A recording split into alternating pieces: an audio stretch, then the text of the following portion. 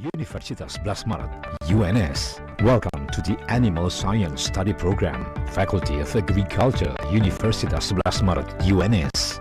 The Animal Science Study Program was established in 1998.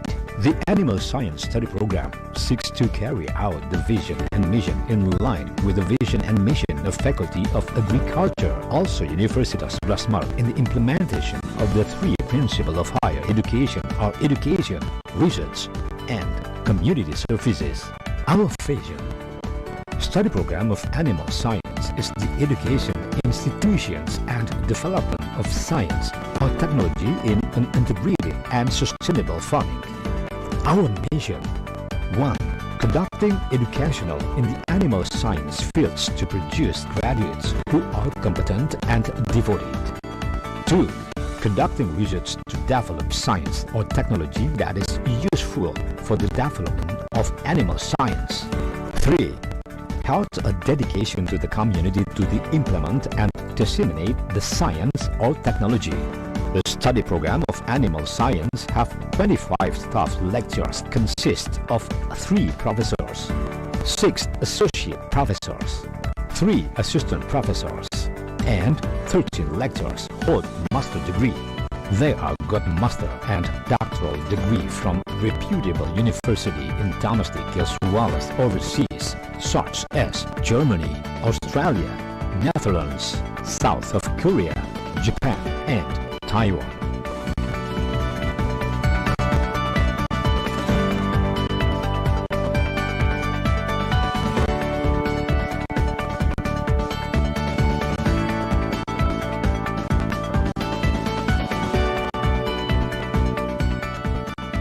Study program of animal science consists of 5 laboratories, namely Laboratory Animal Production,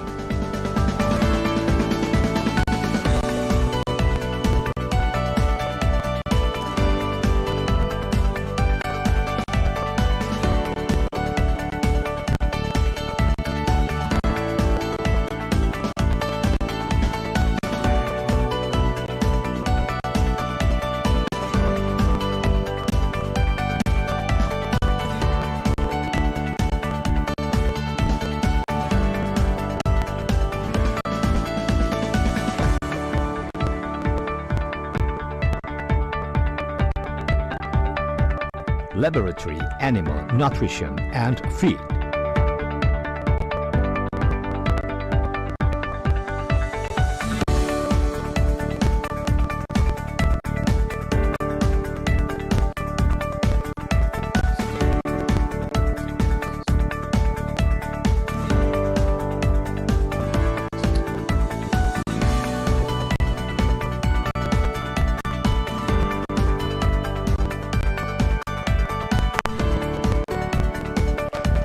Cek 1, 2,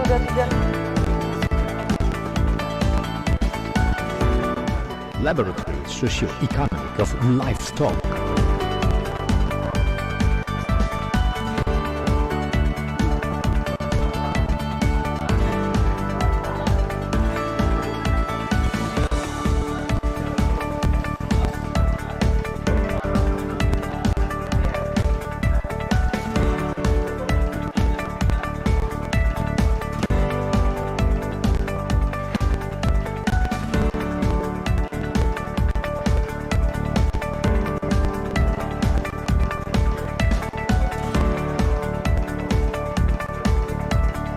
Laboratory Animal Product Processing Industry.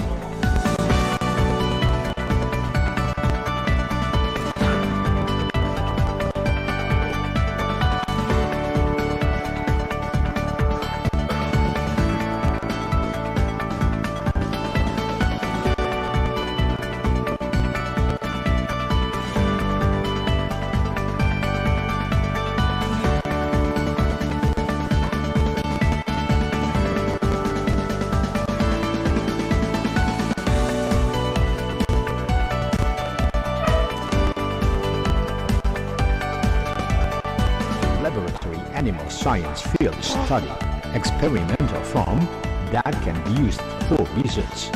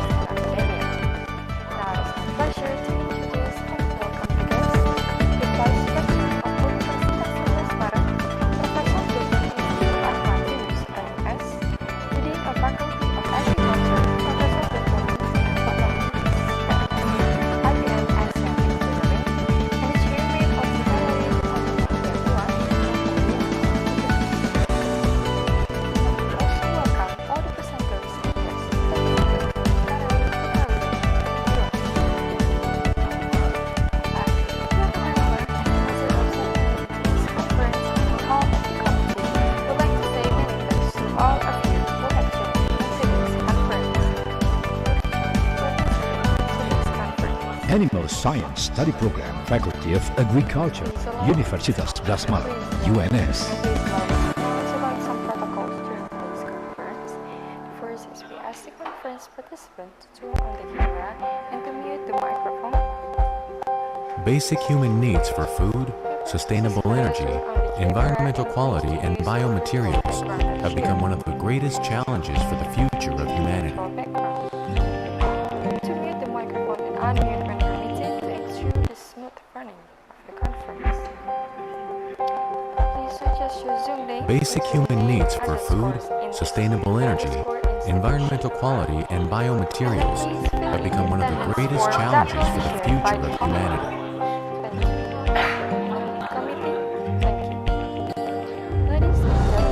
One of the biggest issues that our world is facing over the next 50 years is, how can we feed 9 billion people?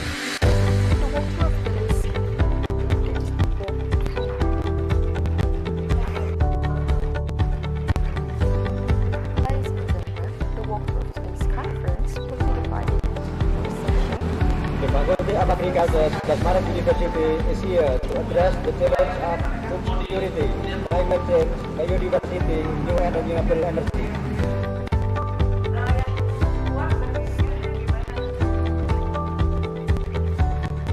Universitas 11 Maret is located in the suburban area of Surakarta, colloquially known as Solo, a city in central Java, Indonesia, around 100 kilometers away from Borobudur, one of the greatest Buddhist temples in the world.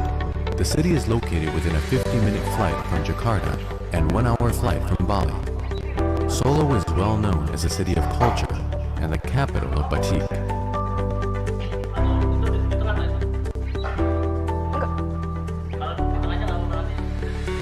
The Faculty of Agriculture of 11 Maret University strives to provide excellent education, high-quality research, and applicable community services in the field of integrated sustainable agriculture, both national and international level. With its adequate and appropriate learning facilities and infrastructure, the Faculty of Agriculture offers a unique and engaging learning environment and provides integrated local field and laboratory experiences for students to learn better and have more profound comprehension about the agricultural science. The library features thousands of books and provides access to a wide variety of international journals, which is expected to enhance the learning of the students, faculty, and researchers. The Faculty of Agriculture allows students to study and obtain professional knowledge in specific aspects of agriculture based on their interest and conduct research and community service that encourage integrated and sustainable agriculture development.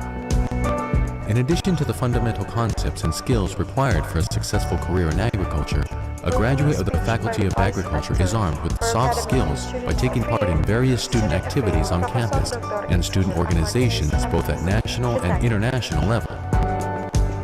Students also have the opportunity to acquire global experience through student exchange programs and other international collaborative activities.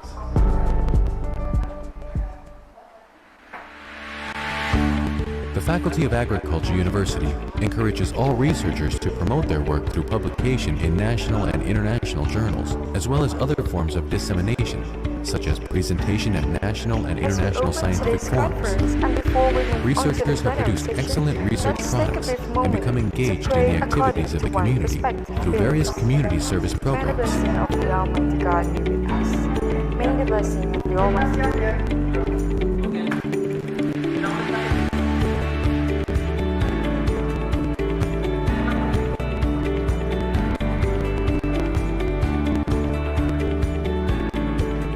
International collaboration has become integral to higher education in the 21st century.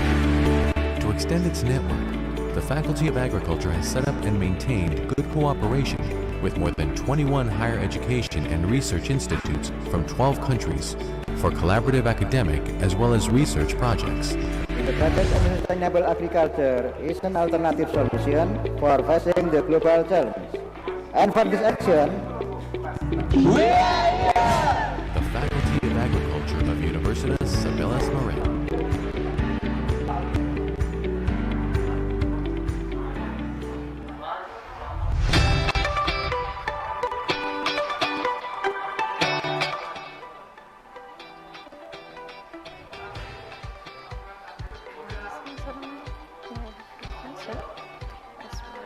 Selamat pagi Pak Agus Sunanto. As we are about to begin, please have a seat and settle down. And I would like to remind you to turn on your camera and to mute your microphone during the whole session. Once again, I would like to remind you to Selamat pagi Bu, saya sempat berhenti Bu, mewakili sebentar Bu. Oh begitu. Ke toilet sebentar Bu, enggak nanti Bapak akan bergabung. Oh siap Bapak nggih kami. Matur nuwun terima kasih kehadirannya Bapak.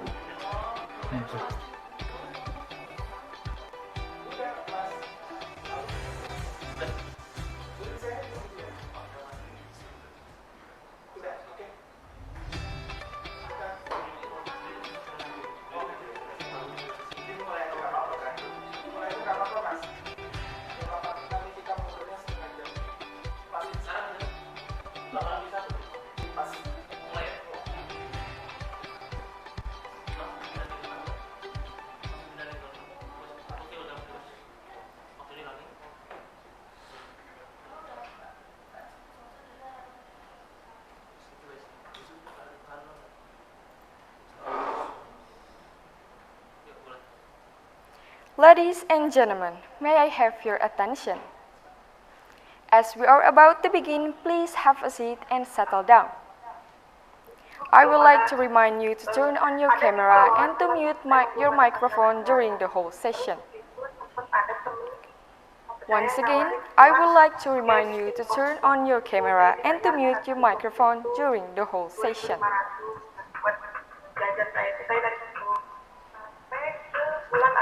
Good morning, ladies and gentlemen.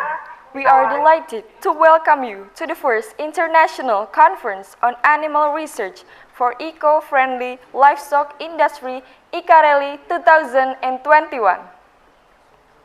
Hosted in the city of Batik, Surakarta, the Department of Animal Science, Universitas 11 Maret, has the honor to present to you this international conference. This conference topic is to address issues regarding cutting-edge technology for sustainable livestock industry. Creativity in technologies is needed to cooperate with vast various changes, especially in animal production. Technological development is growing and increasing significance to those involved in livestock production and food system. In this undoubtedly that the frontier technologies and sciences hold significant promise and risk. Icareli 2021 conducted in order to discuss recent growing technology and the impact for animal production that may relate together with policymakers, engineers, socio-economic assessors, farmers, and academia. Now it is my pleasure to introduce and welcome the guests. The Vice Rector of Universitas 11 Maret, Profesor Dr. Insinyur Ahmad Yunus MS, the Dean of Faculty of Agriculture, Profesor Dr. Insinyur Samanhudi, SP MSI, IPM ASEAN Engineering, the Chairman of Icareli 2021, Dr. Winnie Swastika, and also we welcome all the guests and participants who participate in Icareli 2021. I, Firna Karimah, as the Master of Ceremony in today's conference, on behalf of the committee, I would like to say many thanks to all of you who have joined to participate in this conference. And please allow me to announce about the protocols during today's conference. The first is we ask the conference participant to turn on the camera and please to use the virtual background that's shared. To mute the microphone and unmute when permitted to ensure the smooth running of this conference. And please to adjust your Zoom name into name_institution. Please fill in the attendance form that will be shared by the committee. Thank you. Ladies and gentlemen, the walkthrough of today's conference will be divided into 4 sessions. The first one is opening ceremony. The second one is the welcome speech by the chairman, dean, and vice rector. And then the next session is plenary session 1, continued by plenary session 2. And then there will be a short break session from 12 until 1 p.m. And after break, there will be a parallel session on breakout room following by the announcement for the best presenter announces by moderator and closing. Before we continue to the next session, I would like to invite all of you to listen Indonesia's national anthem, Indonesia Raya.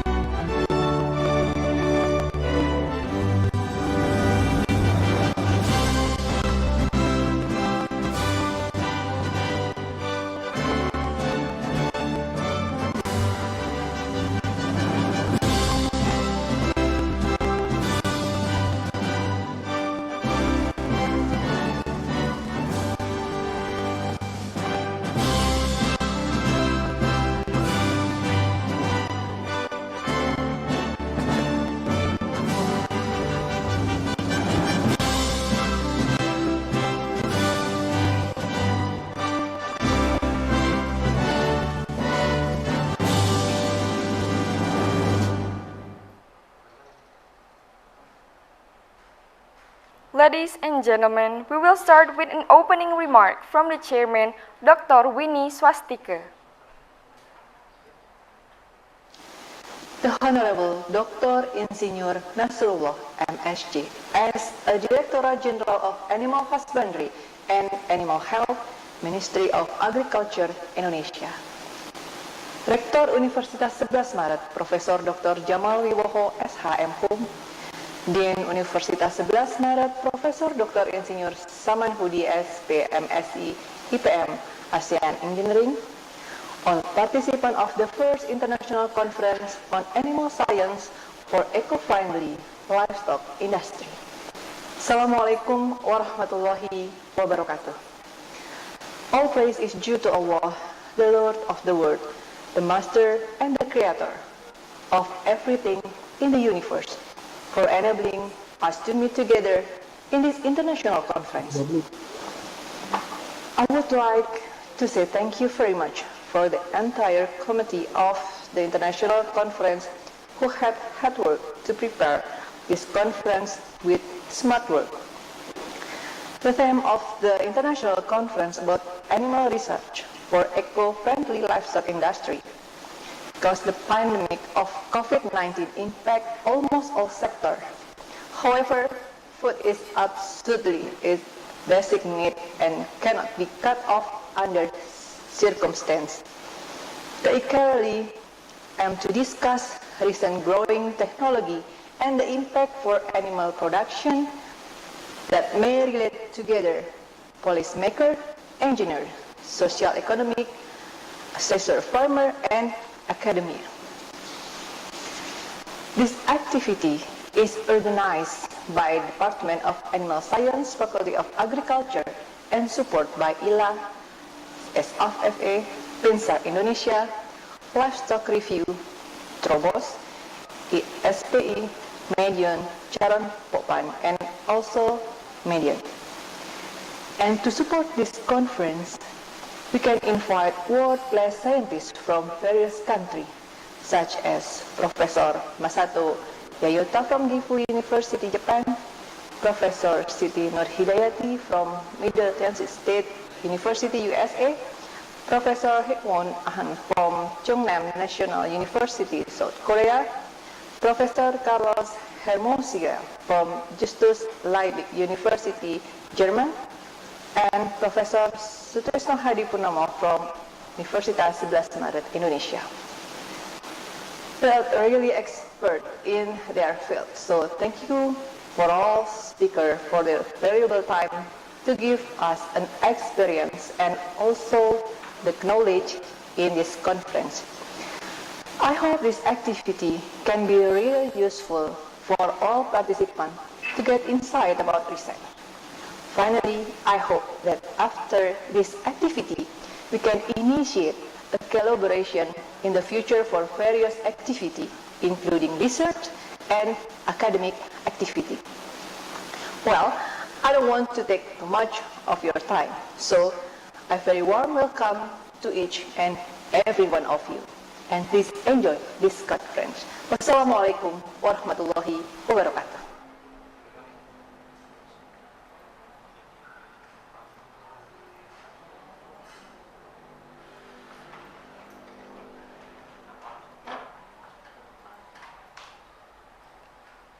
Thank you very much, Chairman, for such a warm welcome. And now, it is my pleasure to welcome the Dean of Faculty of Agriculture, Professor Dr. Saman Hudi, SPM SE IPM ASEAN Engineering, to deliver the welcoming speech.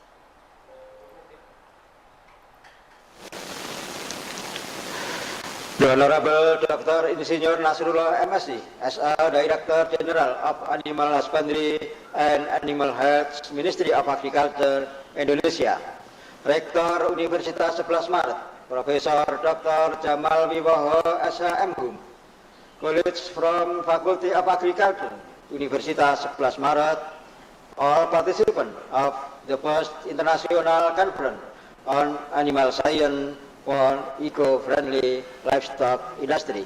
Assalamualaikum warahmatullahi wabarakatuh, and good morning to all of you. Personally, and on behalf of the Faculty Board of the Faculty of Agriculture, I would like to welcome you to the first International Conference on Animal Science for Eco-Friendly Livestock Industry. This activity is organized by Department of Animal Science, Faculty of Agriculture, and supported by ILA, SAFE, Pinsar Indonesia, Livestock Review, Trabos, ISPI, Medion, Caron Popan, etc. I am so pleased that in this activity we can invite world-class scientists from various countries, such as Professor Masato Yayota from Gifu University, Japan, Professor Siti Nur Hidayati from Middle Tennessee State University, USA, Professor Hikwan Ans from Jungnam National University, South Korea, Professor Carlos Hermusila from Justus Liebig University, Gießen, German, Profesor Sutresna Hadi Purnama from Universitas 11 Maret, Indonesia. That's are really expert in their field. So, thank you for all the speakers for their valuable time to give an experience and also the knowledge in the first International Conference on Animal Science for Eco-Friendly Livestock Industry.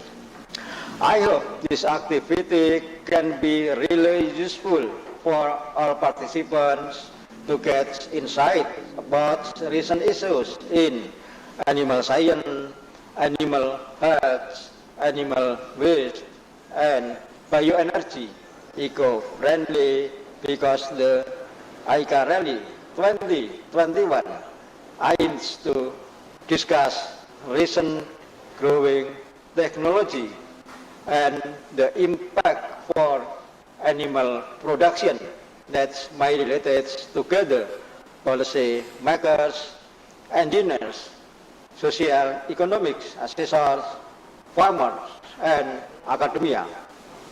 Moreover, we can learn from the COVID-19 that food sector is really able to survive to the disastrous situation of pandemic. Finally, I hope that after this activity, the communication between the Faculty of Agriculture and all the speakers can be continued, and thus we can initiate collaboration in the future for various activity, including research and academic activity.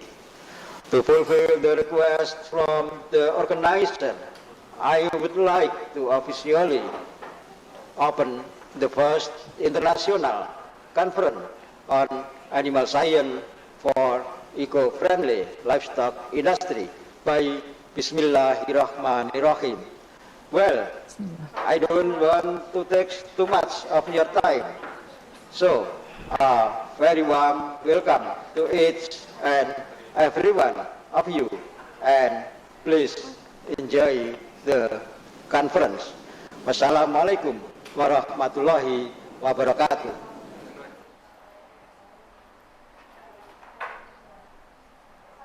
Thank you, Professor Samanhudi. For the next agenda, we will be listening opening speech by the Vice Rector for Academic and Student Affairs, Professor Dr. Insinyur Ahmad Yunus, MS. Assalamualaikum warahmatullahi wabarakatuh. Good morning, ladies and gentlemen. The Honorable Rector Universitas Basmaret, the Honorable Dean Faculty of Agriculture, Universitas Basmaret, and all the Excellency, distinguished guests, participants, ladies and gentlemen. On behalf of Universitas Basmaret, I extend you all of high appreciation for your participation in joining the first international conference on animal science for eco-friendly livestock industry, Icareli, on November 23, 2021. This conference is hosted by the Department of Animal Science, Faculty of Agriculture, Universitas 11 Maret. As we know that the livestock industry in all over the world is continuously facing complicated challenges due to the growing demand of animal products, and in the other hand, it is effect to the environmental condition. The more demand of animal product, demanding livestock industry to perform faster and in efficient way.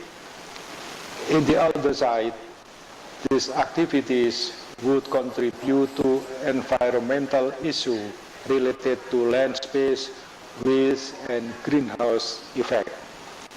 In addition to these issues, the use of technology related to the animal science could enhance the animal productivity as well as to curb the negative impact of livestock industry activities.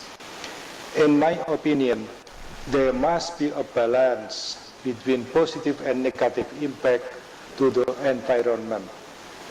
According to the first Icareli is conducted to address issue regarding the use of technology which could be applied for sustainable livestock industry and to protect the environment. Environment in here is not just land, water, and animal, but the most important is for the human living in sustainable.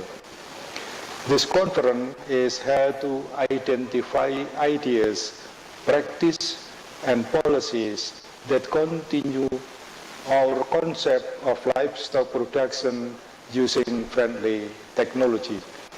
I do hope through this conference, many researchers, academics, and practicing professionals worldwide able to grab ideas and knowledge exchange for their professional development activities in the livestock industry. Finally, on behalf of Universitas 11 Maret, I would like to thank all invited speakers, participants, and guests who support this conference. I also congratulate and appreciate the organizer to make this conference successfully held. I wish you all have a very fruitful, dynamic, and constructive conference and great discussion. Thank you very much. Wassalamualaikum warahmatullahi wabarakatuh. Thank you so much, Professor Ahmad Yunus, for the opening speech. As we open today's conference, and before we move on to the plenary session, let's take a brief moment to pray according to one's respective beliefs.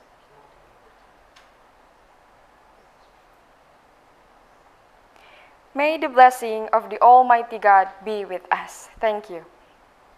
Ladies and gentlemen, we will be listening the keynote speech from Director of Livestock Breeding and Production, Ministry of Agriculture Indonesia, Dr. Hewan Agus Sunarto, MP. Dr. Hewan Agus Sunarto, the stage is yours.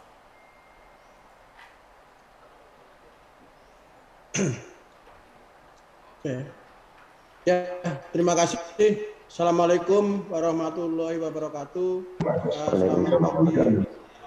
Selamat pagi untuk kita semua. Yang saya hormati Bapak Rektor Universitas 11 Maret, Bapak Dekan Fakultas Pertanian, para narasumber dan peserta Zoom meeting terkait dengan seminar hari ini. Tentunya kami menyampaikan arahan Pak Dirjen Peternakan berhubungan dia ada dinas luar, kami bisa menyampaikan terkait dengan teknologi industri peternakan di Indonesia terkait dengan kebijakan Direktorat Jenderal Peternakan dan Kesehatan Hewan. Mohon bisa dibantu rekan panitia, kami mungkin sudah mengirim 4 slide atau 3 slide ya. Secara singkat saja ingin saya sampaikan karena kami terkait dengan keynote speaker terkait dengan kebijakan Direktorat Jenderal Peternakan dan Kesehatan Hewan. Mohon lanjut.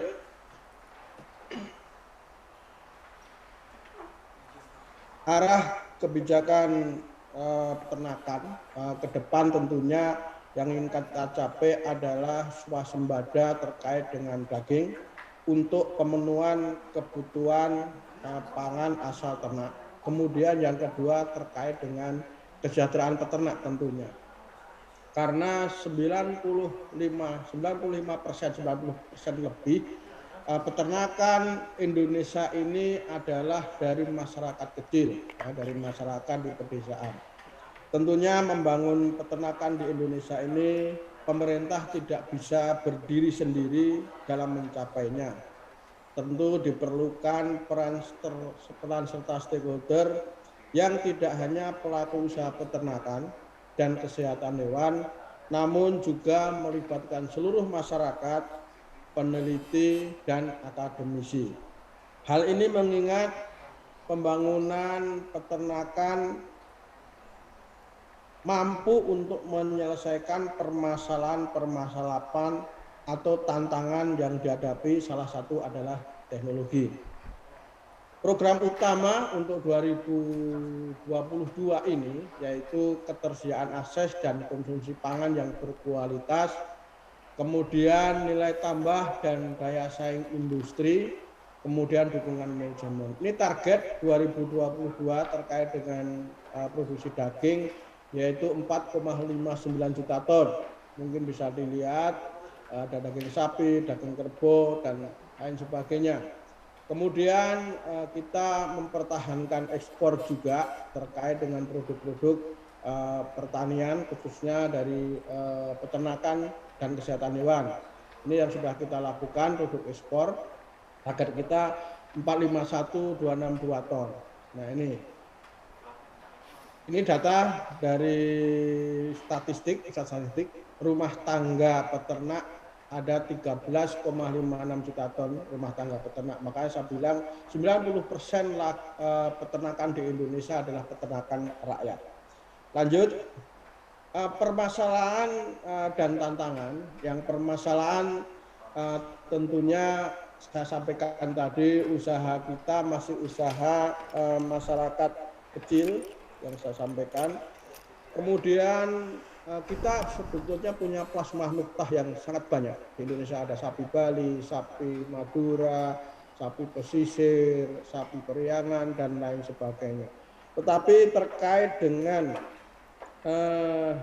plasma nuktah yang kita miliki, Indonesia belum mampu mengembangkan keunggulan tersebut secara ekonomis.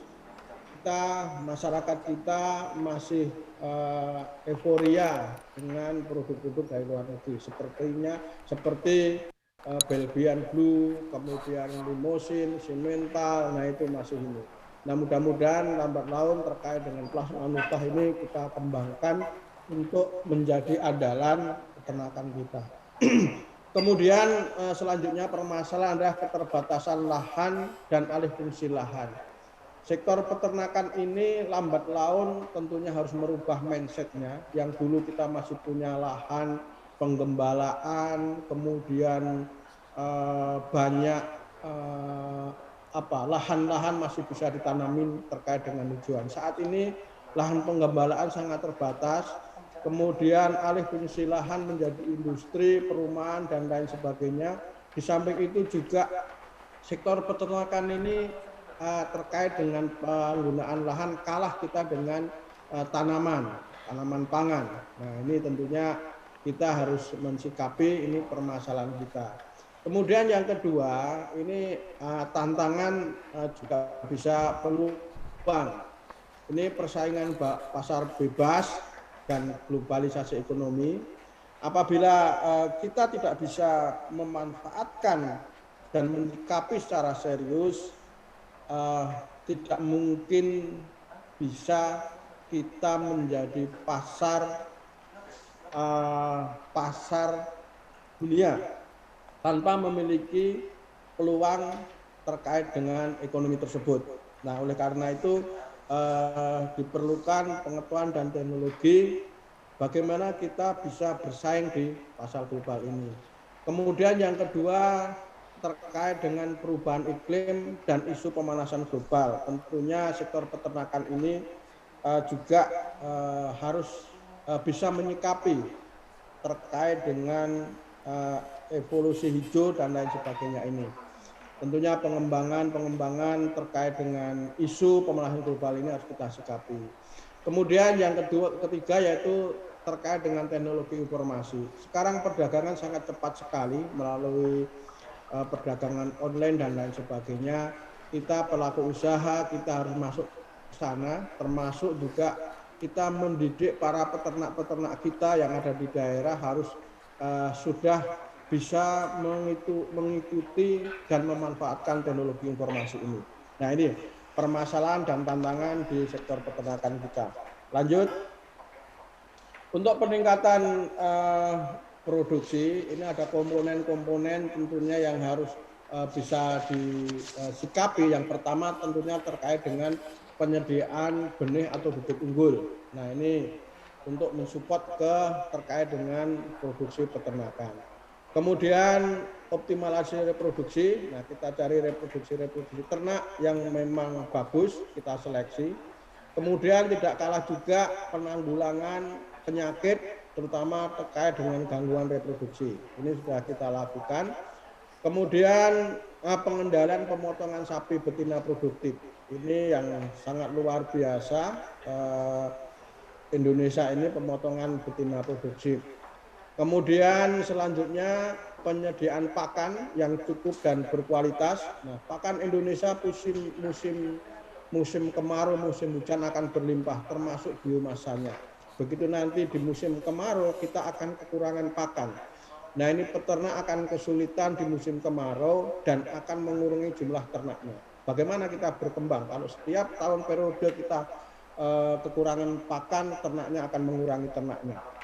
Kemudian penyediaan sarana dan prasarana peternakan kepada masyarakat tentunya harus kita support terkait dengan teknologi pengolahan pakan, kemudian teknologi budidaya dan lain sebagainya. Nah ini selanjutnya mutu dan keamanan produk terkait dengan kesehatan masyarakat veteriner, RPH dan lain sebagainya. Kemudian selanjutnya adalah pengolahan dan pemasaran, jaminan pasar ini yang harus kita buka. Tentunya hal tersebut semua didukung oleh SDM, kemudian didukung oleh Litbang untuk meningkatkan produksi daging, nilai tambah dan jalan peternak. Lanjut, ini sekilas ingin saya sampaikan terakhir terkait dengan terkait dengan program psikomandan. Nah, ada tahapan-tahapan program psikomandan yang saat ini terus kita galakkan. Yang pertama tentunya proses peningkatan kelahiran. Ini terkait dengan optimalisasi IB,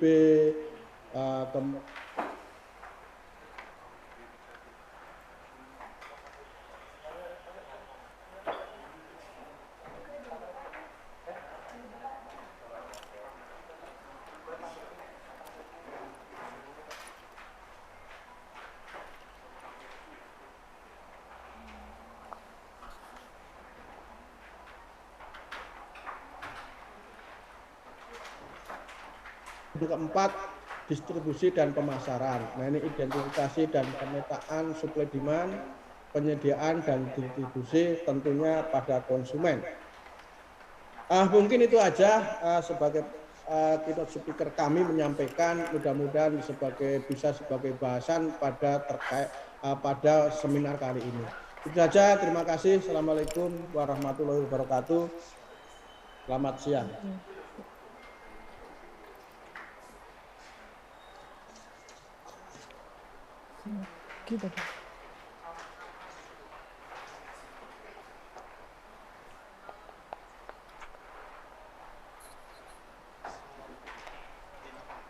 Thank you, Dr. Hewan Agus Sunarto.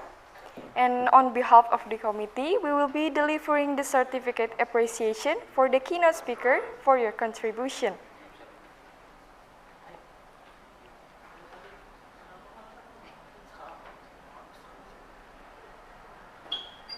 Mohon izin live, tapi ada kegiatan lain. Terima kasih. Selamat pagi. Terima kasih Pak Agus. Kegiatan lain. Terima kasih. Selamat pagi.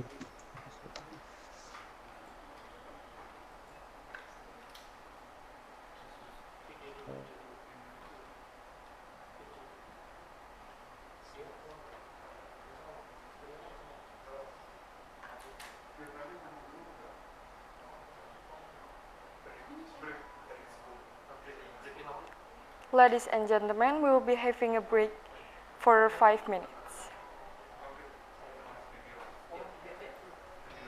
Animal Science Study Program, Faculty of Agriculture, Universitas 11 Maret, UNS. Welcome to the Animal Science Study Program, Faculty of Agriculture, Universitas 11 Maret, UNS. The Animal Science Study Program was established in 1998. The Animal Science Study Program seeks to carry out the vision and mission in line with the vision and mission of Faculty of Agriculture, also Universitas 11 Maret, in the implementation of the three principles of higher education are education, research, and community services.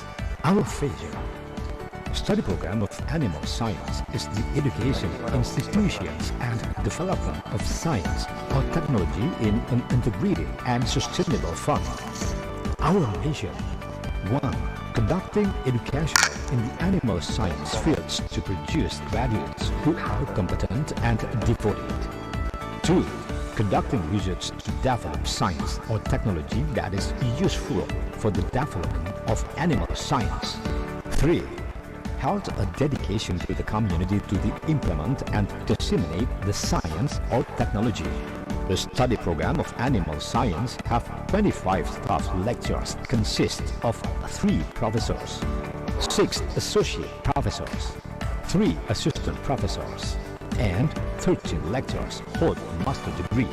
They are got master and doctoral degree from reputable university in domestic as well as overseas, such as Germany, Australia, Netherlands, South of Korea, Japan, and Taiwan.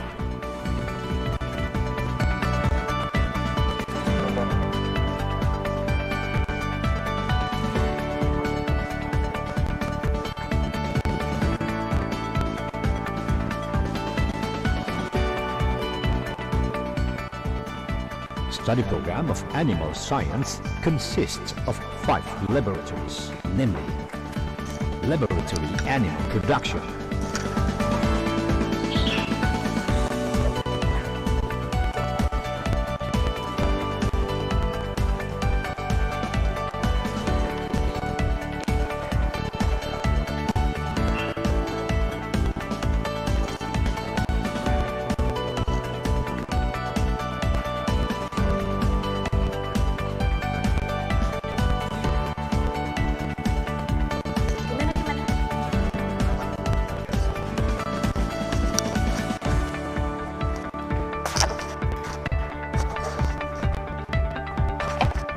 laboratory, animal nutrition and feed.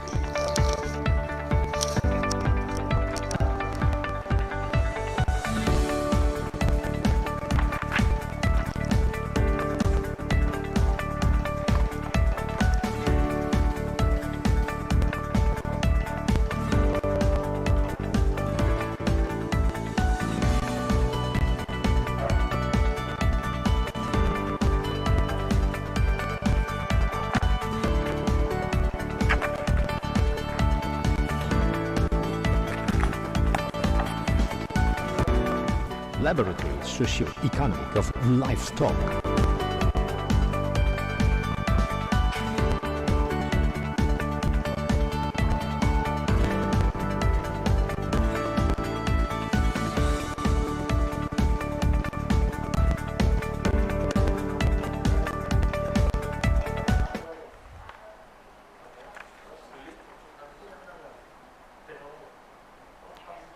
Distinguished guests, ladies and gentlemen, we are now entering the first plenary session of the conference.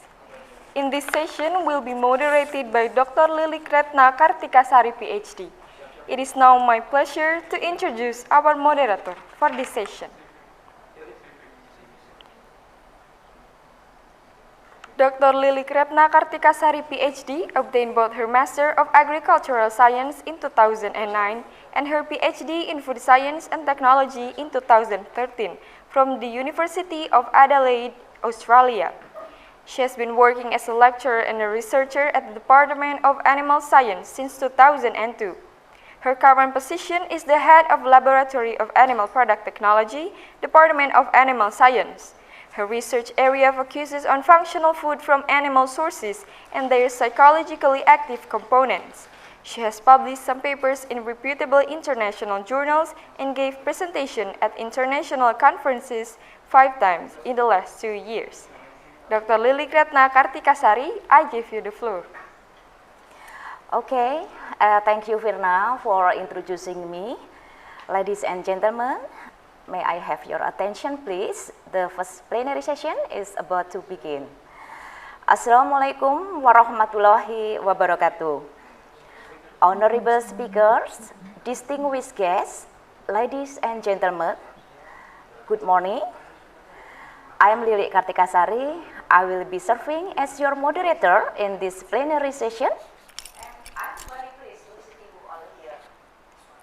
On behalf of the committee, I would like to extend a very warm welcome to all participants to the first international conference on animal small eco-friendly livestock industry. We would like to say many thanks to all of you who have joined to participate in this morning plenary session to share knowledge and experience from your scientific activities. Without your contribution, it is impossible for us to organize this conference. We hope you will learn a lot today in listen to cutting-edge technology for sustainable livestock industry.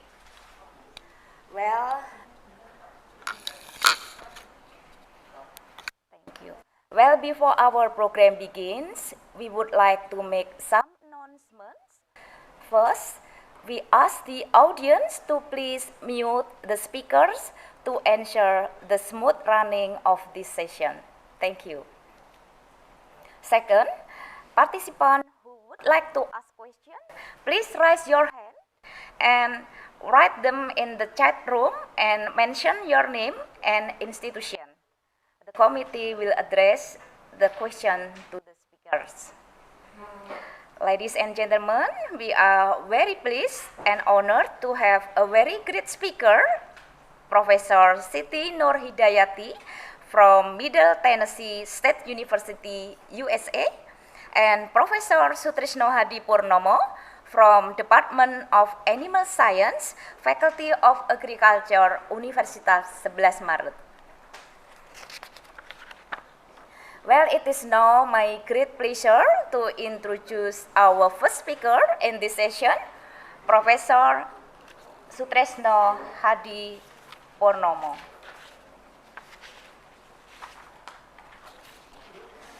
Professor Sutrisno Hadi Purnomo is professor at Socioeconomics Laboratory Faculty of Agriculture of 11 Maret University, Indonesia. He received his bachelor degree from Faculty of Animal Science and master degree from Agribusiness Management, both from Universitas Gadjah Mada, Indonesia. He got PhD degree in Business Administration from National Central University, Taiwan. He specialized in the field of agribusiness management with subspecialties in livestock business management. His current research interests are in the area of technology adoption, integrated farming system, and organic agriculture.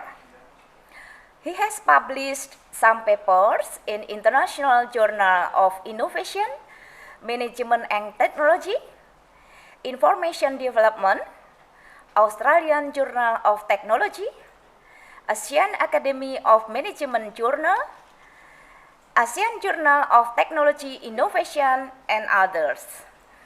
Other academic experiences which are conducted by Professor Hadi Purnomo include reviewer in International Journal, instructor at ICT-based Agriculture ASEAN Productivity Organization Japan, visiting scholar, and invited speaker. And today, Professor Hadi Purnomo will be sharing with us his expert opinion on crop livestock integration for zero waste farming. Now, we would like to know what is the integrated crop livestock system and what is the goal. So, and here Prof. Hadi Purnomo is going to explain to us. Before the presentation begins, let's know the regulation, how the presentation will be going on. Firstly, I would like to give the time to Professor Hadi Purnomo to present your material for 30 minutes. Now allow me to welcome the speaker, Professor Hadi Purnomo, to deliver his presentation. And I ask that you give your full attention in this a very interesting topic. Professor Hadi Purnomo, the time is yours. Thank you. Please welcome. Thanks, Bu Lili. Assalamualaikum warahmatullahi wabarakatuh. Thanks, Bu Dr. Lili as the moderator. So for the other speaker, I would like to ask permission to present my material first. This is according to the rundown from organizing committee. Hopefully, I present my material maybe around 20 minutes, I think. Yeah, to give maybe audience to have discussion. Okay, am I audible? Am I audible? My voice? Yes. Yes, okay. Okay. So good morning, everybody. I'm very honored to be speakers for this international conference. On behalf of Animal Science Department, Faculty of Agriculture, UNS, I'd like to say thank you to Vice Rectors, Professor Ahmad Yunus, and Dean Faculty of Agriculture, Professor Suman Hudi, for the welcome speech and also support to this event. And special thanks to Honorable Investor, Prof. Siti Nur Hayati from USA, but originally from Indonesia, right? Good morning, Prof. Siti. Morning. Okay. And the second, Prof. Hakwon An from Korea, South of Korea. Good morning, Prof. Hakwon. Still stay here? Okay. And Professor Masato Yota from Japan. Good morning. And Prof. Carlos Hermosilla from Germany. Good morning also. So thank you so much for your willing to deliver a speech to all of us in the first, this is the first international conference on animal research for eco-friendly livestock industry. Icareli 2021 is talking about environmental issues related with sustainable livestock industry. And of course, I also thanks so much to for all participants for joining this event. Thank you so much. So in this conference, my topic is talking about waste management, especially for the ruminant animal from the smallholder farmers or farmer groups. This is according to my research and my experience in the last year. So about the non-ruminant waste management, maybe in the next, I hope I could have opportunity uh, uh, to get the funding to do the research about waste management from the non-ruminant, especially for the poultry production, because in Indonesia also have a huge waste product by poultry business. Okay, but right now I want to share what my experience to manage waste from the ruminant production, especially from the beef cattle production, or yeah, from cattle production. So let me start. Can I share my PPT, my own, the committee? Okay.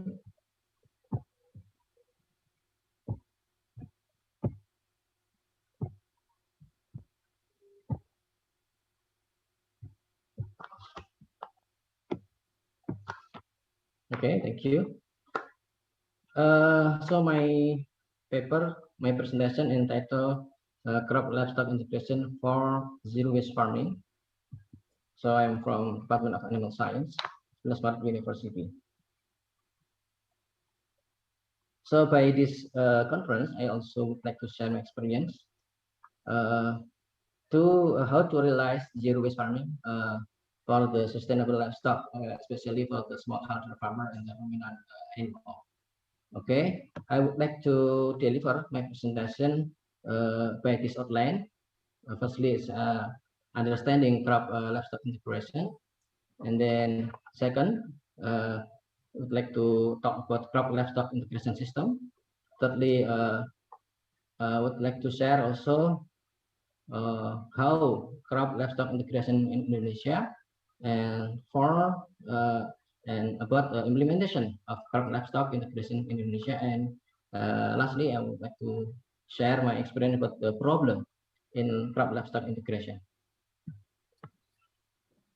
Okay. First, outline. I'd like to introduce about crop livestock integration. What is the crop livestock integration? Okay. So, as we know that the agriculture sector consists of crops or plant, and also livestock, and also maybe fishery, can be complementary each other.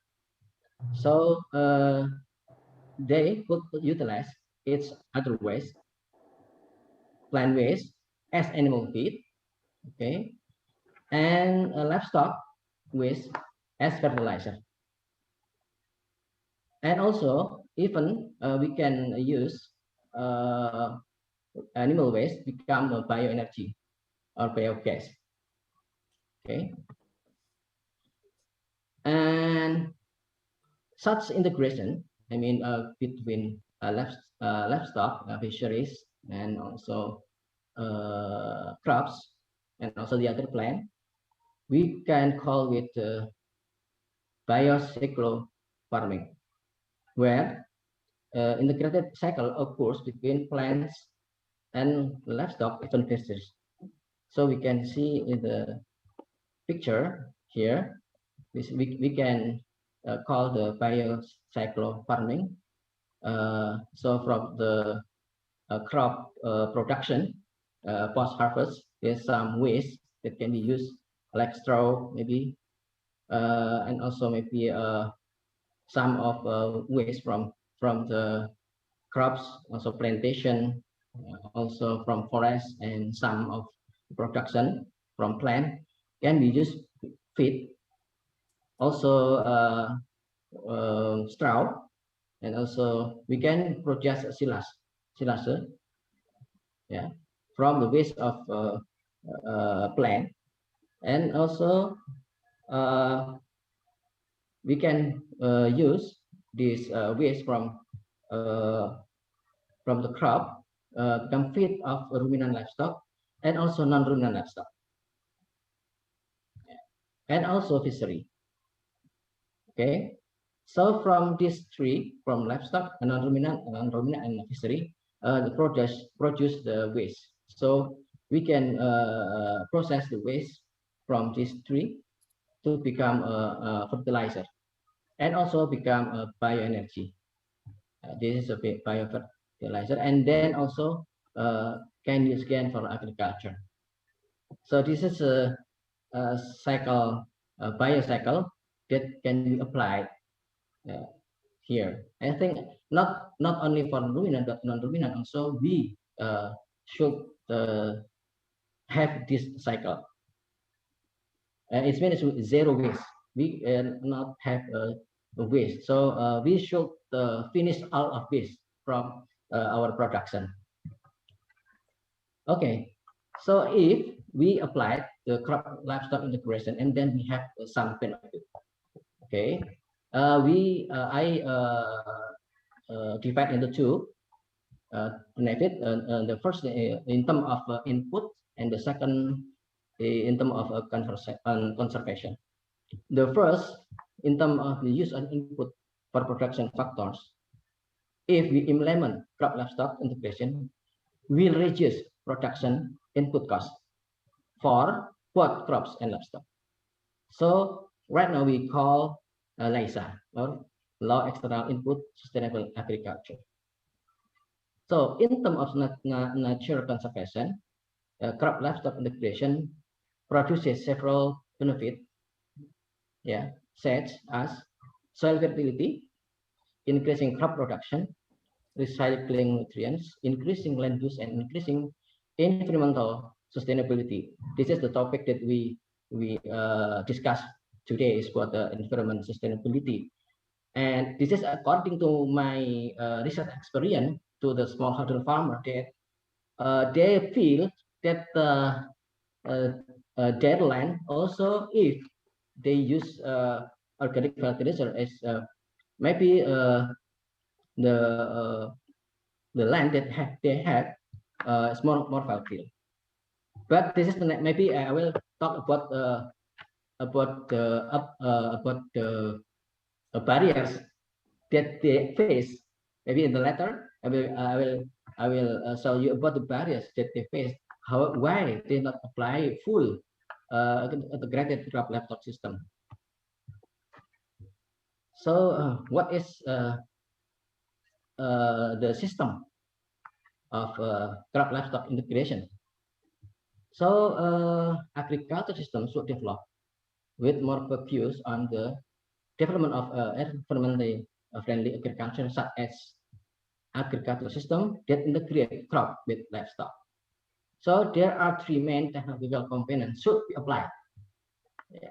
So we should improve three of technology component if we want to apply, we want to realize the crop livestock integration system. So what is the three main technology? Is the first is livestock cultivation technology, rearing technology, and the second is plant cultivation technology, and the third is agricultural waste treatment technology for feed and composting. For the first one, we need to improve how the farmer the animal production should increase, but usually in the village here in smallholder, low production because of management is still traditional. But we are we as from university, we introduce some of technology they use to the farmer. Also, this is a plant cultivation technology that we should drive the farmer into organic, organic product, organic plant, organic crops. Yeah, like rice organics. So the third also we train the farmer how to apply technology for feed and composting waste from plant, also from livestock. Okay, so we can apply the integrated crop livestock system for many animals, ruminants and also non-ruminants. We can be applied. Yeah. For the buffalo, cow, goat, sheep, and also non-ruminant for pig, chicken, and duck, I think. And we know that the production purpose of this animal, I think it's around meat, milk, and also eggs, and also some of farmers maybe in the outside Java, I think, still use animal for labor, still use animal for labor. Maybe in Sulawesi and so Kalimantan. I last year maybe visit there, then still persist. They use animal for the labor. But for the in Java Island, maybe um, they use a machine right now. This is machine. Yeah. Okay. Okay. So about the crop livestock system. There are four in the developing countries like Indonesia. There are four agricultural farming system involving plant and livestock. So the first one is namely expansion agriculture. The second is high extra input agriculture. The third is new conservation agriculture, and four is low external input agriculture. So maybe I will know to talk more about this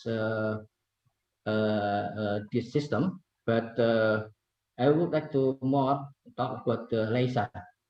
Because right now evolution of agriculture system is become LISA. With the LISA, we can have the optimal utilization of natural resources, external input at low quantity, and what external and internal input are used efficient, and the impact of the using of LISA, we have a conservation of natural resources, ecological balance, biodiversity, and food security. So we apply to the LISA agricultural system to diffuse into the farmer. Okay, with the LISA, for the unconventional agriculture, I mean from Haya and the others, this is using high extra input use of fertilizer and pesticides. So if we integrate the production, it will be reduced the extra input like the fertilizer and the pesticides. So we can making the fertilizer and pesticides is from animal waste. Okay, from the feces we can produce the fertilizer, and also from urine from a cow we can also produce the like pesticides, organic pesticides. So with the LISA we use locally available resources and low external input. Okay. So I want to talk about the crop livestock integration in Indonesia. I mean reality of crop integration, crop livestock integration in Indonesia. Bu Lili, you can talk to me if my time is finished. Almost Okay, finished. okay, Thank thank you. you. Okay. So In Indonesia, the integration of crop with livestock, especially between food, crop, and livestock, actually traditionally have been applied by farmer for a long time and still persist until now. So maybe if you going to the farmer, to the smallholder farmer, they may already also use the straw from paddy and also use feces for the fertilizer, but it's not optimal. Yeah, why? So we discussed about it. For the ruminant livestock business has developed, but still maintains that line. Yeah, this is in the farmer smallholder still set line. Yeah, okay. So they propose have the livestock is only a setting. So the management is still conventionally. So this is the situation that the farmers and breeders in Indonesia have not mastered and applied technological innovation of feed and organic fertilizer. Yeah, still not optimum to apply this two of technology. Okay, this is the situation about the integrated crop livestock, especially for the maybe in Java Island that I have experience, and maybe also I also visit some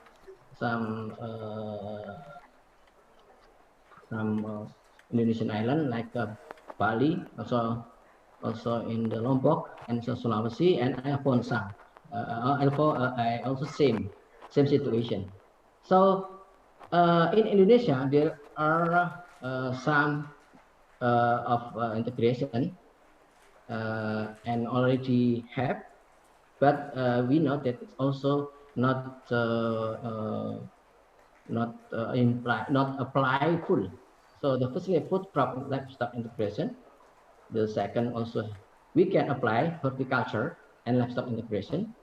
Also we can apply livestock and plantation like cocoa, oil palm, coffee, vanilla, and also we can apply forest livestock integration.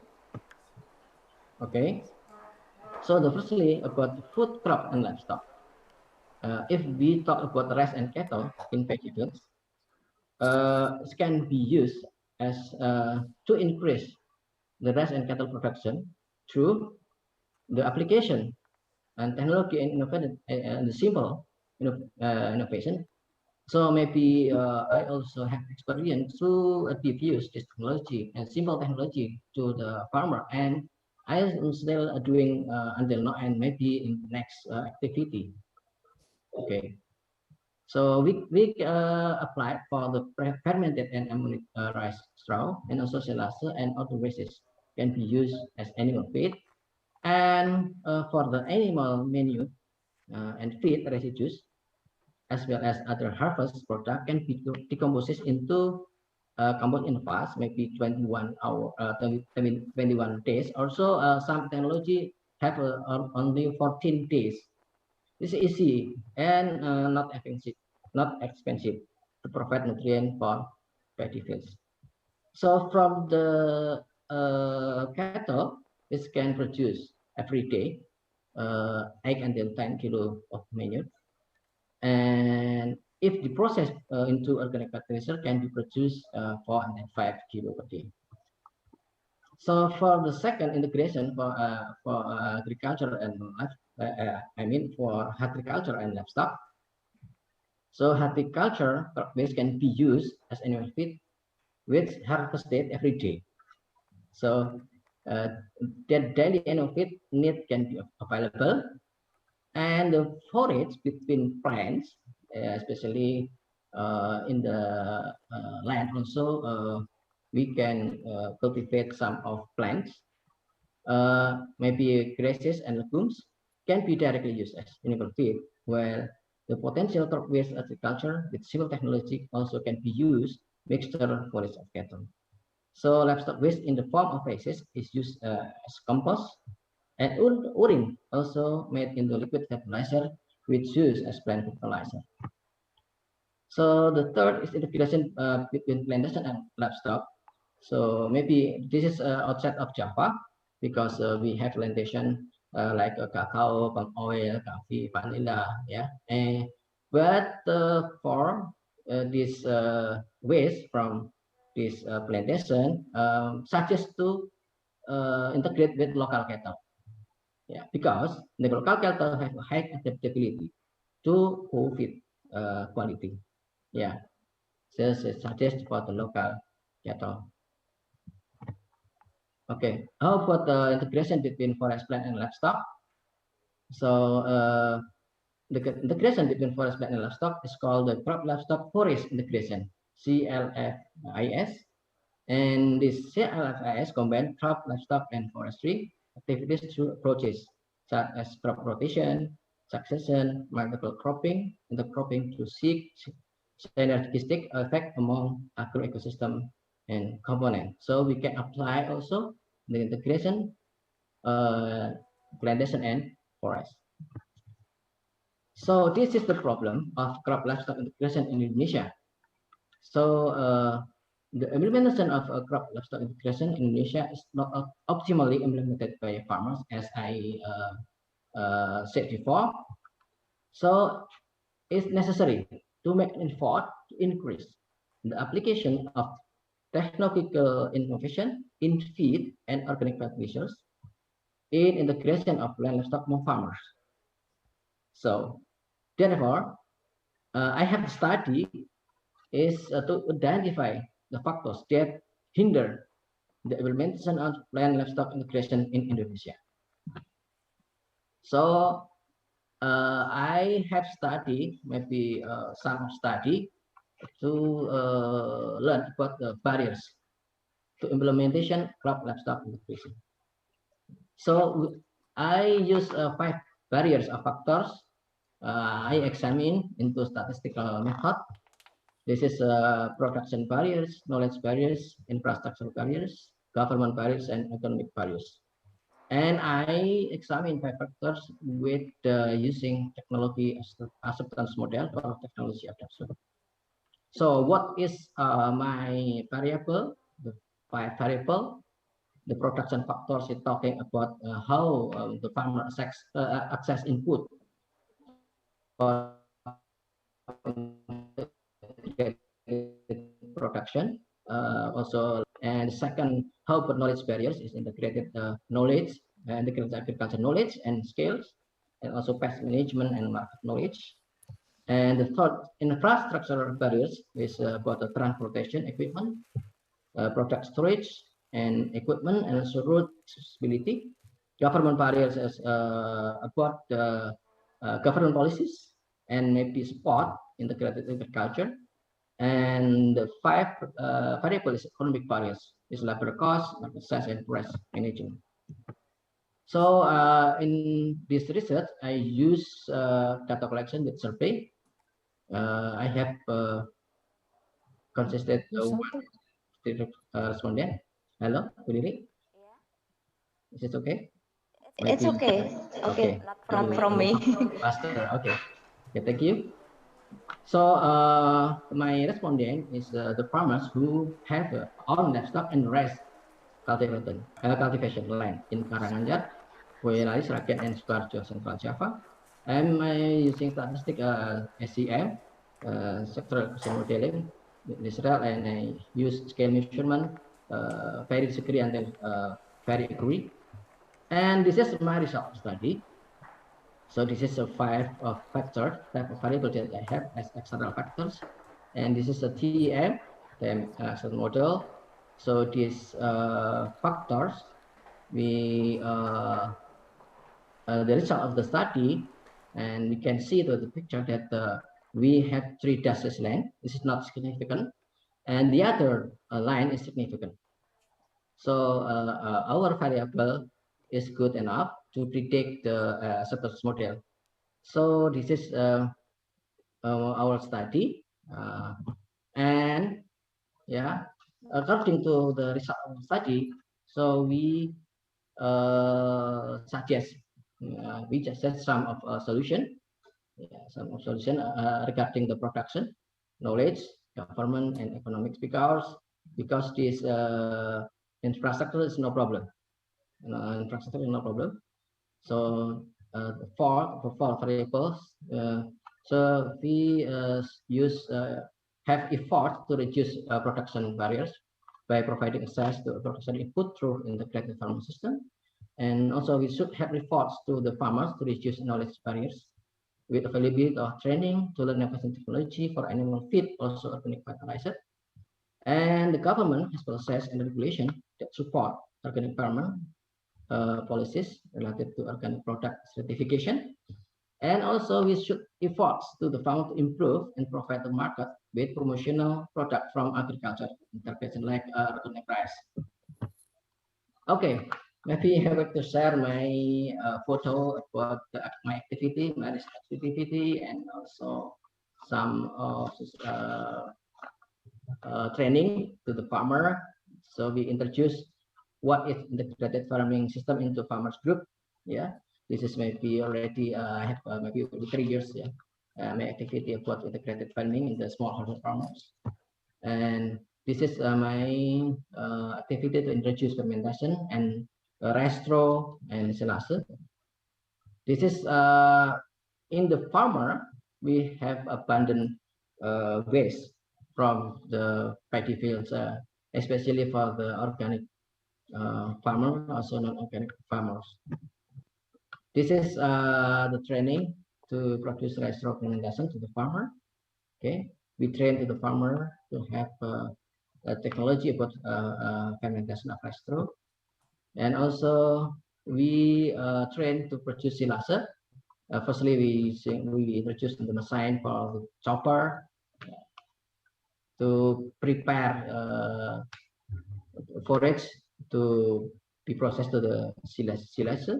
This is from chopper you can use, and then you can in the smallholder farmer, and this is a process of silase. Okay, and then also we introduce technology to process the organic fertilizer from feces and urine here. This is also we introduce the biogas. We so from the funding from the government, from the UNS, also we provide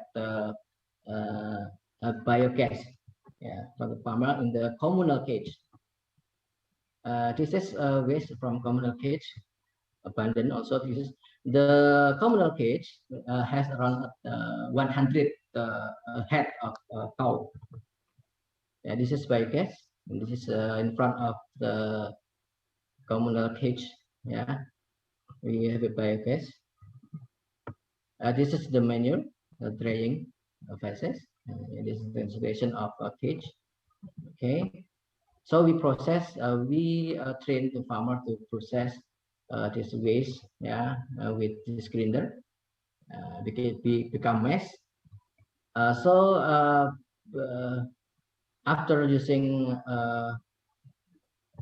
grinder, and then we using sieving machine to prepare material into granular machine, because we need to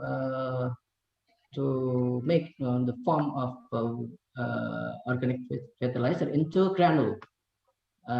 Granule form is more easier to apply to the land. Okay, this is the product of organic fertilizer. Yeah, and the farmer also, besides they use basil, also still can sell the product of granule. Also, so we demonstrate a plot of a recipe experiment using only organic fertilizer here to the farmer in Tasikmadu, Karanganyar, Java. Okay, this is my material. Thank you so much for listening me, and thank you for Dr. Lili. Assalamualaikum warahmatullahi wabarakatuh. Waalaikumsalam warahmatullahi wabarakatuh. Thank you very much, Prof. Hadi Purnomo, for addressing this interesting topic, and you are in the real time. So thank you very much for organize this presentation. Well, it is now my great pleasure to introduce our next speaker, Professor Siti Nur Hidayati, a very special guest from Middle Tennessee State University, USA. Good morning, Professor Hidayati. Good morning. Thank you. Welcome to the Icareli conference. Now I would like to briefly provide her CV. Professor Hidayati got PhD degree in biology from University of Kentucky, Lexington in 2000. Since 2016 till now, she is a lecturer and researcher at Department of Biology, Middle Tennessee State University. She has published many papers with index of 70 with total citation 1,659 based on the Google Scholar. Her academic activities also include writing popular articles and book review and invited lecturers in many universities since 1994. And today, Professor Hidayati will be sharing with us her expert opinions on impact of climate change to tropical biodiversity with special emphasis on seed germination. I would like to give the time to Prof. Hidayati to present the material for 30 minutes. I think we would like to know about what is the global climate change, and then how to maintain biodiversity in changing environment, and the last not but least, how the climate change affect on seedling. Okay, I ask that you give your full attention to Professor Hidayati and help me in welcoming her to the stage. Professor Hidayati, the time is yours. Please welcome. Okay. Thank you. Hold on just a second.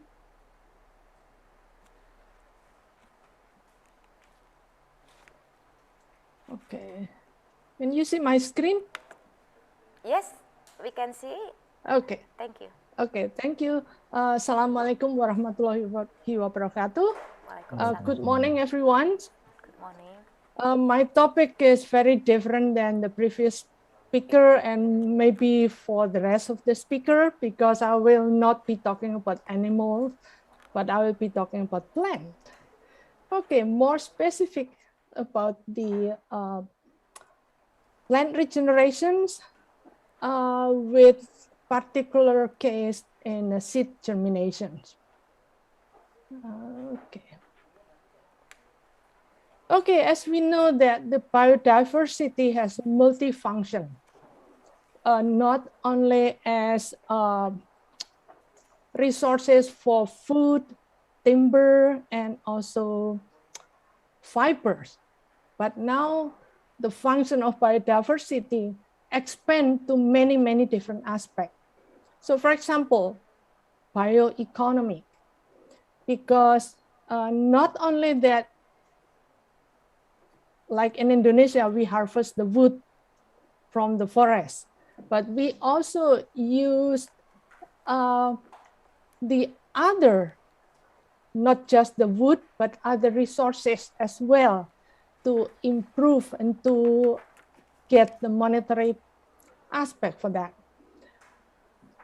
Another function of the biodiversity, especially like in Indonesia, there's so many species that we think to discover.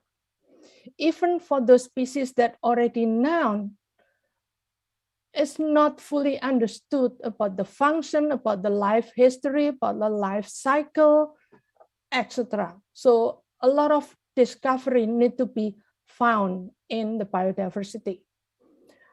Biodiversity also functions as bioengineering, because with the biodiversity function as the flood control, function as the nutrient cycling, last but not least, also function as the control for the climate change.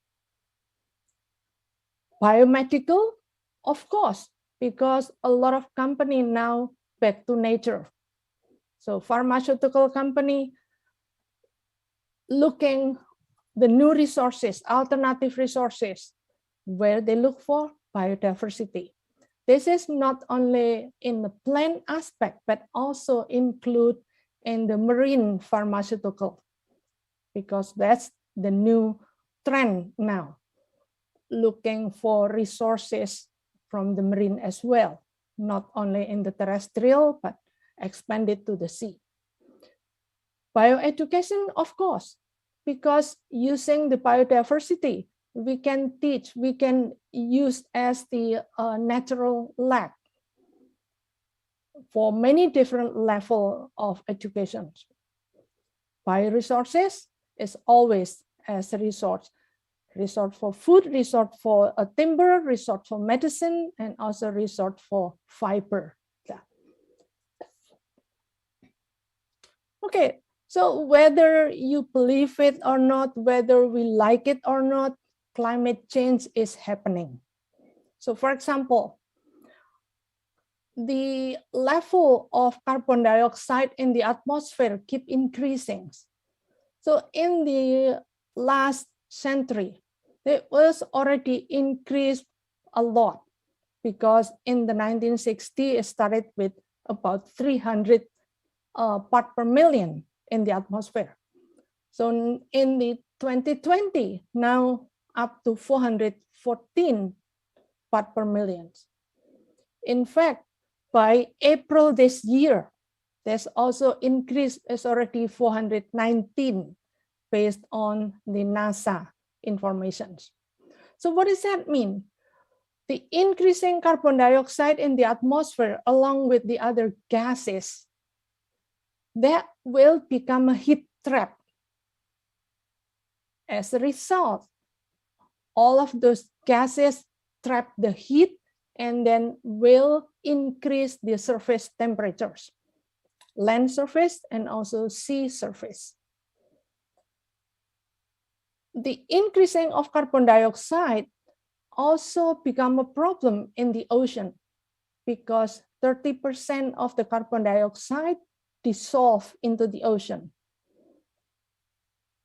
When the carbon dioxide dissolve in the ocean, that will reduce the pH, that will cause the acidification in the ocean. Depend on the animal, depend on what species we are talking about. Maybe the change in the acidification a little bit will not be affected the species, but there is some species that very sensitive with the changing of pH. So that's become a problem. So now, the increase in carbon dioxide in the atmosphere also have an effect in the increasing the surface temperatures. So far, global temperatures since the early 1900s increased by about 1.5 degrees Celsius. If we look at the number, probably it looks small. However, the problem is the most warming happened in the last 40 years. And the 7 most recent years happen to be the warmest temperatures. So that's what kind of need to be paid attention about more, because 7 warmest happened just recently, and 40 years it just happened the most warming in the temperatures. So increasing surface temperatures, of course, it will decrease the snow cover. they will melt the snow, will melt the glaciers. For example, in the Arctic, ice decreased about 12.8% per decade. That's quite a bit. This is also true for the South Pole as well, and the Antarctic. And the Antarctica lost about 148 billion tons per year. Where all the snow melt goes, of course, that will go to the ocean. That will increase the sea levels per year, increased by 3.3 milliliters. So in the last centuries, the sea level already increased about 20 centimeters. So if the warming keep happening, the snow keep melting, and then of course the sea level will keep increasing. That will become a problem with these small islands all over the world. So now, what does that mean with the biodiversity? The changing climate, increased temperatures, of course, there is an effect in the biodiversity. So first, before we talk about the maintaining biodiversity, let's look at the plant regenerations. Plant can regenerate in two ways: vegetatively or via the sexual reproductions. The vegetative reproductions, not a problem. However, over time, that will have an effect on the genetic diversity, because vegetative reproductions started from the same parents. Of course, the genetic diversity will be the same as the parent. Over a long period of time, that will decrease the genetic variation in the populations. So the better way for the plant regeneration is, of course, via sexual reproduction by producing seed. So now the relation between the plant regeneration and the global warming, because two major drivers for the seed to germinate is temperatures and the moisture. If the seed dormant has to lose the dormancy first, has to become non-dormant first. After they become non-dormant, and then it will germinate. So dormant seed also require certain type of temperatures, certain level of moisture to break dormancy in some species. So two major drivers for plant regeneration: temperatures and moistures. Temperature and moisture is a factors that change in the global climate change. Let's say seed that just fall from the mother plant with the correct conditions, light, temperatures, or moistures, and the seed happen to be non-dormant, and they will germinate. However, some seed, even though it fall in the good condition of temperatures, enough moisture, enough light, it still cannot germinate. This type of seed, it will require extra step in order to germinate. So this extra step, it could be the embryo that require more time to grow. If the embryo is big enough, the condition is favorable for the seed to germinate, but not germination happen or still cannot germinate. There's some other factors that prevent the seed to germinate. Those other factors could be because of the seed coat that is hard, cannot imbibe any water, cannot absorb any water, or the physiological condition of the seed itself that need a certain amount of exposure to light, certain temperatures, a certain moisture. In other part of the world,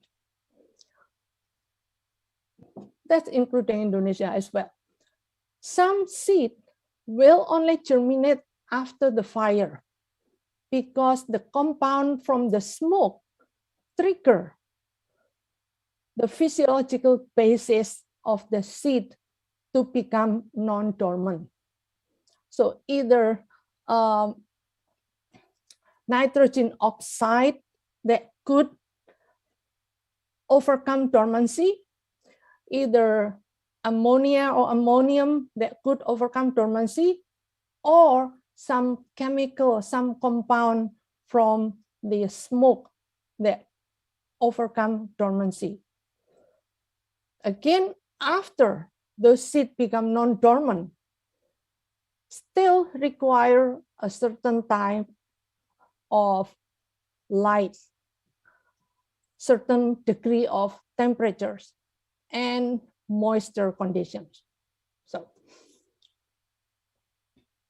okay, there's so many different climate models out there, but I'll use the IPCC, Intergovernmental Panel on Climate Change. So based on the IPCC, either using low emissions or high emissions, the effect is a little bit different in the low emissions and the high emission. However, the trend is the same. In some area, the temperature, of course, the temperature will increase all over. In some area, the precipitations will be shifted in time.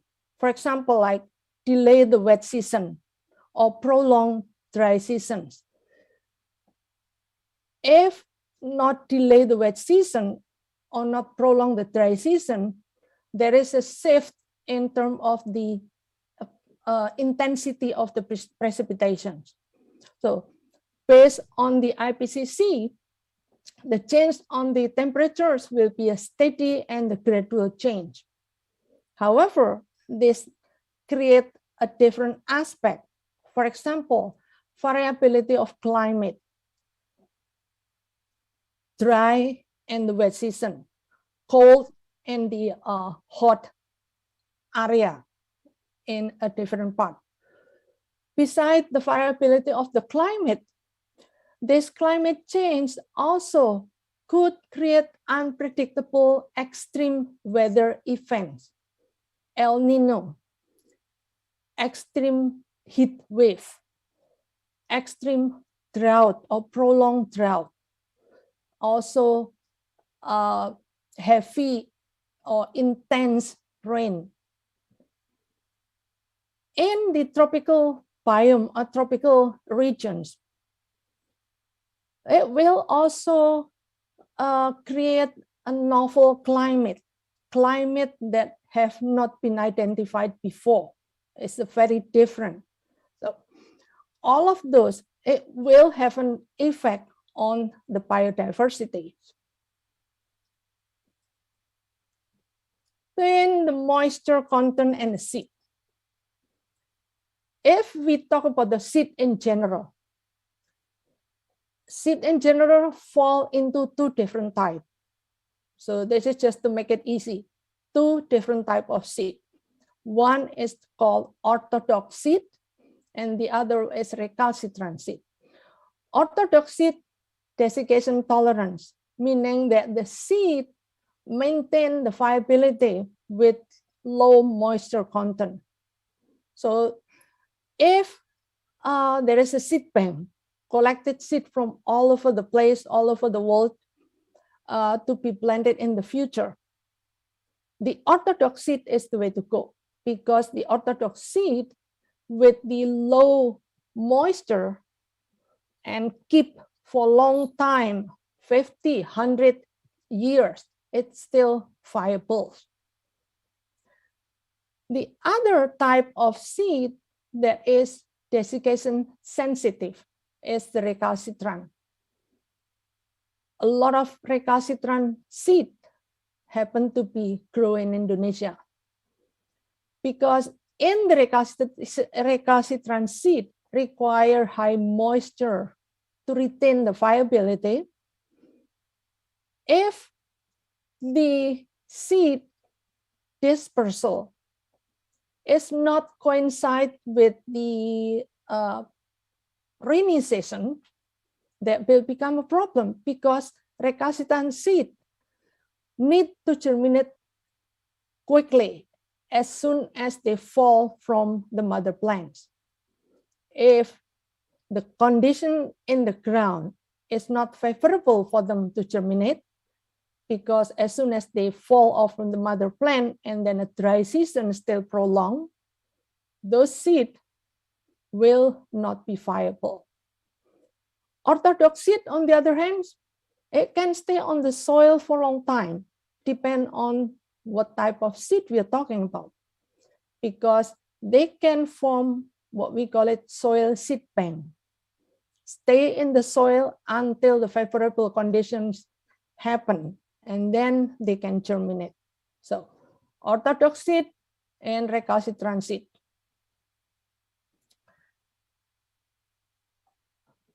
Germination threshold. Okay. Now, let's only talk about the recalcitrant, not recalcitrant, the orthodox seed first. Seed in general have a tolerance range in terms of the temperatures and the moisture. Some seed or some species, they have a very narrow tolerance. Only can tolerate a small range of the conditions. The other species, they have a very wide tolerance. So for example, if we have the narrow tolerance, and then this is the optimum, a straight line is the optimum conditions in order to germinate. This time of the year, the optimum condition is still fall within their tolerance. But in the future, when the temperature increase and also the rain or precipitation change, the optimum conditions, it may already fall out of their tolerant range. That become a problem for them. So now for a species that has a wide tolerance, the current conditions fall in their tolerance. In the future, if the temperature change, temperatures increase, and the precipitation change, the optimum conditions still fall in their tolerant range. So what happened with those species that has really narrow range? The choice is either they have to adapt into the new situation, or they will extinct because they cannot adapt into the new situation. The optimum condition is already outside of their range. Those species that can adapt based on the genetic plasticity. It's already in the seed itself. Remember, the seed is always the variations. So for example, if we have a sunflower seed, the one in the outside ring versus the one in the middle, they have a slightly different in terms of the viability as well. So the narrow range in the future, if they cannot adapt to the new environments, they will extinct. If they can adapt, either they stay in the same habitat or they migrated. The migration, it could be spontaneous migrations or assisted migrations. But for the wide tolerance, in the future, the optimum condition is still fall in their tolerance. That will survive in the future condition as well. So only the one that narrow tolerance that will become a problem. So now, when we talk about the recalcitrant seed, it just happened that the highest percentage of recalcitrant species can be found in the evergreen rainforest, like Indonesia. So in the tropical ecosystem, the prediction or the climate change model, it will have the novel climates that will influence the germination process of this recalcitrant seed. If the conditions when the seed dispersal, seed of the recalcitrant seed dispersed from the mother plant, not followed by the precipitation, there's no rainfall in the vicinity, no rainfall in the soon after the seed dispersal, that will become a problem for the recalcitrant seed because they cannot survive without high moisture or high moist condition in the ground. So recalcitrant seed become a biggest problem if prolonged drought happen, if there is shift in the precipitation time, become sensitive due to the desiccation sensitive nature of the recalcitrant seed. Okay, so now what is the effect in the populations now? Climate change have many effects even during the seed development. If, for example, drought, dry season that prolong when the seed develop is not ripe yet, but is still in the process of the seed development, that will have an effect on the level of the dormant that normally not dormant when they ripe due to the drought, long dry seasons during the seed development that could become dormant. Besides the dormancy, if the seed development disturbed during the process of the development itself, seed not become viable. So when the seed disperse, this is become not a viable seed, that it will not germinate in the future. In the dormancy, if the aspect, the factor to break dormancy, only temperature and the moisture, that is still not a problem. However, this will affect the timing of the seed emergence. As a result, this timing, it will also change the population size, the population structure. The same as the seed maturation in the process development that will not become a viable. The non-viable seed, it will also change the population size and the structure because over time, it will not be the same as the adult plant in the community. The same way on the soil seed bank. Soil seed bank, maintain soil seed bank or viable soil seed bank, it will guarantee the plant regeneration. However, if the input of the soil seed bank change, the population size also change. Besides the effect on the seed dormancy, seed maturations, and the soil seed bank, the climate change also have an effect in the life cycle event, become not synchronous or desynchronize the life cycle event. So for example, the mass flowering plant, mass flowering tree. If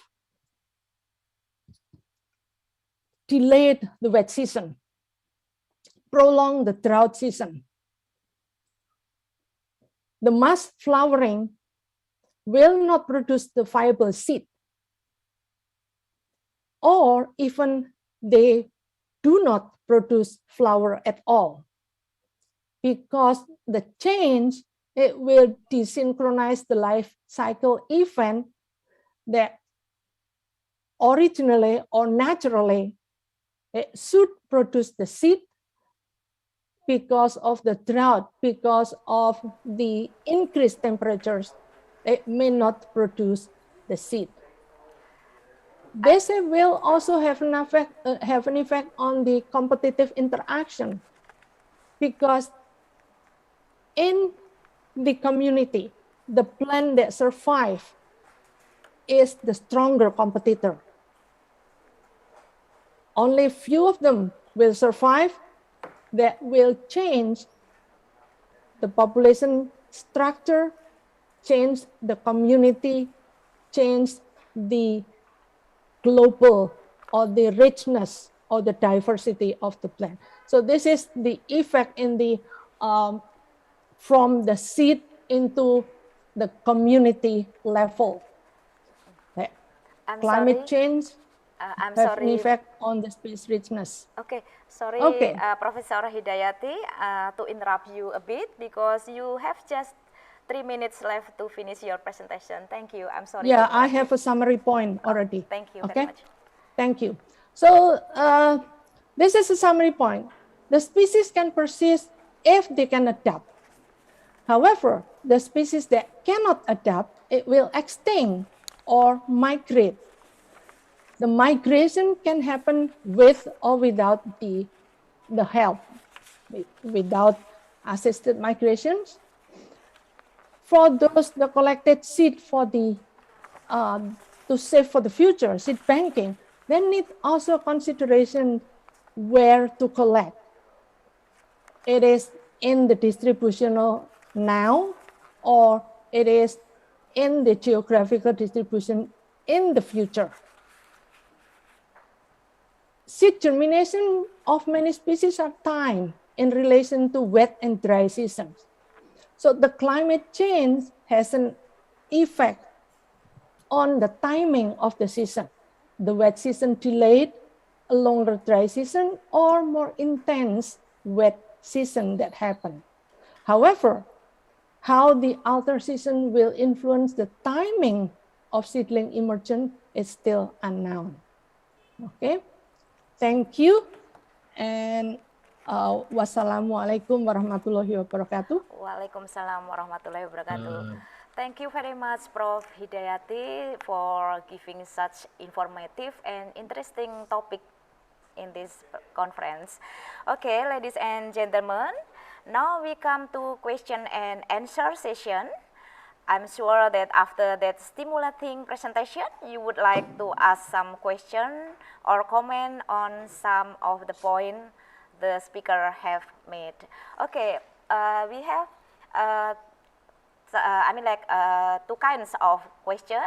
You can raise your hand or write your question in the chat room, and I will read the question, please.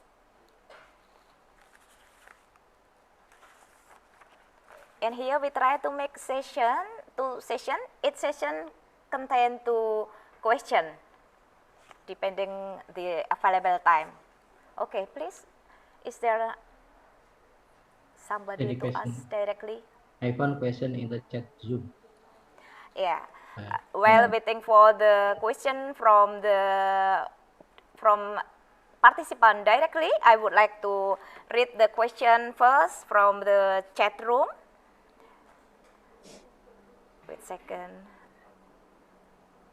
Okay, the first question, this is from Professor Eli Tugianti from Universitas Jenderal Sudirman. The question is assigned to Prof. Sutrisno Hadi. I just read, your research on the integration of plant and livestock for zero waste farming is very interesting. Let me ask, what is the ratio between crops such as coffee or oil palm with the number of livestock so that there is no negative effect? Please, Professor Sutrisno. Okay, thank you, Prof. Ali, for the question. So, if you ask to me about the integration between plantation and livestock, maybe I have no experience. But according to the research from some professor, that this is one of research from Ministry of Agriculture, that we already have the land of integrated farming between cattle and palm oil. Yeah, in Indonesia already apply 132,000 hectares, and we have cattle 66,000 head of cattle. It means that 1 hectare compared the 2 head. Every 1 hectare, according to the research also, we could use skin of coffee to become sources of the protein.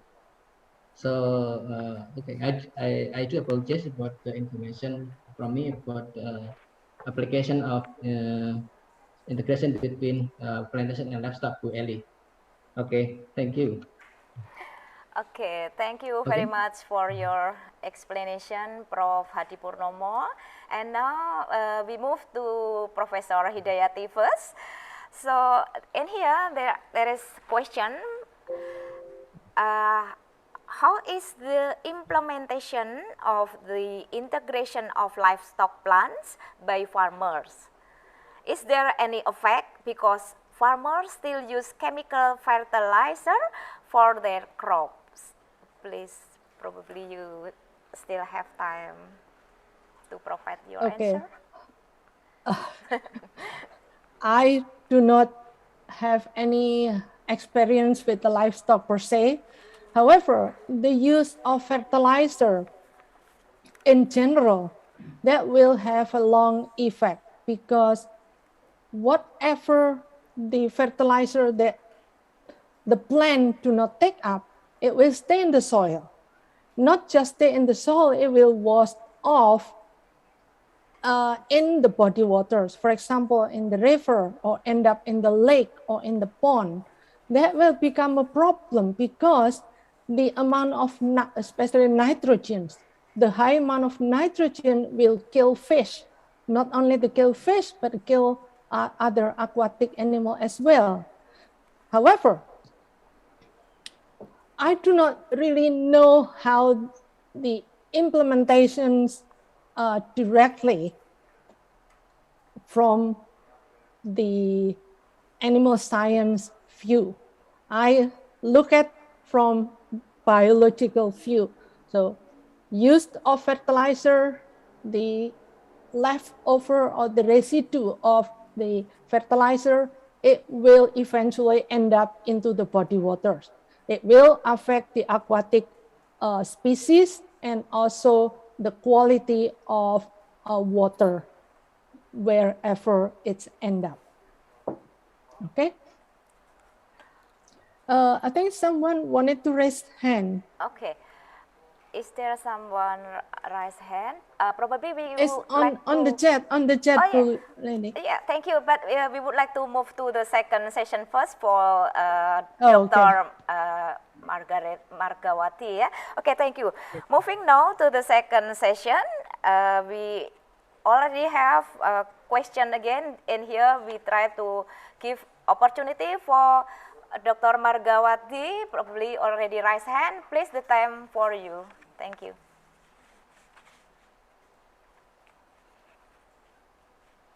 Sorry, I should ask to Dr. Sutrisno. Okay. I give already in the chat my question. Okay, so I want to ask to Professor Hidayati actually, if possible.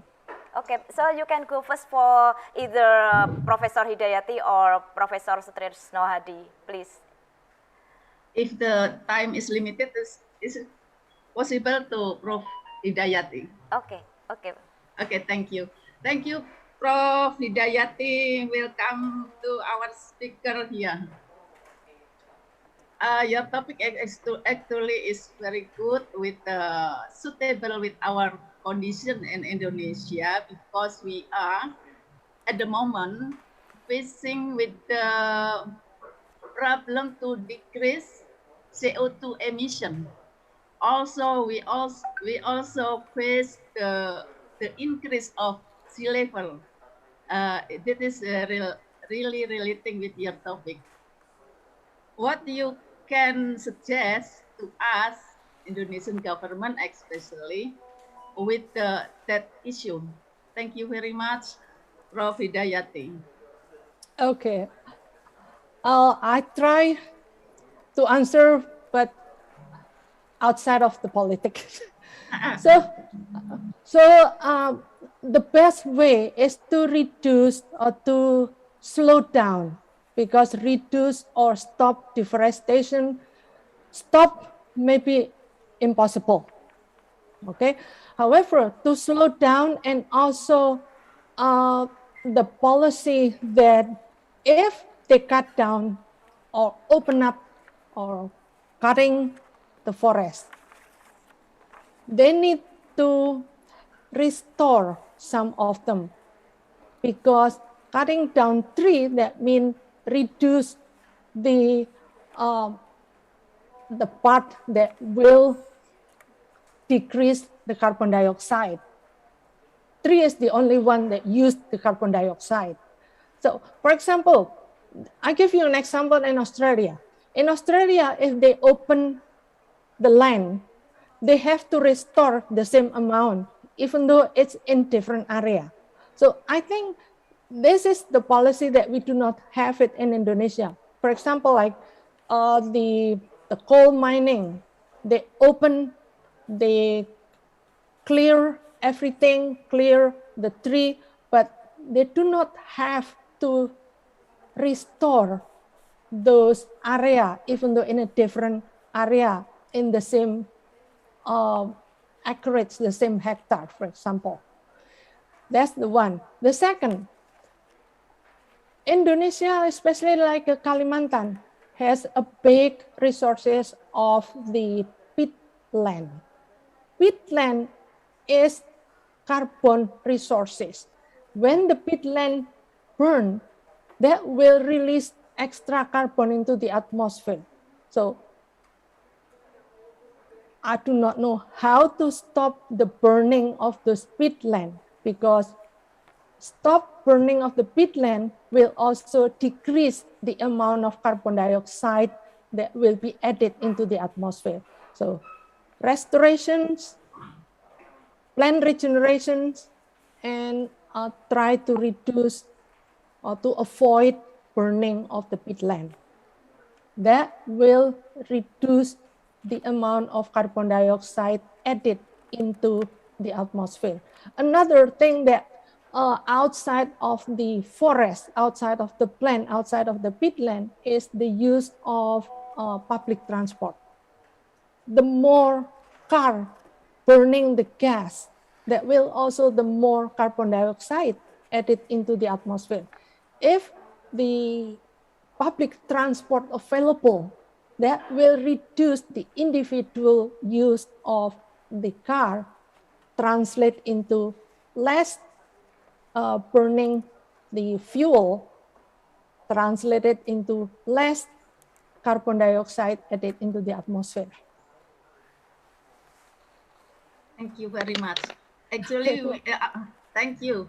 Our government already two of them actually, deforestification, also to reduce the cars with the number of police that is changed to be old, and with the same with the date of the time that we can go to the city. Also for the deforestification, also the peatland, we also concern for that one. Thank you very much anyway, Prof. Hidayati. Thank you. Okay, thank you for Dr. Margawati. I think still, I mean like we can try to move another question first, yeah, and then when we available time, we'll come back to Dr. Margawati. Okay, we still have the question from Bapak Andi Musyawir. This is for Professor Hidayati. The question is it very possible seeds will have an increasing resistance to heat as their adaptability to heat? Thank you.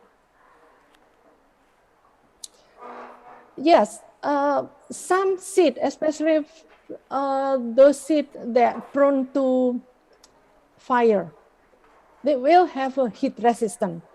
So for example,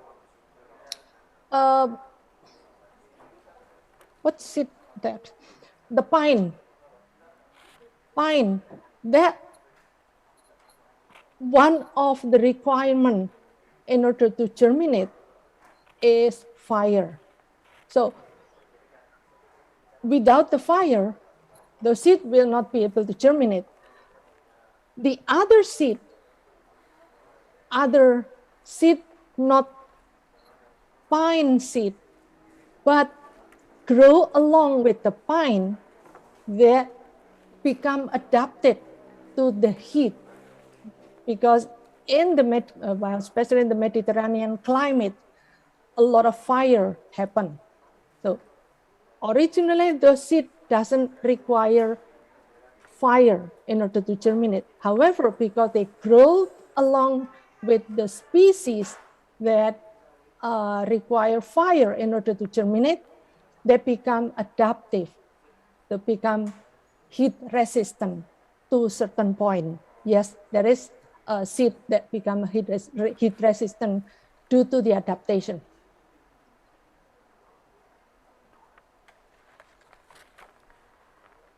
Okay. Is that what Pak? I don't remember, Pak. Who was that asking to Lidi? The question comes from Bapak Musawir, ya, Bapak. Oh, Andi, yeah. Bapak Andi Musawir, ya. Pak Andi Musawir. Okay, Pak Andi. Okay. Okay. I think thank you very much, Prof. Hidayati, for the additional information and explanation. And then we still have about 5 minutes, so I think we still happy to invite question. However, I would like to offer, probably there is a participant would like to ask directly by raise hand, please.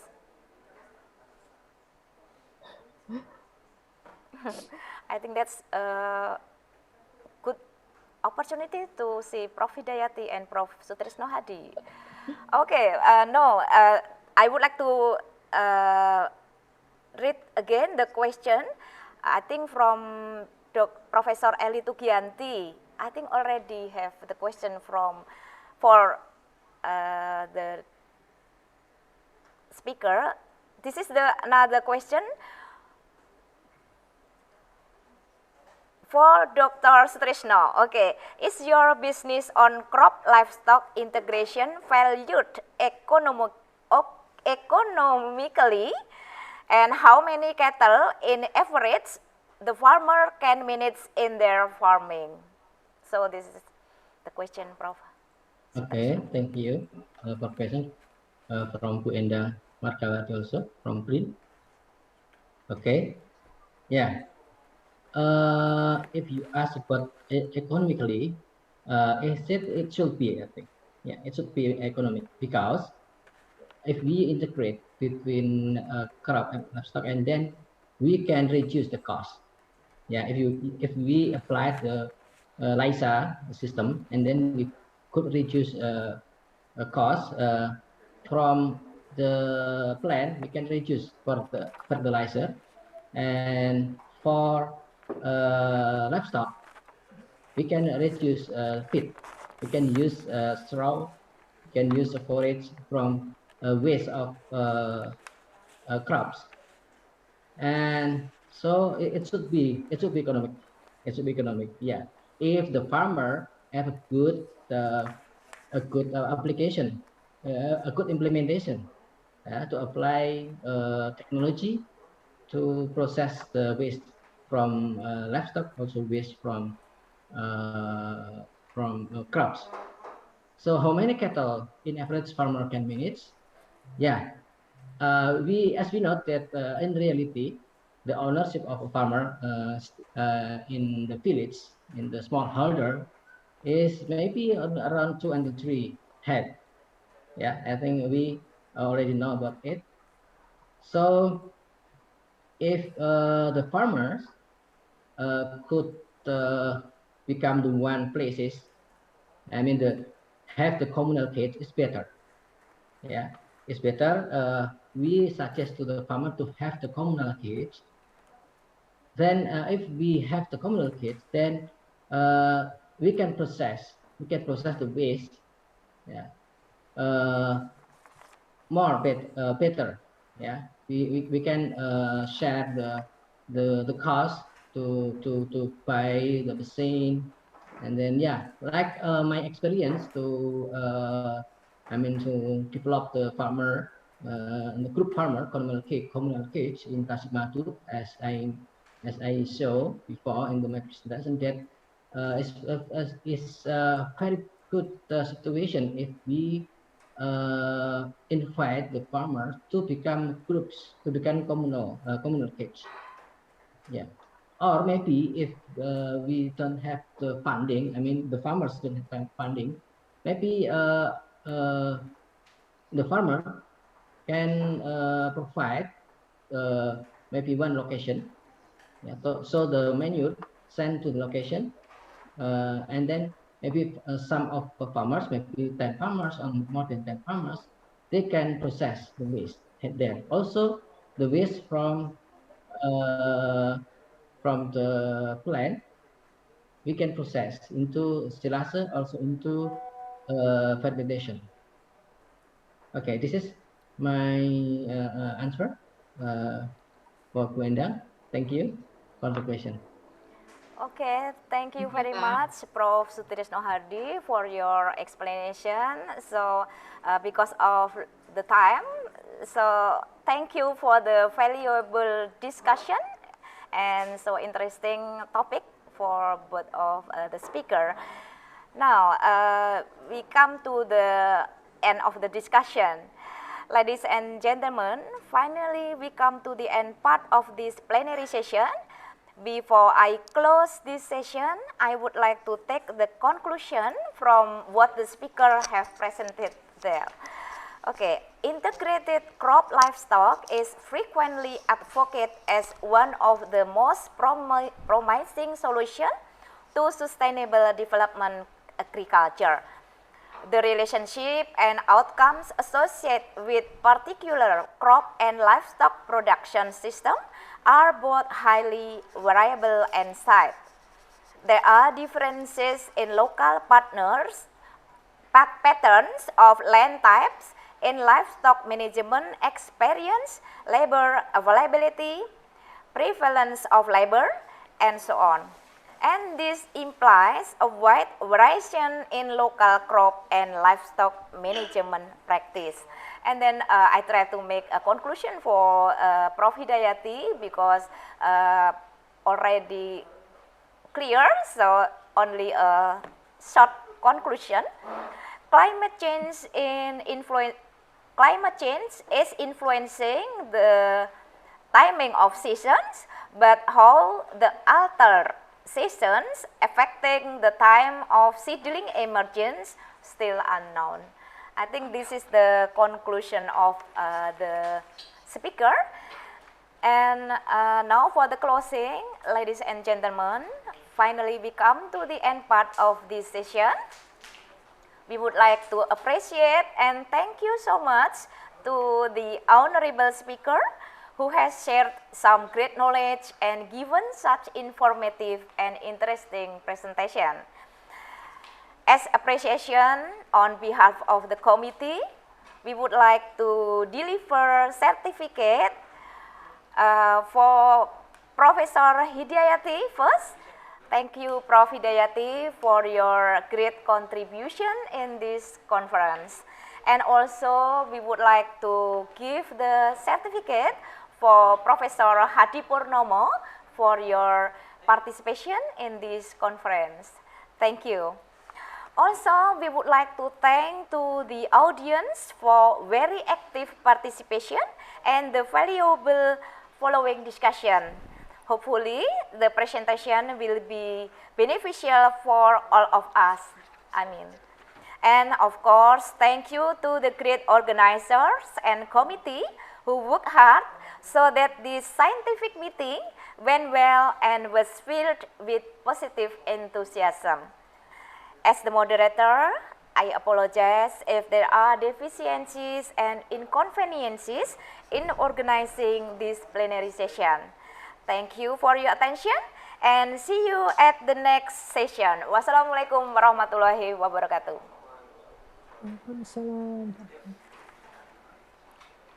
And on behalf of the committee, we will be delivering the certificate appreciation for the moderator for your contribution.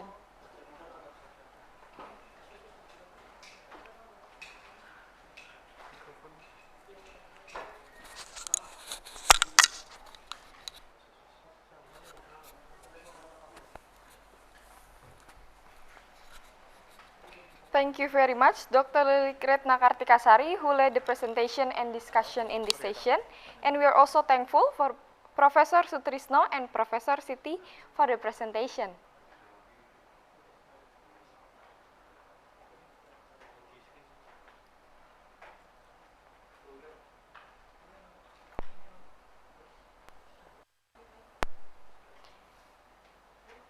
As the first plenary session ended, the second plenary session would be moderated by Faruk Haidar Barido, PhD, and it is now my pleasure to introduce our moderator for this session.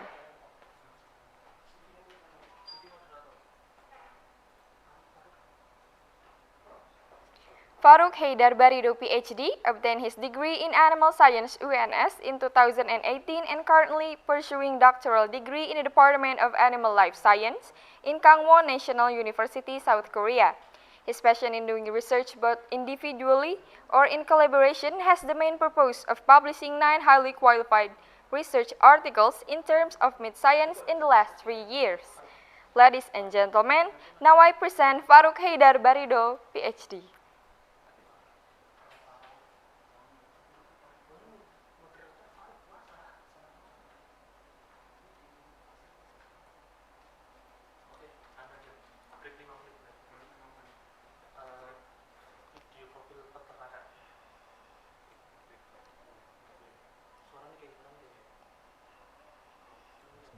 UNS. Welcome to the Animal Science Study Program, Faculty of Agriculture, Universitas 11 Maret, UNS.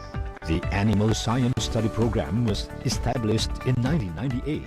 The Animal Science Study Program seeks to carry out the vision and mission in line with the vision and mission of Faculty of Agriculture, also Universitas 11 Maret, in the implementation of the 3 principles of higher education are education, research, and community services. Our vision study program of animal science is the education institutions and development of science or technology in an integrated and sustainable farming. Our mission 1. Conducting educational in the animal science fields to produce graduates who are competent and devoted. 2.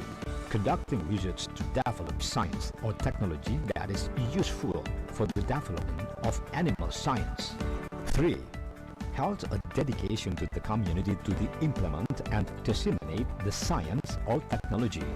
The study program of animal science have 25 staff lecturers consist of 3 professors, 6 associate professors, 3 assistant professors, and 13 lecturers hold master degree. They are got master and doctoral degree from reputable university in domestic as well as overseas, such as Germany, Australia, Netherlands, South of Korea, Japan, and Taiwan.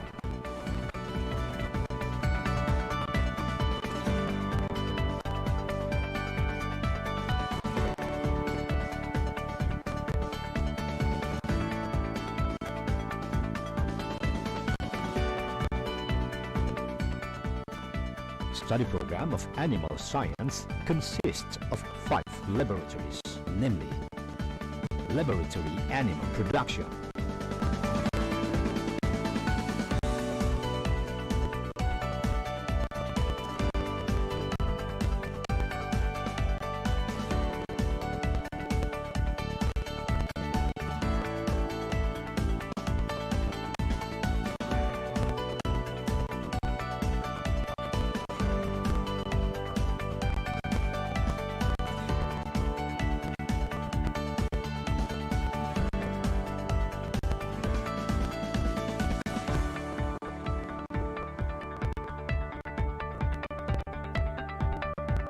Laboratory Animal Nutrition and Feed,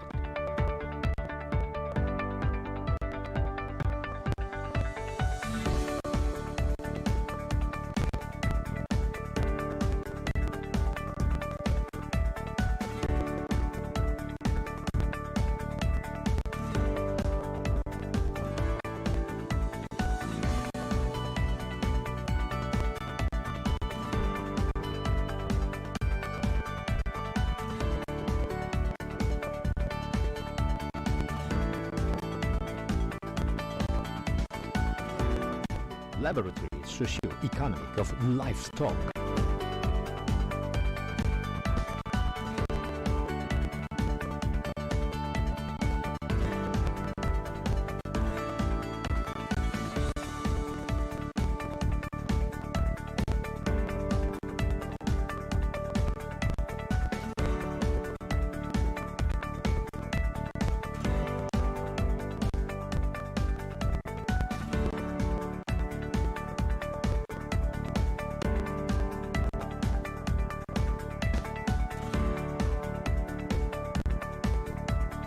Laboratory Animal Product Processing Industry,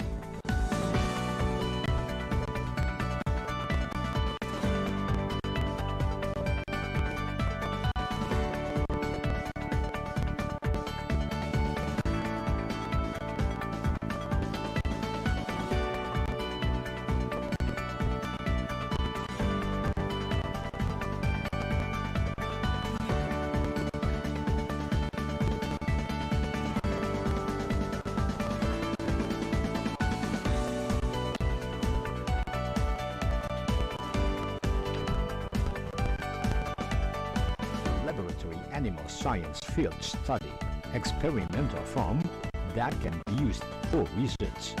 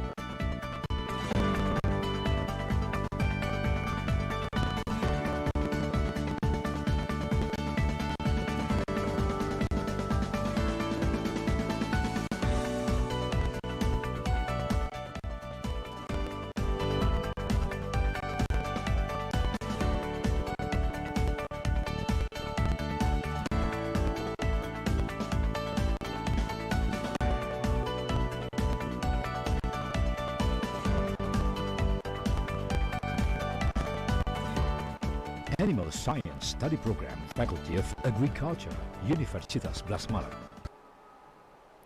Ladies and gentlemen, now I present the moderator for the second plenary session, Faruk Haidar Barido, PhD.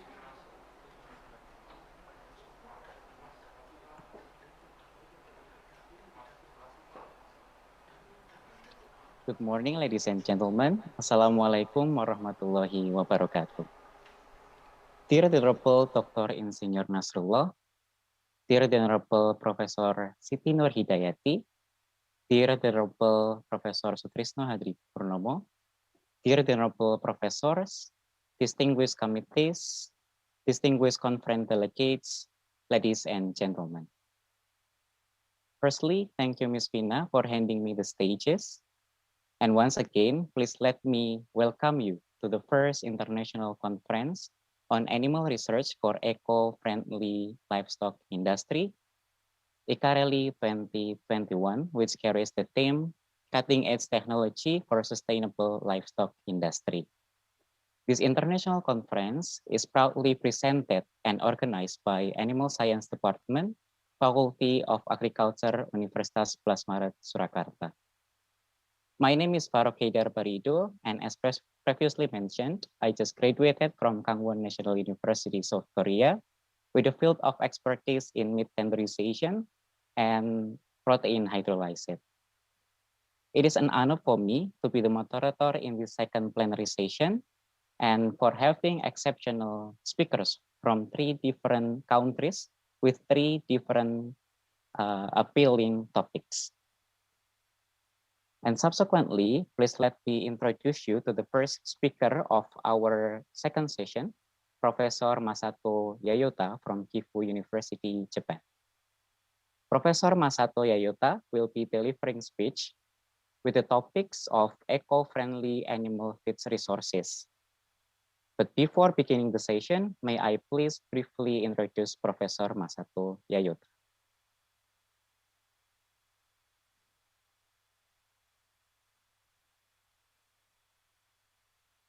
Professor Masato Yayota completed his bachelor degree. Can you hear me? Yeah. Professor Masato Yayota. Professor Masato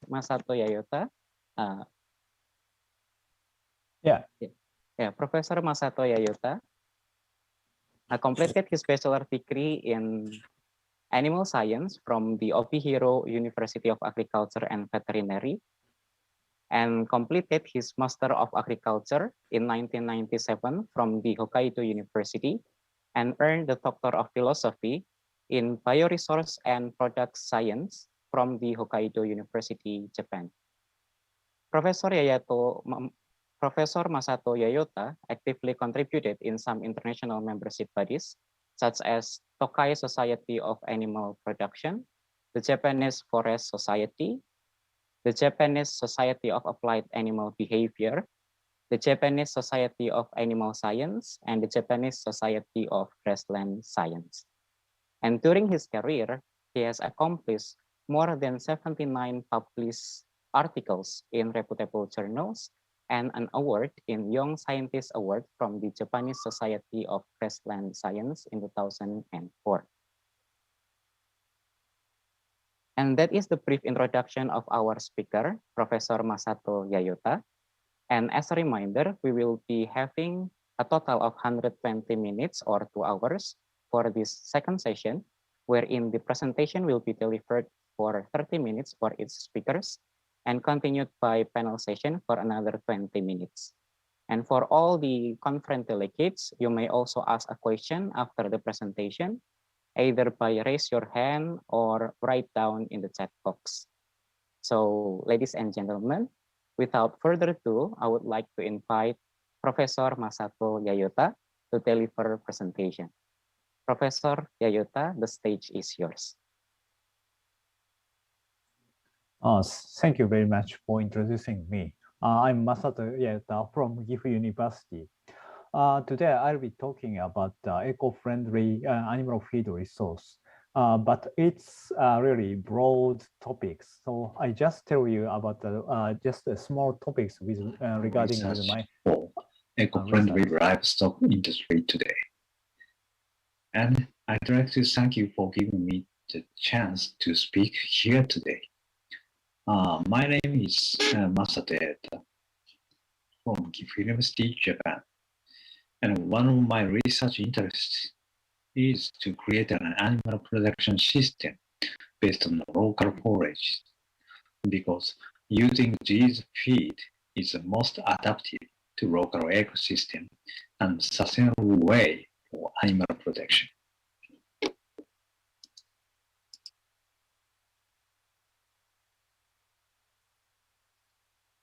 Today, I'm here to talk to you about eco-friendly animal feed resources. But this topic includes very broad meaning, and I can cover all of this topic. So I just talk to you about small topics regarding with research in our laboratory. My talk is divided into three parts. First, I will talk about impact of livestock and feed production on global ecosystem. And then I'll consider potential of agriculture byproduct as an eco-friendly feed resources.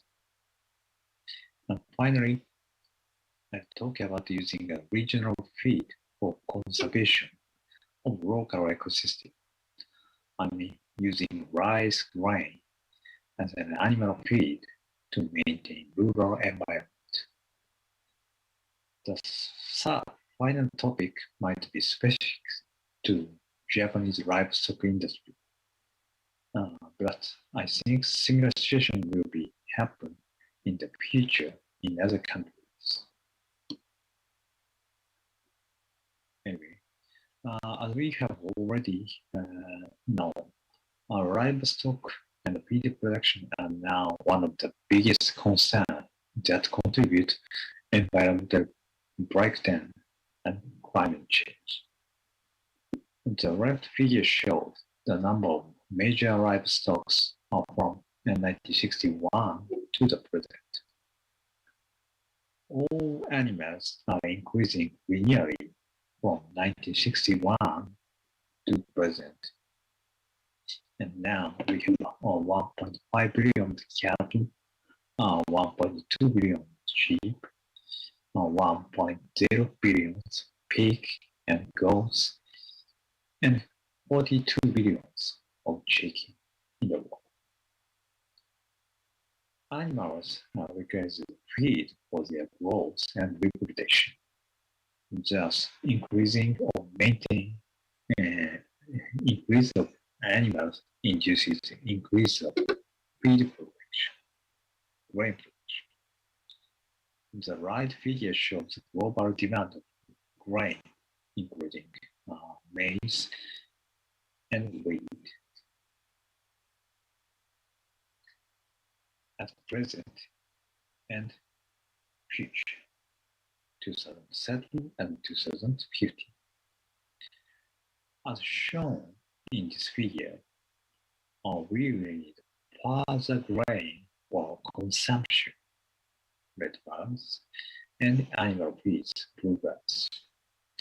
However, these increase leads to several but significant environmental problems. The first is climate change. Although energy sector is the biggest contributor to greenhouse gas emissions, agriculture sector contributes about 9% of greenhouse gas emissions. As for methane emission, which is one of the biggest greenhouse gas, approximately 41% of total methane emission is derived from agriculture sector. Ruminants produce methane in the digestive tract and release it into the air. As a result, enteric fermentation in ruminants occupy 75% or 78% of methane emission. Thus, livestock sector contribute global warming. Climate change will affect livestock production directly through heat stress and indirectly via competition for quantity and quality of feeds, livestock disease, and biodiversity loss. The second problem is land degradation. More than 1,000 million hectares of land is degraded in arid region in the world. Livestock production and feed production mainly or partially affects the land degradation. For example, in Asian region, each 30% of degradation is due to overgrazing, deforestation, and overcropping. All these factors relate to feed production for livestock industry. Specifically, overgrazing and overcropping resulting in degradation of vegetation. It induces soil erosion and decrease of bioresources. These two factors also often lead to large-scale irrigation, but it results in salt accumulation, then decrease of bioresources. The loss of bioresources contribute to poverty, immigration, or lack in scale and social welfare, and socioeconomic instability, then again accelerate overgrazing and overcropping. The third is water use. As shown in this video, animal production requires huge amount of water compared with crop production.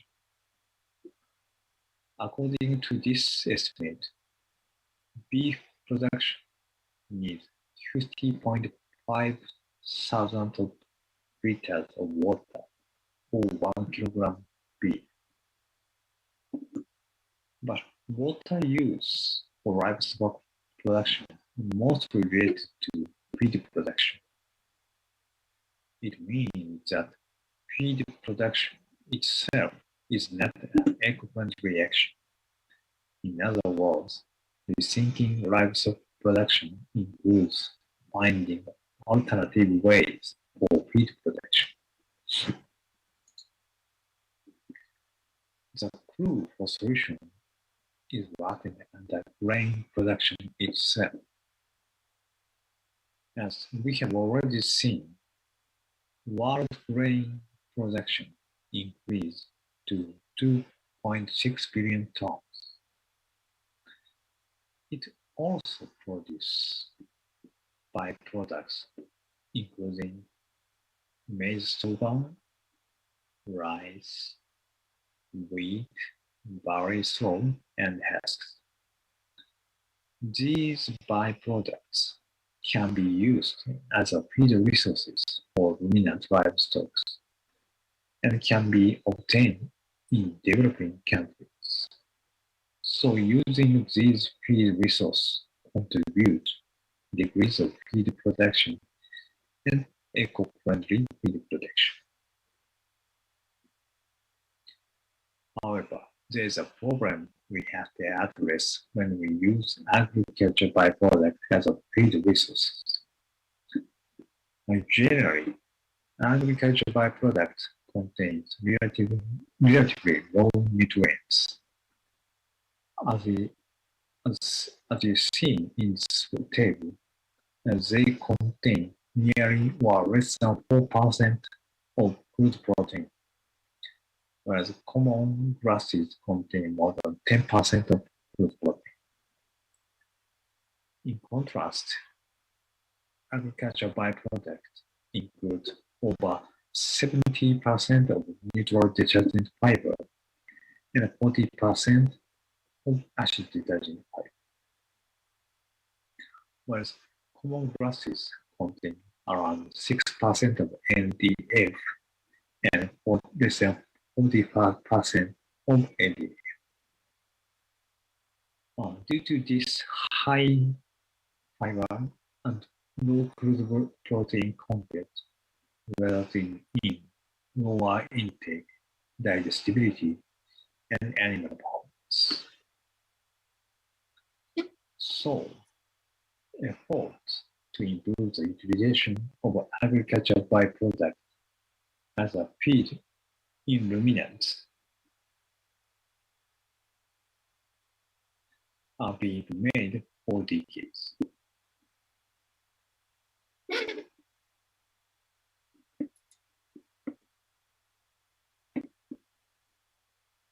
The contribute of agricultural byproducts and other combination of agricultural byproducts and other non-structural carbohydrate, including food byproduct in the form of total mixed ration silage, seems to be a promising method to improve the utilization of these feeds in ruminants. So, if TMR silage using agricultural byproduct is effective to animal production, we can create an eco-friendly feed production system because we can use agriculture byproduct as a feed resource and reduce food waste that affects environmental pollution. Using high quality silage is also a key factor in diminishing the cost of production and maintaining animal health. The use of additive to prepare silage has been employed for decades to achieve a good fermentation quality of silages. Because high quality silage fed to animals can sustain animal health and reduce the cost of production. One possible silage additive is the fermented juice of aliphatic lactic acid battery, or FJLB. It means that we make silage additives by ourselves using native lactic acid bacteria, which contain native grasses instead of commercial feed additives. Use of FJLB seems more likely to be implemented on farms of any scale because FJLB is easy to prepare and has a negligible cost. This is a result of Urianti and I.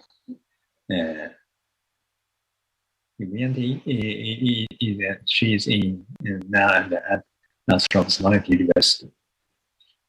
The application of the silage additives reduced pH value throughout the fermentation period compared with that of non-additive treatment. The lowest pH value was found in mixed with commercial additive and FJLB, followed by FJLB treatment after 6 days of enzyme. The highest lactic acid production was in the mixed treatment, followed by FJLB treatment throughout the fermentation period. Although mix and FJLB had relatively good results, All TMR silage shows good fermentation quality, and suggesting that TMR silages using agriculture byproduct and food byproducts produce good quality silage. Or when we fed the TMR silage to use to ship, there was no significant difference in intake and digestibility of dry matter, crude protein, and energy among the three. Moreover, these results were comparable to those of common feed stuffs.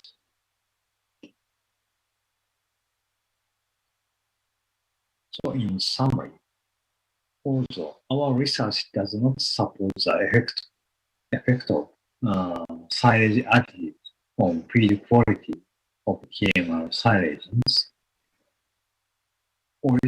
original materials containing a certain amount of lactic acid bacteria contribute to the improvement of quality of TMR silage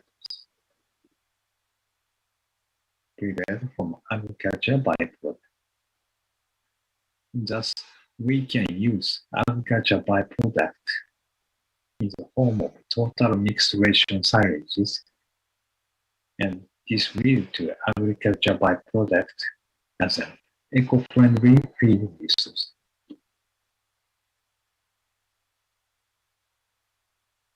Also, agriculture byproduct can be used as a potentially eco-friendly feed in many countries, especially in developing countries.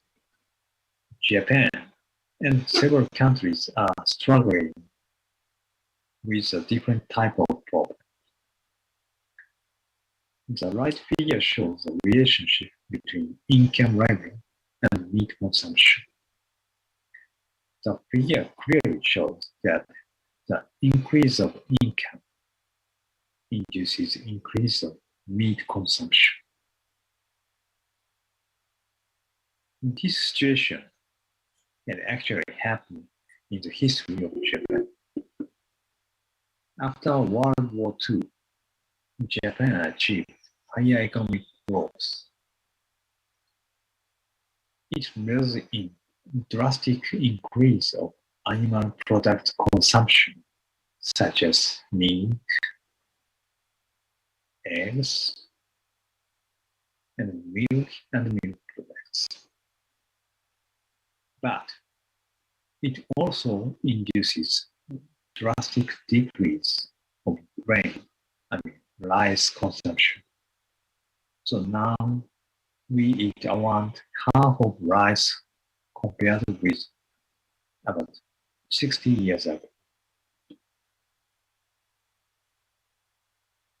Higher economic growth also induces depopulation and aging society in rural areas.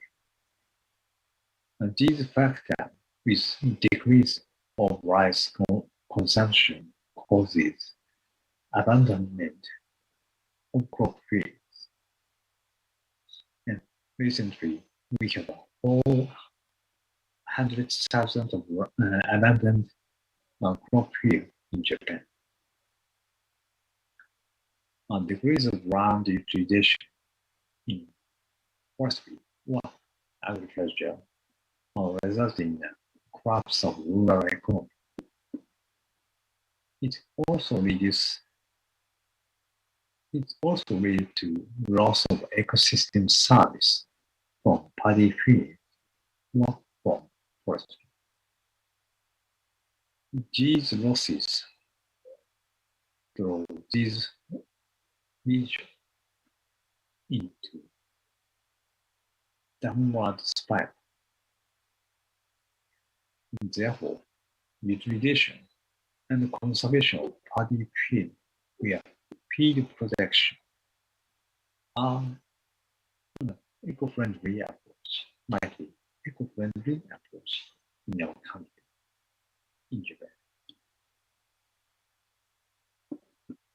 So the problem is whether rice grain can be used as an alternative of wheat grain. And thus we investigated whether rice grain can be substituted steamed fried corn. Or we substitute steamed fried corn with ground rice grain as a level of 0% and control 50% and 100%.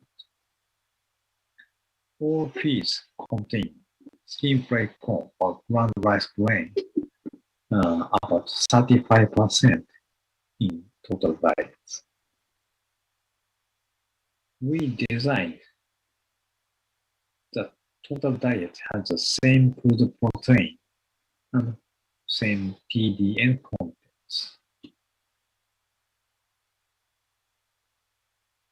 As a result, there is no difference between treatment in dry matter intake, crude protein intake, LDA intake, fiber intake, and starch.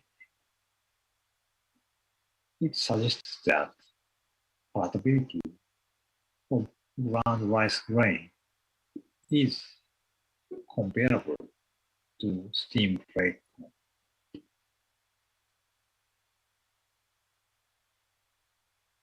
This slide shows that milk yield and 4% fat qualitative milk yield and milk composition, fat, protein, and lactose. We use Holstein cows in meat to rate lactation in this study. And thus, milk yield was not so high, but there was no difference detected in milk yield and in milk composition.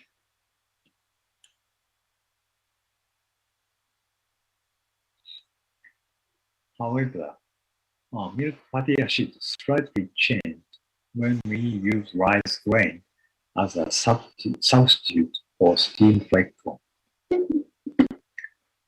Omega-3 fatty acid slightly increased, whereas omega-6 fatty acid slightly decreased when we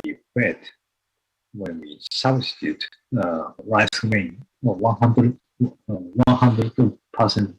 corn, steamed fried corn to rice grain.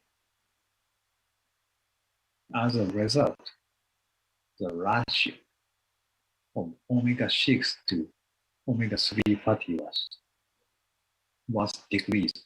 It means improved. Generally, omega-3 fatty acid, including alpha-linolenic acid, EPA, and DHA, has a positive effect to prevent cardiovascular disease and some other diseases.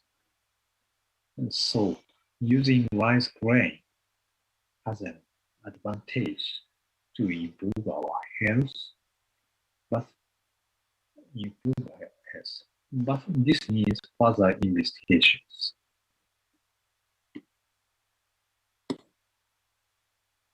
We also check milk flavor in both milk.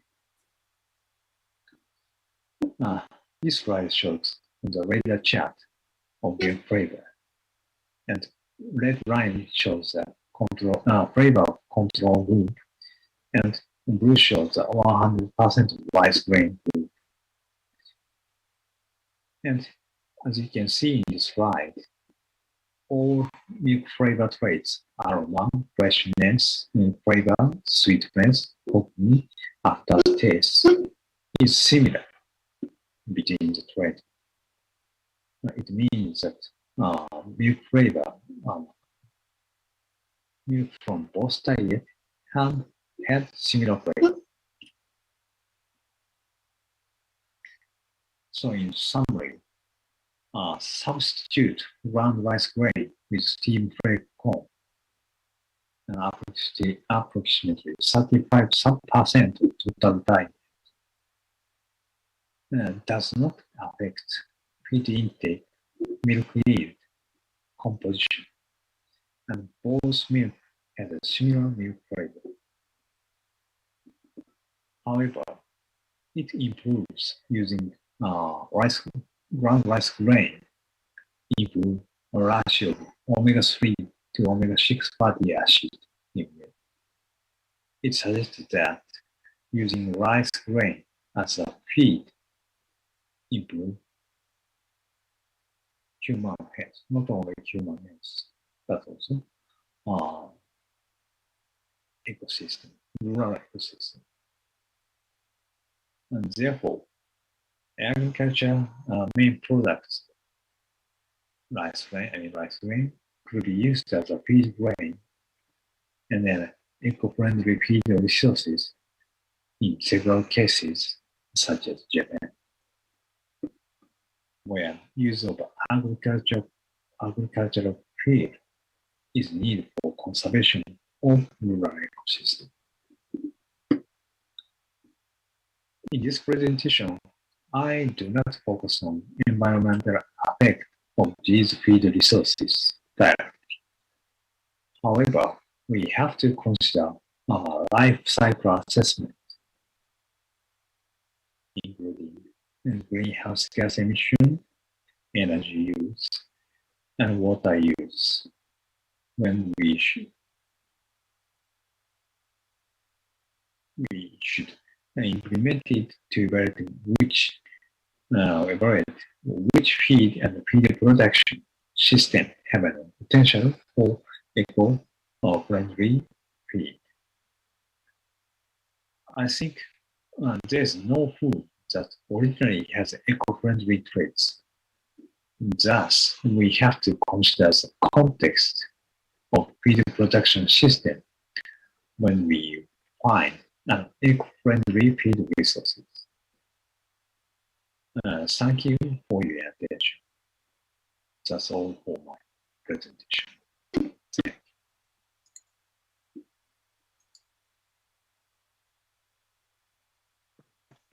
Thank you very much, Professor Yayota, for a really interesting and appealing topics of how the approach of the agriculture byproducts and also the regionally available feed or products to contribute for the eco-friendly practices in livestock industries.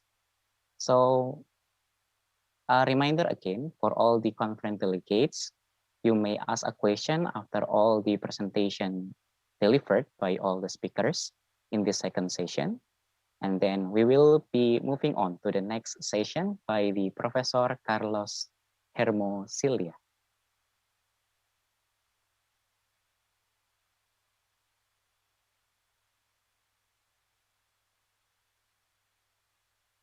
Professor Carlos Hermosilla completed the bachelor degree from the Faculty of Veterinary Medicine and earned the Doctor of Philosophy from the Institute of Parasitology from the Justus Liebig University, Gießen, and also earned the Diplomate of the European Veterinary Parasitology College. And Professor Carlos actively contributed in some international membership bodies, such as the German Society for Parasitology, the World Association for the Advancement of Veterinary Parasitology, the European Veterinary Parasitology College, and European Board Veterinary Specialists, and Chilean Veterinary Medicine Society. And during his career, Professor Carlos already published more than 249 papers in reputable journals around the world. And today, Professor Carlos Hermosilla will be talking about the environmental effect on host-parasite interactions. And Professor Carlos, without further ado, the stage is yours.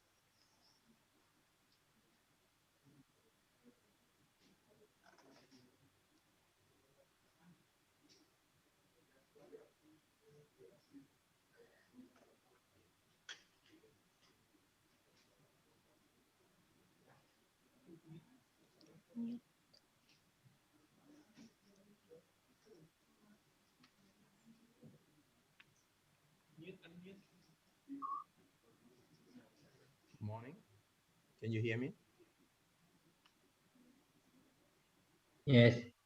Yes, Professor Carlos. Okay, thank you very much for your kind introduction. And I'm very pleased to have the chance to give a talk here in the International Conference on Animal Research and Eco-Friendly and Sustainable Economy. But I gave you a presentation about my presentation that I've sent it to you.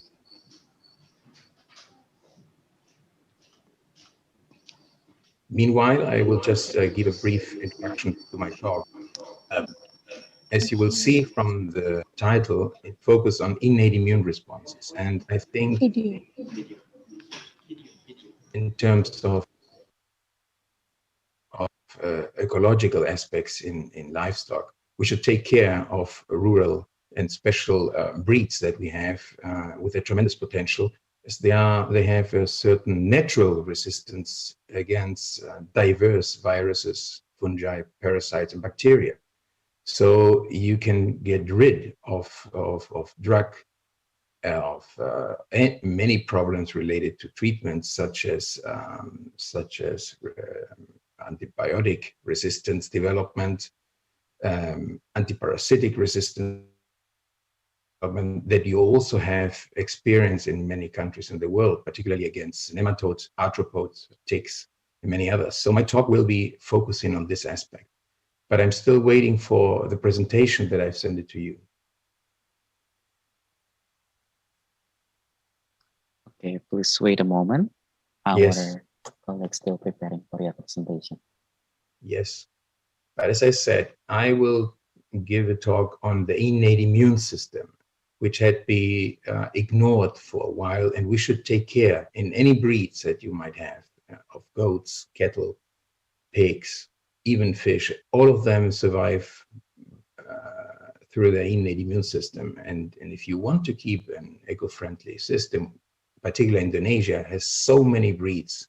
Think of the cattle breeds that you have there, with natural resistance against many tropical parasites, instead of focusing on dire cattle coming from Europe or from other parts. Is my presentation now running?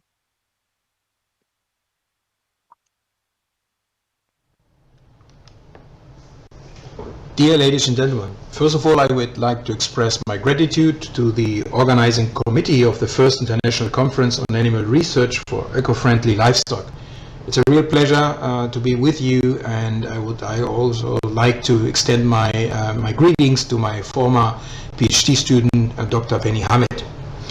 Now, as you see from the talk, the title of my talk, I will focus on innate immune reactions against parasitic diseases, as I'm a parasitologist and not an expert on sustainable livestock industries. Nonetheless, I think this aspect of the innate immune response is of tremendous importance for sustainable systems.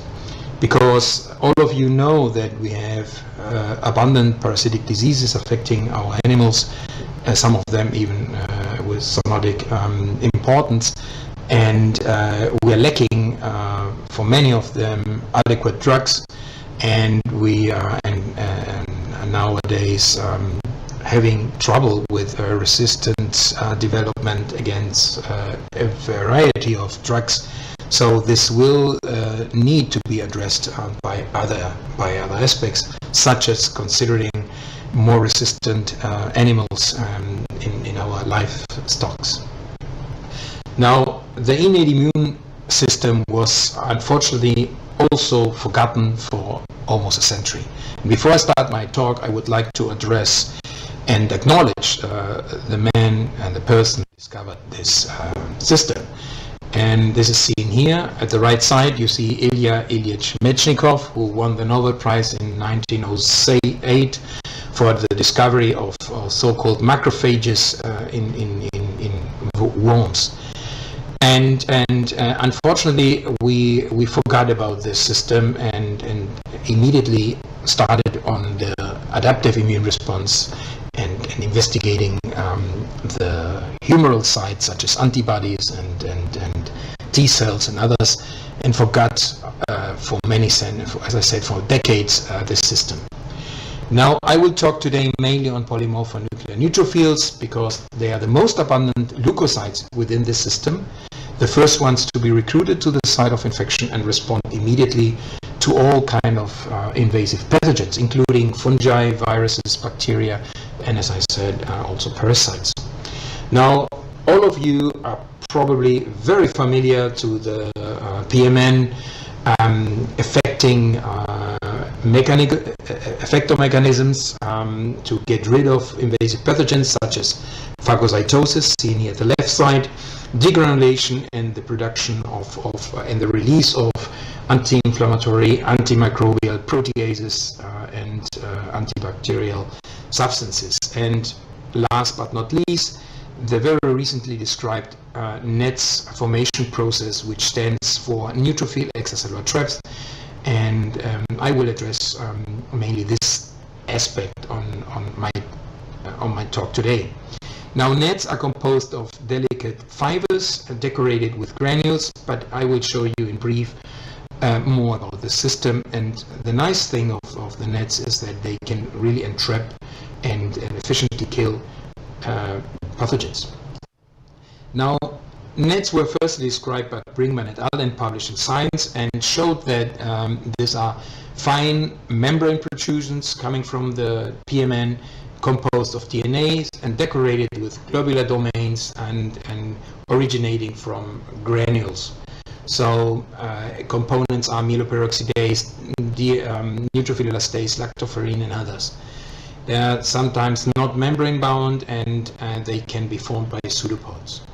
Now you see here a nice overview of how it looks like under the microscope. Here the activated PMN at A and B, some of them releasing these fine structures. Here's some transmission electron microscopy, and here below you see the fine structures decorated, indicated by the arrows, the compounds on it. Now Brinkman et al. Published this also by including not only bacteria but also soluble factors such as PMA, interleukin 8, capable to induce net formation. Now, the bacteria that were used at this publication at that time to induce the netosis process were Salmonella enterica, Staphylococcus aureus, and Shigella flexneri. So very common and very important bacterial infections for human as well as for livestock animals. Now, the mechanism is not that simple, but just to give you a very simple approach on how the signal cascade looks like, you have here all the components and molecules capable to induce net formation. Some of them bind to TLR receptors, and by this binding, NADPH oxidase is activated, seen in the middle of this presentation.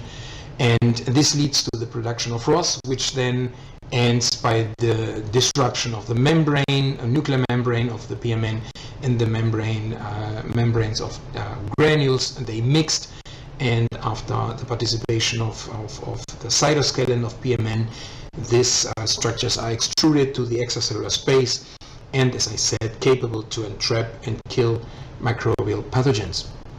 Now, this is called also etosis or netosis, and as it is a cell death and different from pyroptosis, autophagy, and necrosis.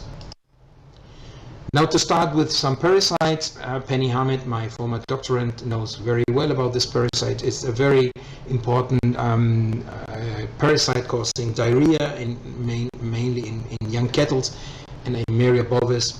And as you see here, these are intracellular parasites, and nonetheless, the innate immune system is taking care of it, and this shows you how the mucosa of Eimeria bovis infected calves looks during the process of coccidiosis. You have here indicated by the arrows PMN surrounding infected areas, microgammons, and here below macrogammons, and also some gametocytes and oocysts. So they are participating in vivo.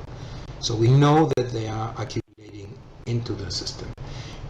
We looked for phagocytic activities against this parasite, and here you show, and here you can see in a sporocyte which is phagocytized by an activated PMN. Very impressive picture. This was published, as I said, in 2008 in our case. And to show you the number of publications that have appeared after the first publication, is that at the beginning there was very, very few publications on NETosis, and the first one on parasites appeared in 2008 against Plasmodium, and then followed one in 2008, and our own publication on Eimeria bovis appeared in 2010. I will show you now this publication, which allowed us to gain access to a tremendous group of parasites and mechanisms. So in this picture you see now an overview of sporocytes being entrapped after being exposed to bovine PMN, and in this treats of fibers you can realize how efficient this trapping occurs. If you focus to this square, you will see in detail that the fine structures of nets are covering the parasites, and these parasites need to infect the cell to survive. So you can imagine, if you are entrapped as an obligate intracellular parasite, you are hampered in your development, and we think this could be one of the reasons how PMN is so efficient. Now we also quantified at the time net formation, and see it's seen here at the left side, and stained the DNA by Cytox orange. You see two sporocytes entrapped in these fibers. But the most important features are seen here. Again, the parasites induce a very strong reaction of nets when compared to the our positive control, which was PMA, seen here in green, and at the left side, at the right side here, negative control, which was medium. But the most striking feature seen here in the middle, where both heme-activated sporocytes and homogenator sporocytes were also capable to induce net formation. So we proved very clear that this was a very potent effector mechanism. And as I said to you before, these are intracellular parasites. And although the parasites were not killed, we wondered what could be the way on how this effector mechanism might affect the parasites. And for this we did a very simple experiment. We exposed our in vitro culture system, which are endothelial cells, with sporocytes, and obtained our typical infection rates of approximately 42%. Now we repeated the same experiments, but now exposing sporocytes to net formation, and there was a significant reduction of infection. Now everything was reversed when you added into these reactions DNAs.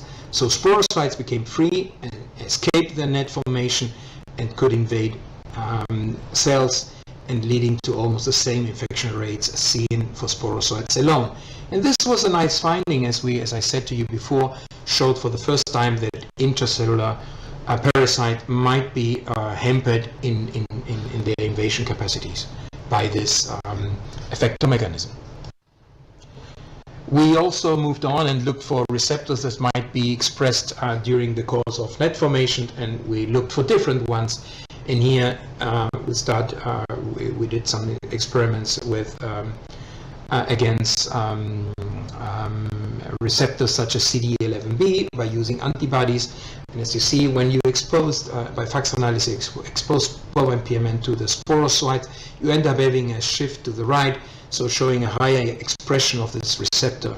And this is also seen here below in this graphic at A.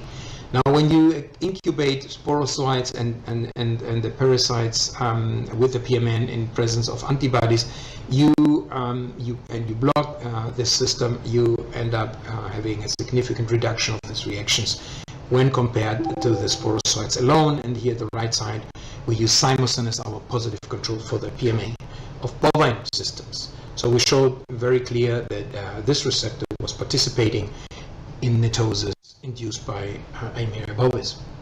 We moved on into another disease, apicomplexan disease, bovine basnoichiosis, Some of you might be familiar with this disease. It's an emerging disease. We don't know exactly the life cycle. We know that some canids and felids might be involved as definite hosts. They secrete oocysts, and the animals show, let's say, a very severe disease, skin disease. I don't have to complicate your life with this picture.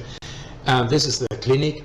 You see hyperkeratosis, mastitis, severe damage induced by this cyst-forming coccidium parasite, and inducing also infertility, not only in female but also in bulls.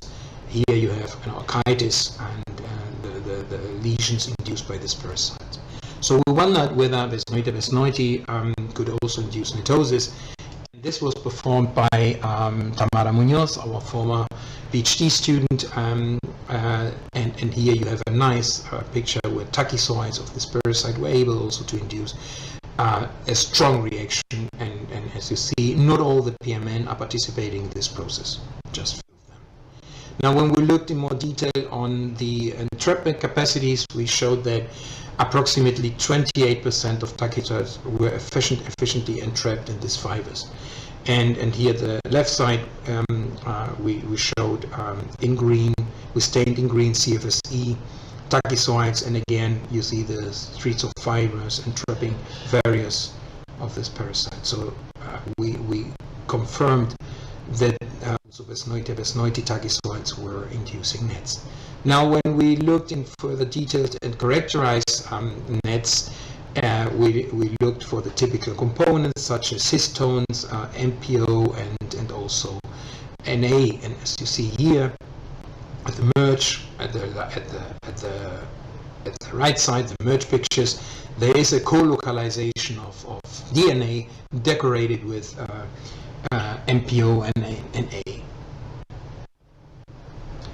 And the same was true for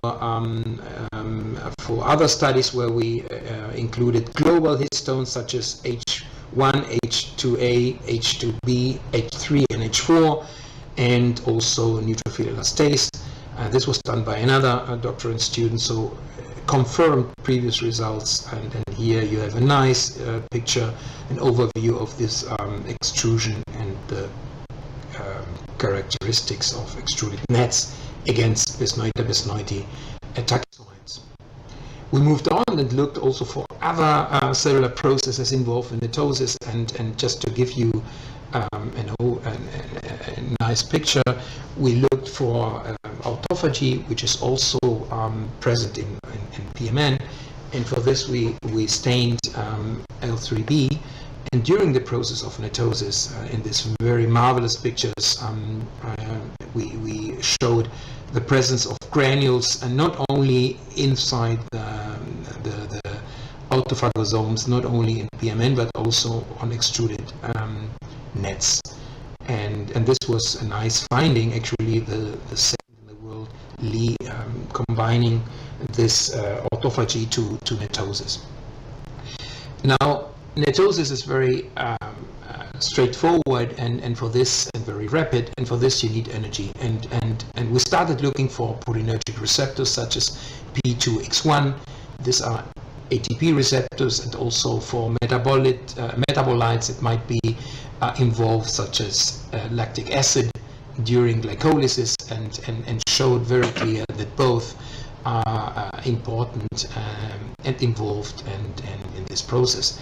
And for inhibitors, we use NF4449, and you see here, by using these inhibitors in 2 concentrations, we achieved a very significant reduction of bovine Besnoita besnoiti induced netosis. And the same was here seen on the right side. When we used the MCT1 blockers, we achieved reduction, but not in a significant way. And again, at the right side, you have our positive control, which in case of the bovine system is Simosin, which is more potent than PMA. Toxoplasma and neosporosis are very well known for many of you. Both are abortion causing parasite toxoplasma, mainly in small ruminants, and neospora in the bovine system. And in here we started looking for this netotic process by seeing also very exotic animals like the seals, PMN, and you may wonder why did we include this parasite in marine mammals, while actually Toxoplasma gondii is also contaminating marine sceneries and causing a tremendous impact on wildlife. And here we showed very clear that in less than 10 minutes we obtained very, very nice reactions. And I would like to draw your attention on this particular feature. At that time, we didn't know when we published this that this was vital netosis. And as you see, the PMN is still alive, but it produced a long protrusion, and we call it at that time like a chameleon tongue, reaching a tachyzoid. We also looked for dolphins, PMN, and this was done by one of my doctorants, Villagra Blanco. And again, we showed that this PMN of dolphins are also able to respond very rapidly against parasite. Here you see the reactions, all of them in a significant level when compared to our positive control, Simonson, and here at the left side in the negative control. So this is a very well conserved mechanism, not only of livestock, but also of humans and other species. And this is seen here also for Neospora caninum, where we exposed bovine PMN, caprine, and dolphins for comparative reasons. And in all of the species, we showed very, very clear that netosis is a conserved mechanism. Actually, all of us survive on a regular basis because of the innate immune system. And this needs to be addressed in the future. And I hope I will convince you that this is worthwhile to do. Now we looked also for the NADPH oxidase mechanism and confirmed the important role of NADPH oxidase by using DPI, which blocks this mechanism in both systems, in the caprine and the bovine system, but we have done also some experiments in humans, so this is a very conserved mechanism. It seems to be essential. Now comes here this aspect that I've showed you before.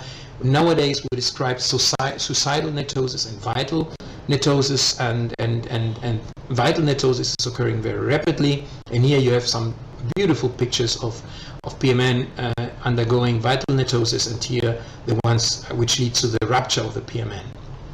And this, and if someone is interested in reading a bit more on this, we published this in 2009, a nice 2019, a nice review on these processes.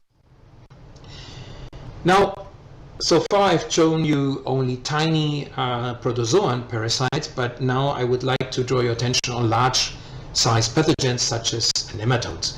And here, as an example, Haemonchus contortus, a very important parasite also present endemically in Indonesia and affecting mainly ruminant, but also swine and other species, and causing gastrointestinal infections. Now you will see here a very nice picture or movie of NL3, the infective stage of Haemonchus contortus larvae, entrapped by this filigran nets, and I can clearly convince you that they are very strength nets, fibers, and this parasite is not able to escape. Now, if you continue this reaction and look in more detail for other parasites, you end up having this situation. There are so-called clefts-like net formations seen here, and again at the right side we confirm the net presence by the co-localization of DNA decorated with global histones.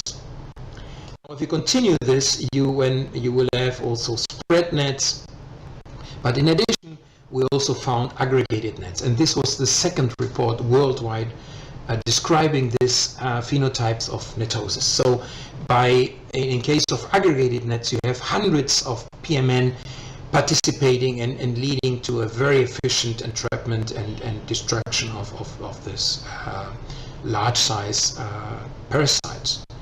Now we have, as I said so far, shown that different types, different species and different components can induce netosis. So there is a tremendous net heterogeneity. Secondly, net activation and net formation dynamics needs to be addressed in the future because it's a very dynamic and very complex process.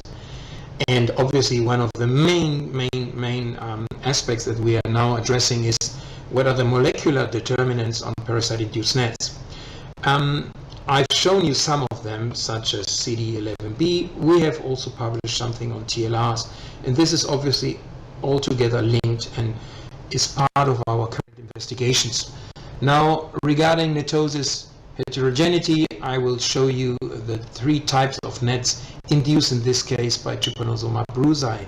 We have diffuse nets, which are very fine net structures, but tend to have a sort of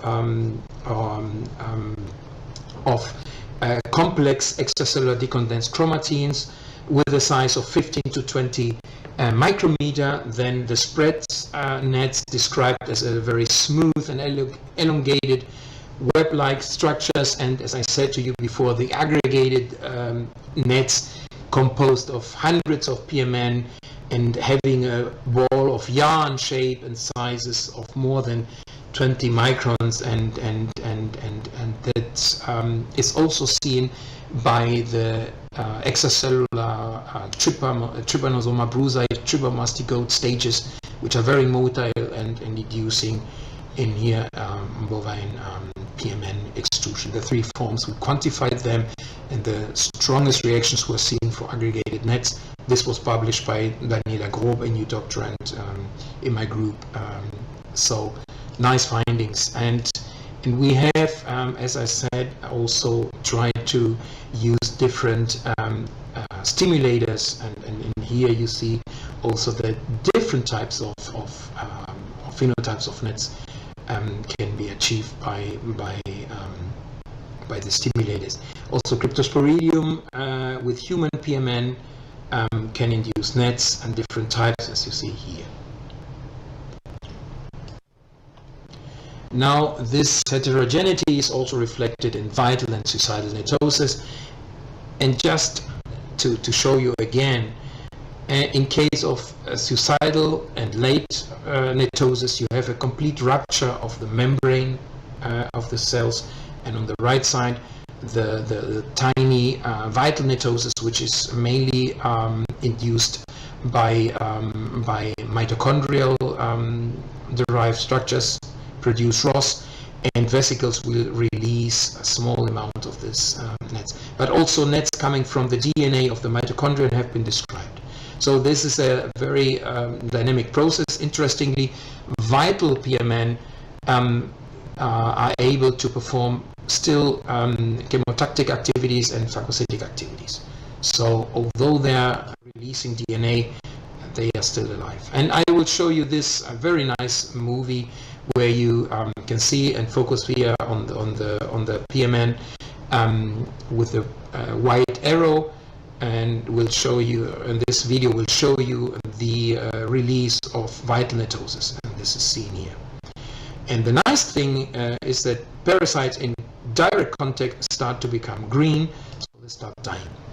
So the dynamics of netosis needs to be addressed in the near future. And here are some pictures how it starts. The polymorphic nucleus starts to expand, and after 80 minutes it almost become enlarged and decondensed, and this decondensation will lead to the extrusion of the compounds. And this is also seen here below, where you have the activation of the PMN and the cytoskeleton participation, the expansion, and as I said, the release and the rupture.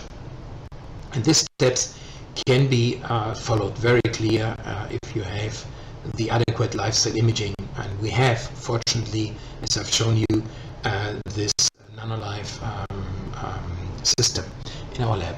Now, Toxoplasma gondii induced bovine netosis was analyzed in more detail by our colleagues, my postdocs, and in here we looked for this dynamic process, and again we proved very clear that this is occurring also with parasites. A very nice finding, and this is also manuscript in preparations, is that the parasite induces cell cycle proteins of PMN to participate. Although PMN are not dividing, they repurpose this type of proteins such as cyclins and centromeres and use them in net extrusion. And this is shown here very nicely how the centrosomes are extruded into the fibers. We will very soon publish this data, and so far there are only one publication showing that cell cycle proteins are repurposed in mitotic process, and this was done actually in humans and induced by PMA, seen here. So we will be the second group in the world, but now having a biological agent, namely tachyzoids of Toxoplasma gondii, so not an artificial system. So we're very pleased to have these results. And another feature, lamin B1 is also a component of the nuclear membrane, and during the course it's also reorganized and released into the net structures in case of Toxoplasma gondii. So a lot of nice research on the dynamic process of nets are addressed by our group, and we will continue hopefully for more years on this topic. We have also done some scanning electron microscopy during this mitotic process, and I would like to show you here that the centrosomes are divided at the beginning. Here's the nucleus membrane, and during the course of mitosis, this membrane is disrupted, as seen here, and released into the extracellular space. And here, indicated by T, you see the tiny tachyzoids entrapped in these filigrane structures. But the nice finding is seen here, that you have a centrosome also being released, as I've shown you before in the confocal microscopy, and found on the surface of this net's extracellular structures. And again, some pictures, and this is a very nice finding. This is the precise moment when it's releasing this fine structures, and here you can clearly see also the granules, typically of the PMN. These are, as I said, bovine PMN. What are the molecular determinants of parasite-induced netosis? I've shown you some data on CD11B, but TLR and other receptors are involved. Believe me, this is a very complex mechanism, and I don't have the time to continue on this. But in terms of publications, we will continue, as I said, on this. And coming to the end of my talk, I would like to show you the most important feature here, namely our group, and I would like to acknowledge my wife and head of the department, Anja Taubert, and our postdocs. I've shown pictures of Rodolfo Villagra, also some data of our postdoc Ivan Conejeros, and Tamara Munoz, a former PhD student who did a tremendous job on netosis. And on behalf of myself, I thank you for your attention. Thank you.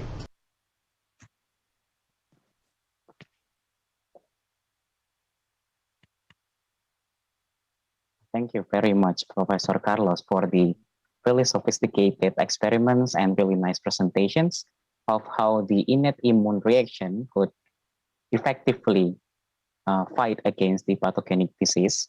And we were provided about the presentation of how the NET, or neutrophil extracellular traps, could fight against the bacterial by mechanism of trapping and eventually the breaking down of the bacterial membrane and kill the bacteria. It's really nice and interesting topics. And Professor Carlos, we would like to meet you again for the second session for the further question and answer. Thank you very much for the presentations. Thank you very much. Greetings from Germany. Okay, ladies and gentlemen, we are going to move for the last speakers of the second plenary sessions. And for the third speakers or the last speakers, Professor Hik-Won An from the Chungnam National University, South Korea will be the speakers. But before beginning the session, please let me bring you the brief introduction of the Professor Hik-Won An. So Professor Hikwan An graduated similar with me from the Kangwon National University in the Department of Feed Science and Technology in 1996. And he continued the master and also PhD degree from the Seoul National University and graduated in 2003. And Professor Hikwan An also actively contributed in some international membership of professional bodies, such as the American Society of Agriculture and Biological Engineers, Asabi Food Processing Waste Management and Utilization Committee membership, the Korean Society of Animal Science and Technology, the Korean Federation for Environmental Movement. And during his career, Professor Hikwan An already published more than 68 publications in reputable journals and got several awards, including 2 times listed in Marquis Who's Who in Science and Engineering, and also 2 consecutive awards in Outstanding Performance Appraisal by the United States of Drug and Agency, Animal and Natural Resource Institute.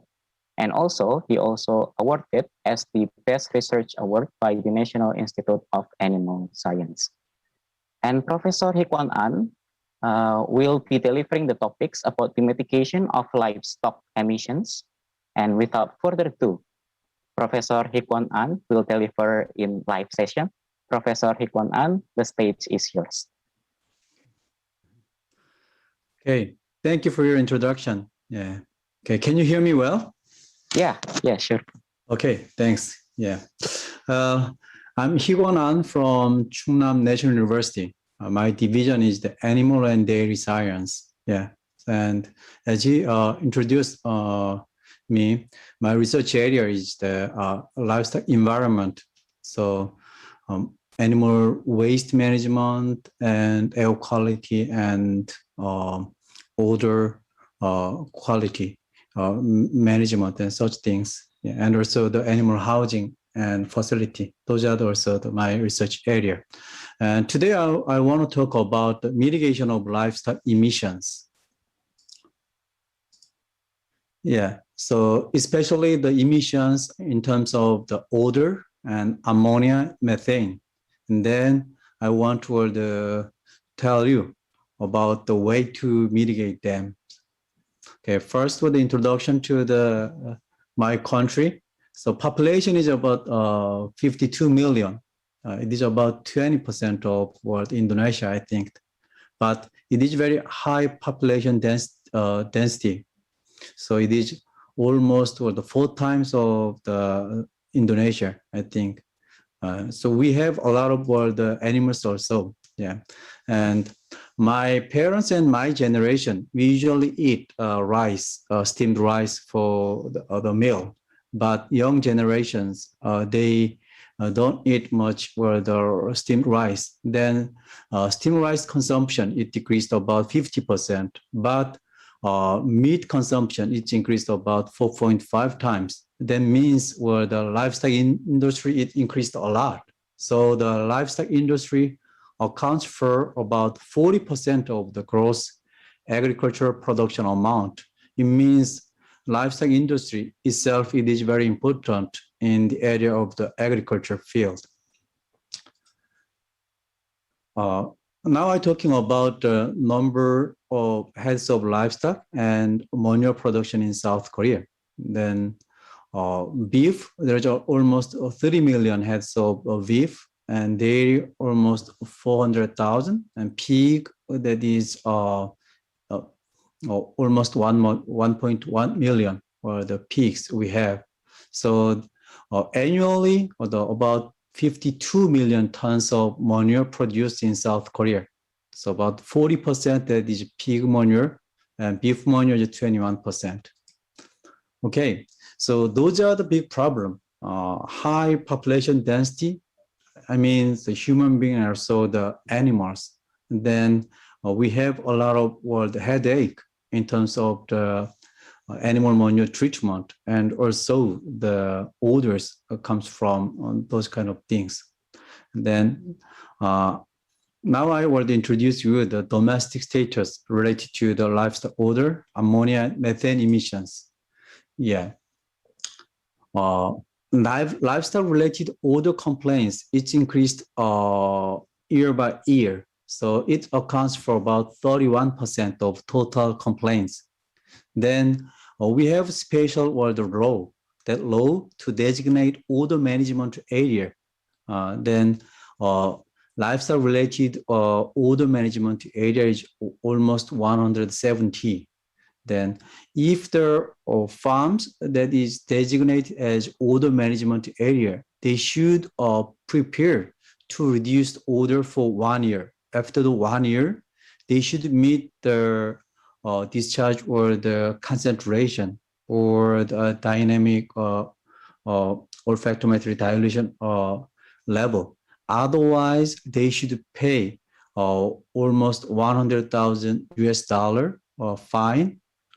Otherwise, they should stop their farm running. Yeah, those are the very strong and or the laws. Yeah, the number of the odor complaints related to the livestock industry continues to increase. That is the problem.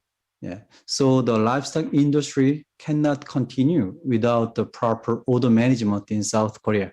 So my government, they focused on their policy to reduce odor these days. And ammonia, it is one of the interesting area because we are suffering from the particulate matter. As you see this photo, left side, it is very clean weather. You can see it very far. But when you have a lot of particulate matter, then we cannot see much. So we have this kind of weather during the winter season a lot. So scientists, and they point out ammonia.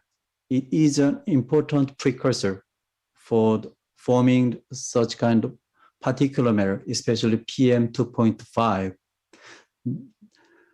Unfortunately, a large amount of ammonia it is caused by the livestock industry.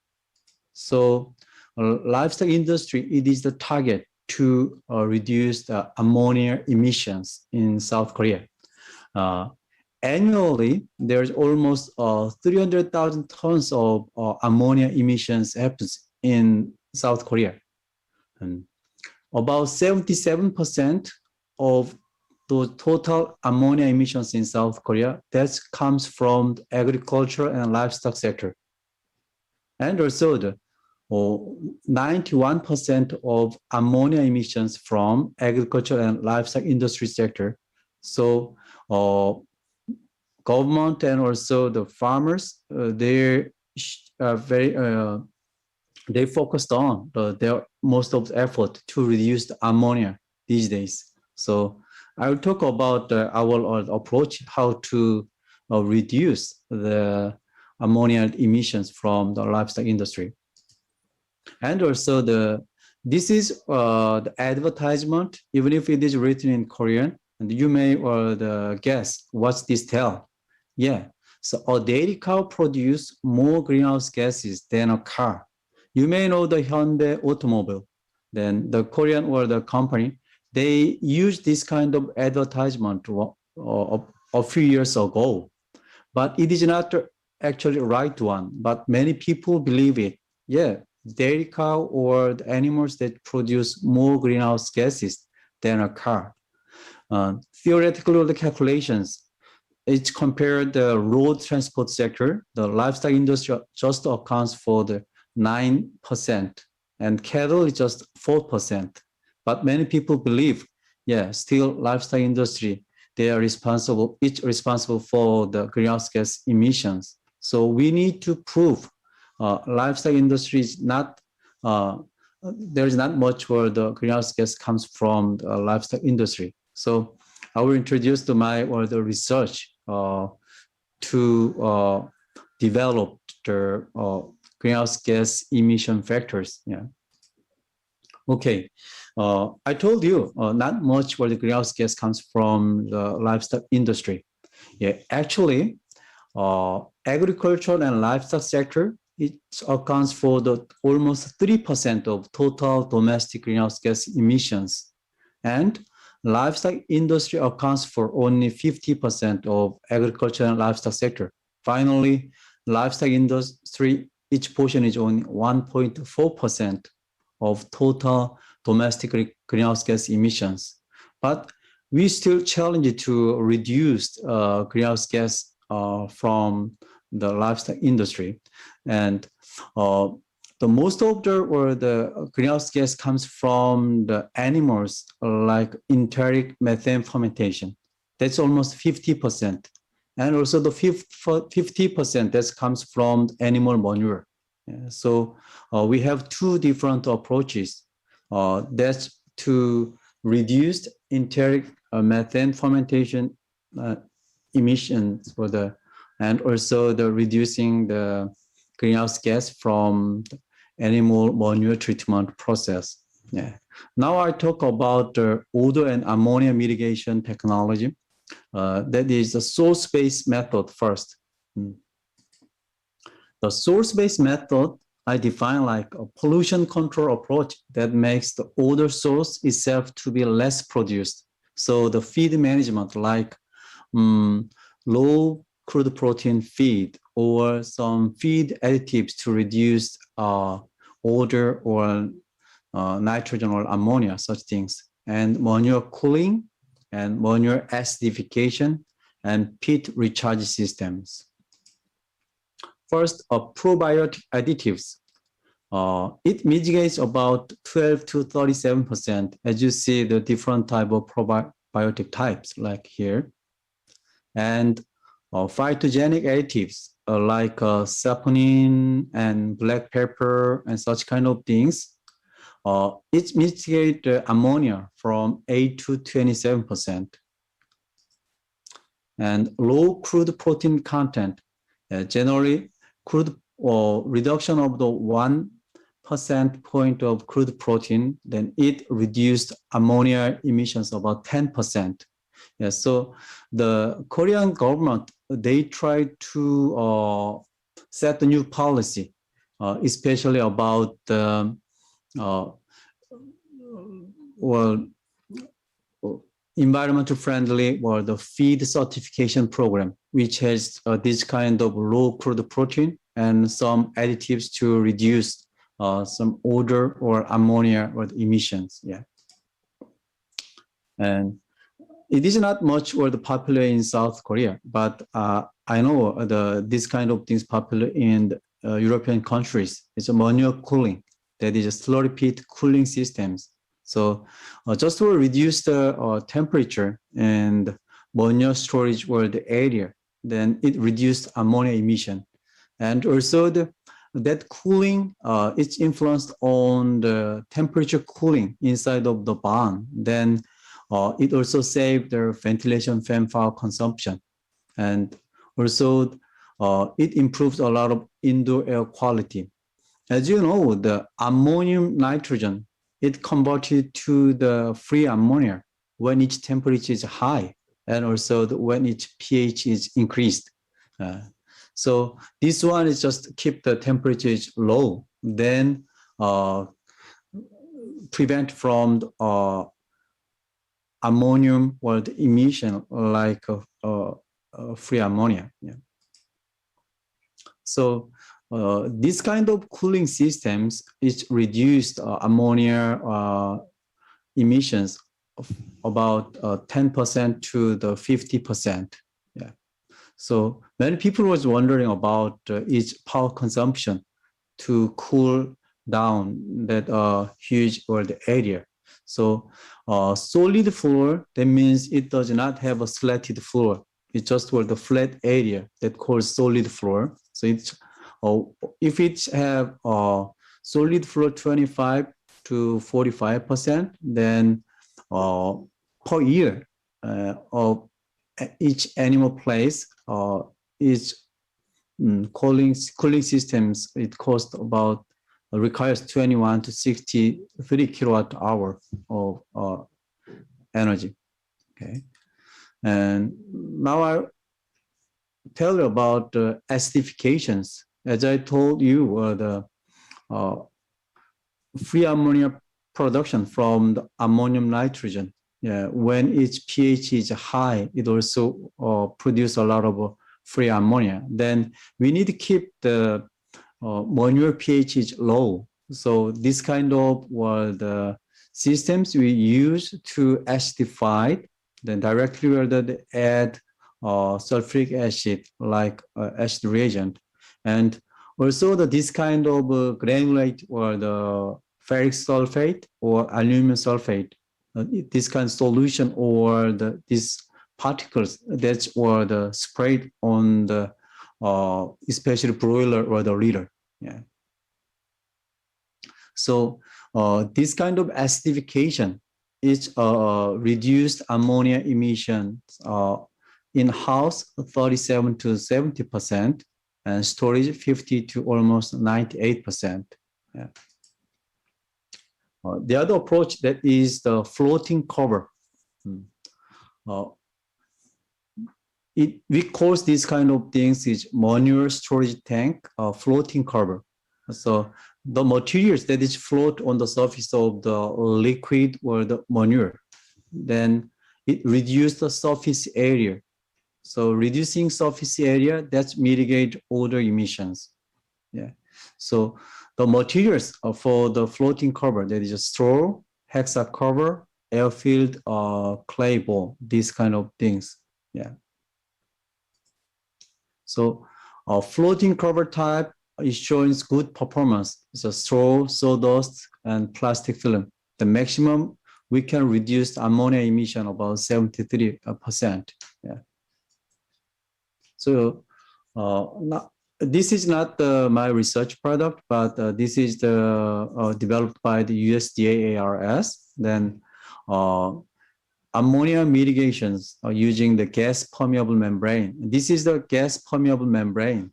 So this gas permeable membrane is filled with aqueous acid, so like a sulfuric acid solution. Then it just circulate inside, and then the free ammonia in the head space is absorbed by the acid or the solutions. That's through the gas-filled pore. Yeah. So head space where the ammonia gas that's absorbed by the sulfuric acid inside of this gas permeable membrane. So this kind of things is pretty good to reduce ammonia inside of the poultry barn. Yeah. And so ammonia mitigations using that kind of system, we can reach to about 50%. Then by adding the hydrated lime, then increase the manure pH. And these kind of systems where the mitigation efficiencies that's improved a lot. Yeah. So this one showing how the hydrated lime influenced on the performance of gas permeable membrane. Yeah. Okay. Now I'm talking about the pit recharge system. Yeah, that's for the pigger slurry or the treatment for the systems in South Korea. The slurry, moisture contents is range about 50 to 90 to 95%. We call it this slurry.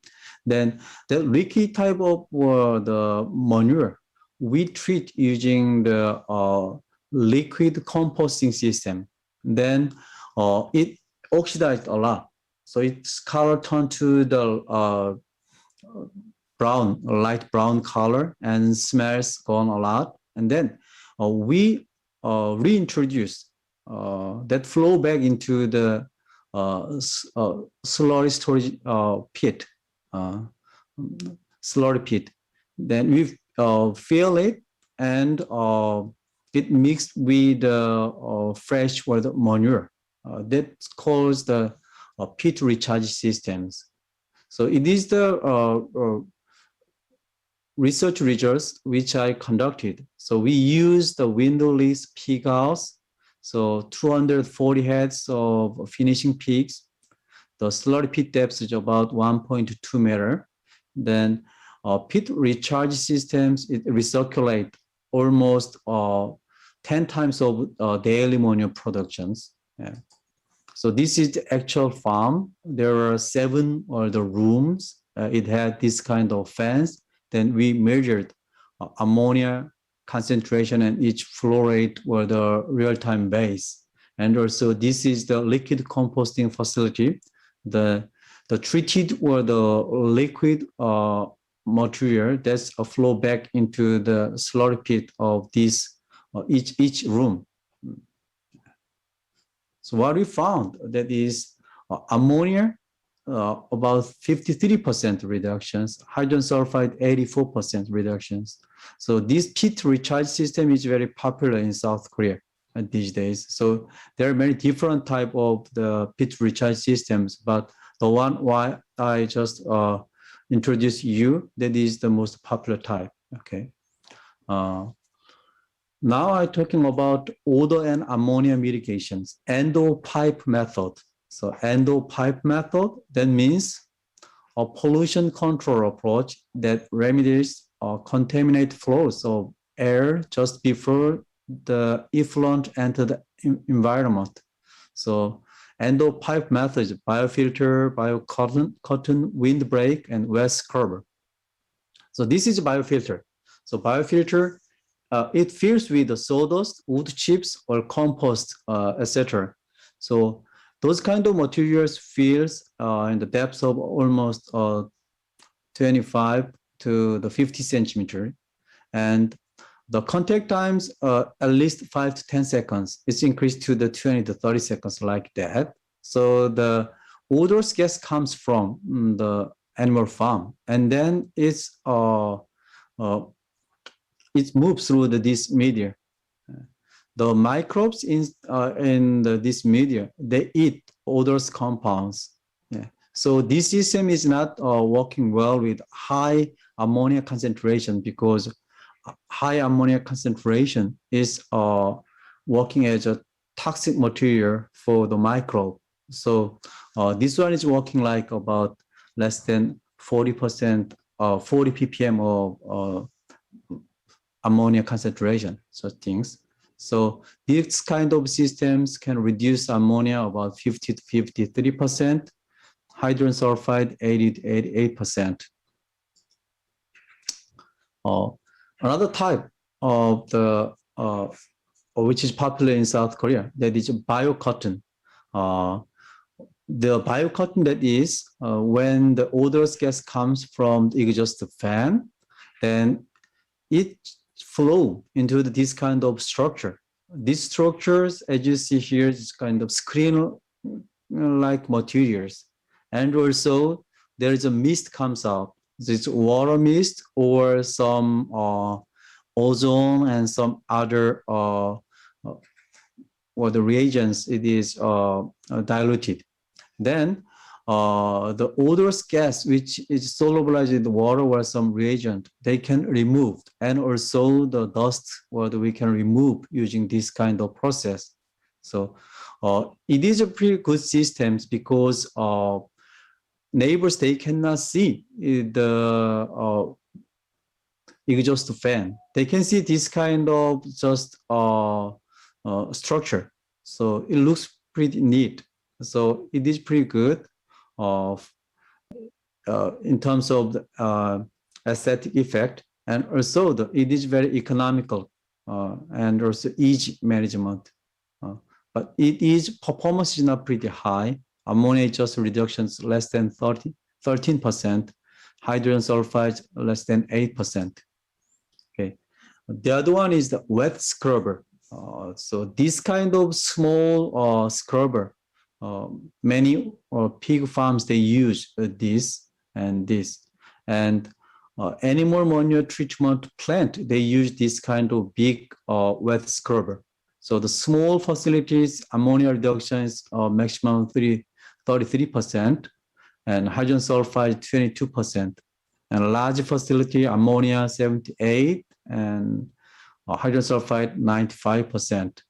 But these systems, it's expensive for construction, and also it requires high electric power and also the chemicals. So it needs a lot of money for running.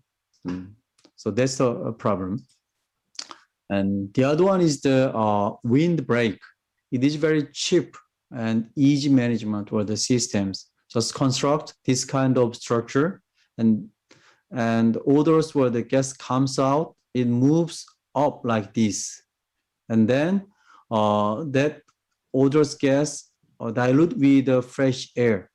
So it is pretty good to dilute its odor, and also it's pretty good to remove the dust. Yeah. So some researchers, they said each odor reduction is 50%, but I believe it is just a dilution effect. Yeah. The last one I'll talk about greenhouse gas emission mitigations. Yeah.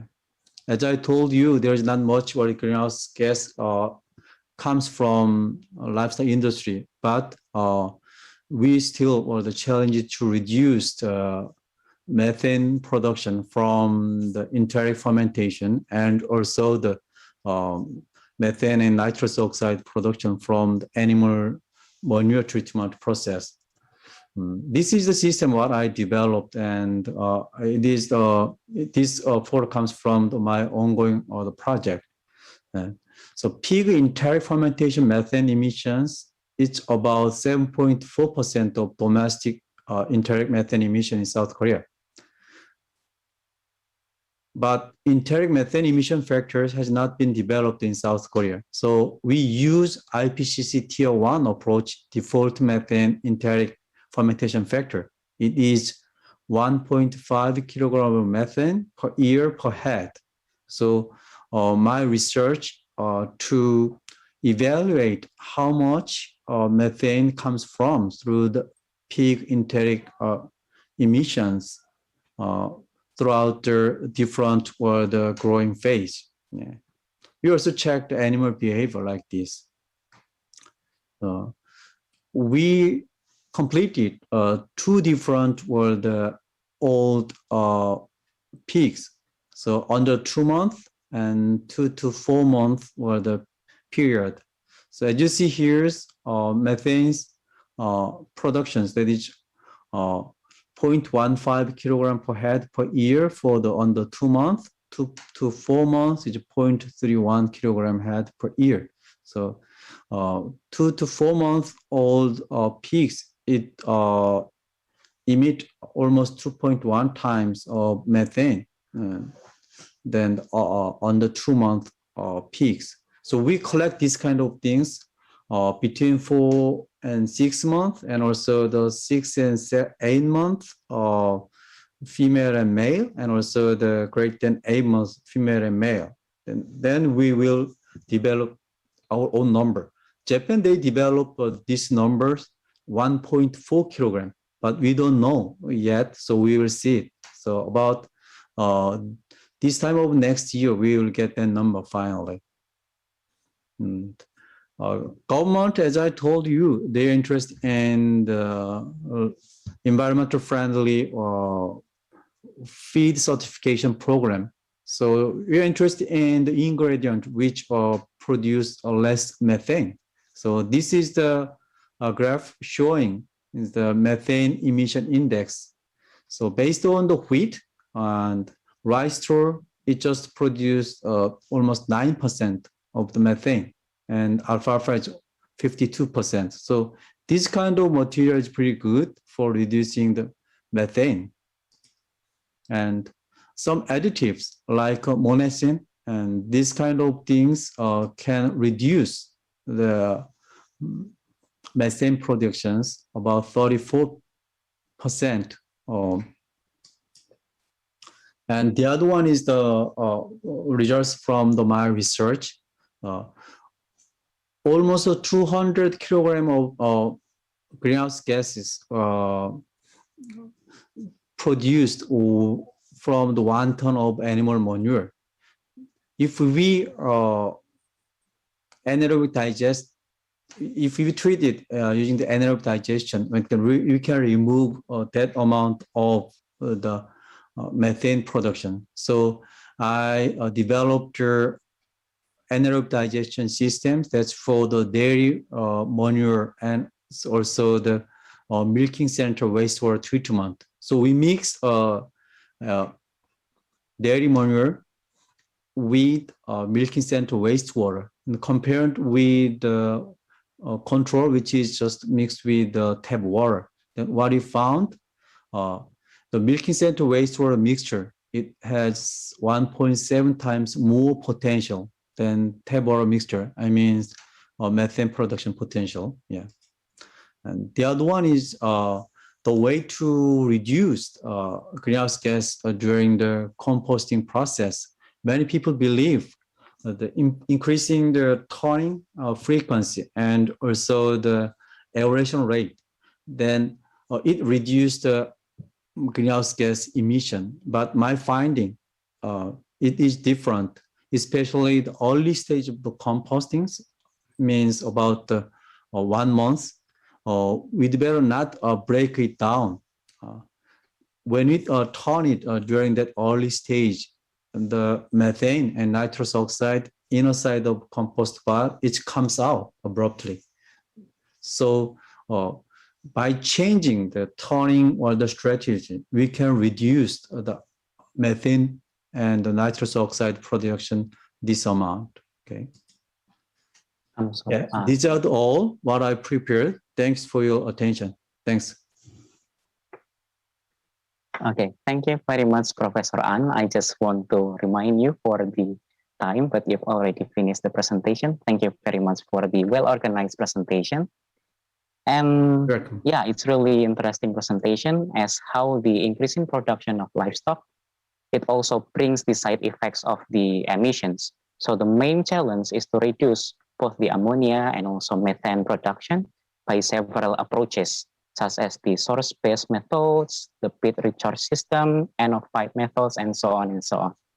It's really nice presentation from all of the speakers in this session plenary session, from Professor Yayota, from Professor Carlos, and Professor An. And I would like to invite you, the distinguished professors, into the next panel sessions. We would have 20 minutes in total for the question and answers. So our college already have several questions that is addressed to, firstly, this is addressed for Professor Carlos. So the question is, what do you think about the impact of global warming and industrial waste on the survival of ectoparasites and endoparasites, for example, through gene mutations and others, and their relationship to their ability to infect animal and the immune response of animals to these parasites? And the second question, the parasites must be able to take nutrients from host cells in order to survive and reproduce. Do you have data or experience applying natural extracts as an inhibitor for parasite to obtain nutrient molecules from the host animals? Yeah, thank you very much for the questions. They're very interesting questions and actually very complex, I have to admit. First of all, obviously, global climate changes and other ecological aspects needs to be considered in the reemergence of agents. Let's say coronavirus was the best example now, where we had the chance to learn about a bat-derived virus that passed to another mammalian and then affecting hosts like humans and others. But we have many examples on how climate change is allowing certain group of parasites to adapt to new environments and become neozoan agents. And we have not only bacteria, viruses, parasites, but also slugs, insects, and other crustaceans moving and changing our ecosystem. So there will be a lot of issues in the future.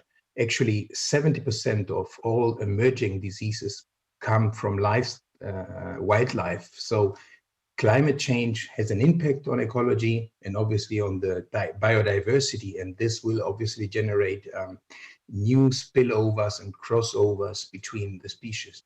And as long as the man is introducing or getting into areas where in the past were wildlife, we have the chance to have this contact to the pathogen. So this will be an issue in the next centuries, because we are reducing forested areas. You have the same situation in Indonesia, where palm industry have reduced in Kalimantan and other islands the rainforest, and by doing this, you gain access to new pathogens that you never thought to have. So this is a very good question, and needs to be addressed. On how they might in fact impact on the innate immune system, I can't say in advance how it will be. But the most important thing is here to consider that the innate immune system, although it was considered as a primitive part of the immune defense, is not that primitive. It is very efficient, and actually you have hundreds of examples where the organism is regularly surviving only on innate. Think of all the insects, think of mites, think of mollusks, fish. They only have a very strong innate immune system and capable to survive. And the other question regarding the nutrition that the parasite needs, many of our work is focusing on how parasites take advantage and scavenge food supply, nutrients, building blockers from infected host, and even from cells. You have, for instance, apicomplexan parasites that rely on the metabolic issues of the cell. We are working currently with a huge project on cryptosporidiosis, a very important diarrheal disease where the parasite has only glycolysis, and nonetheless it has been successful in so many hosts because it relies almost 100% on the nutrients coming from the cells. And what we know in some enteric parasites, I was very surprised to hear about the probiotica that were mentioned. By feeding probiotica, you change the micro environment of the gut, and obviously have an impact on the reproduction of certain parasites, not only tiny ones like Cryptosporidium, but also large size parasites. So we have not only the microbiota in the gut, but also the macrobiota, and this is composed by eukaryotes and parasites. So I'm very thankful for the questions, very complex, but not easy to respond at the moment. Yeah, thank you very much, Professor Carlos, for addressing the question from the Mr. Andi Musawir from the Universitas Pajajaran. And then we would like to welcome the conference delegates, Mr. Tespal from Institut Pertanian Bogor, to ask a question directly to Professor Yayota and Professor An. Mr. Tespal, please ask your question.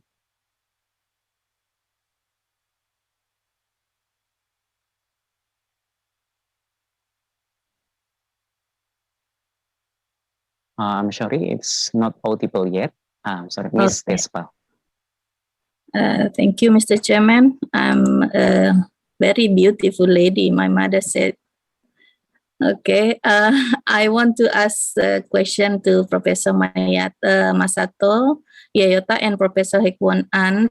But however, first I would like to thank all speakers in this second session for the excellent presentation.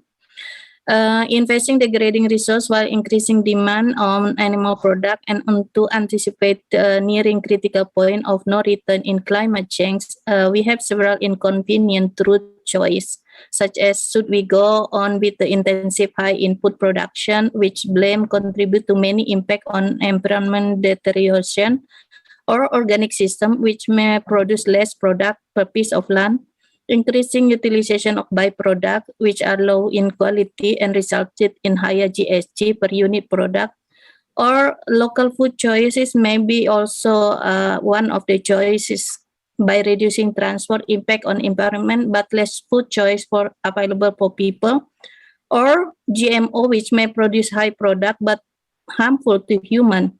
My question is, which direction will Japan or South Korea predominantly go? Or do you have a suggestion which choice can Indonesian go with our condition right now? Thank you for Ms. Professor Yayato and Professor An.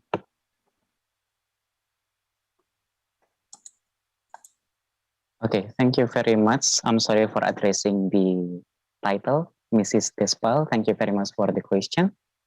Professor Yayota, perhaps may answer the first question. Okay. Can you hear me? Yes. Yes. Okay. Thank you for your question. And I'm sorry about my bad English. In Japan, we imported many fish. So actually, we about 90 over 90. Our self-sufficiency rate of our feed is about 26%. So and now we cannot use the GMO feed by ourselves. So our option to use is I think the local using local feeds and eco feed, as I said, agriculture byproduct to increase self-sufficiency rate. And I think the option for Indonesian countries is I think that use agriculture byproduct because there are lots of agriculture byproduct in Indonesian countries. So I think it's better to use agricultural byproduct.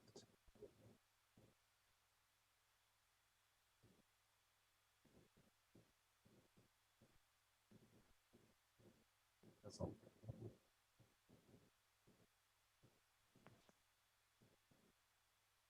Okay, thank you very much for the answer from Professor Yayota.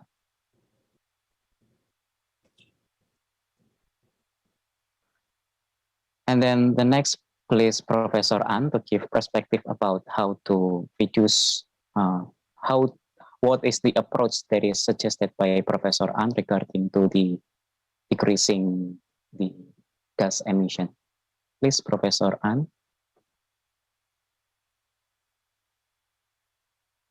I'm sorry, please unmute me. Okay. Thank you. Yeah. Okay. The best one is the approach through the eco-friendly, like the title of this conference. So we should find the best management plan to reduce the side effect like the gas emissions or some environmental pollution while we are growing the animals. Yeah, so the best one that is the using the animal manure as resources for the fertilizer. So we use them as a compost and liquid fertilizer. So based on the government statistics, about 90 to 91% of produced manure we used as a solid compost or liquid fertilizer. So that is the right way we should pursue in the future. Yeah, I'm not sure the situation of the Indonesia. I think Indonesia also need to find that kind of way. Yeah, then livestock industry can grow, can be developed with the farmers who raise the crops in the field. So we provide a very high quality and environment friendly fertilizer to them, and they produce the good environment friendly or the crops or products. So that is the best way to win in for both a different industry area. That's what I'm thinking. Thank you. Thank you very much for the answers, all the distinguished professors. And unfortunately, we are reaching the end of this session because of the time limitations. Thank you very much for the excellent presentation provided and delivered by the all professors with different approaches. And before we close this session, we believe that the increase in livestock demand of or livestock production is really gaining much interest in terms of business practices. But there are so many threats that we have to cope or to overcome. And this overcoming methods does not come only from one aspect, like the feeding managements or the other managements, but it comes for synergistic effects from all of those aspects, from the feeding management and then animal health management and also the emission management.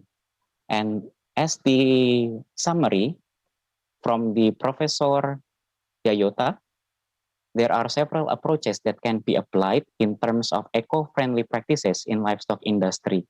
The first is by looking the potential byproducts of the agriculture, and even more from the regionally available byproducts. And in the presentation, it was provided that the rice grain and also corn silage has a potential as the innovative or alternative feeds that can decrease the emissions and also provide the increase of omega-3 and omega-6 ratio in milk productions. And from the Professor Carlos, if I may summarize, that there is an interesting mechanism given by the innate immune reaction toward the parasite diseases. And in this case, provided the neutrophil extracellular traps or NETs through netosis that can rapidly respond to the diseases and also parasites by trapping and eventually killing the microorganism. And eventually, from the Professor An, there are several approaches that can be applied to reduce the production of both methane and also ammonia in terms of reducing the production of gas emission through the source-based methods and pit recharge system and also end-of-pipe methods. And I think there is summary that I can provide to you. But before closing the session, please let me, on behalf of committee, please let me deliver the certificate of appreciation to all distinguished professors today, for Professor Carlos, for Professor Yayota, and also Professor An.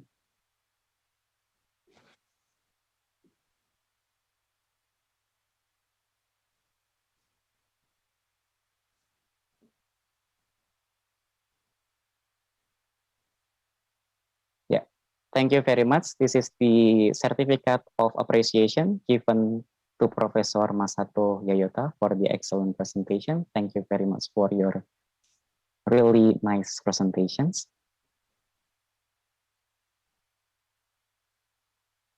And then the second certificate is given to Professor Carlos for also really nice presentation and sophisticated experiments in NETs. And lastly, for Professor An, thank you very much for the presentation on the gas emission management. All of the topics are really interesting and really need to be applied in Indonesia to cope or to have eco-friendly practices in livestock industries. And also, I would like to praise all of the conference delegates to have a nice experience of our first Icareli conferences. Thank you very much for the second session that already guided by me. I am really sorry if during the second session or second discussion, there are so many deficiencies and also limitations that I have. We will meet again, but I will give it back to Mrs. Vina.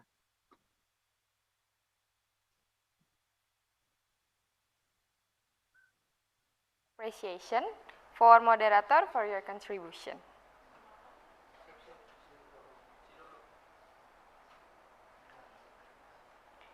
Thank you very much, Faruk Haidar Barido, PhD, who led the presentation and discussion on second plenary session. And we also really appreciate for the professor for delivering such an interesting topic.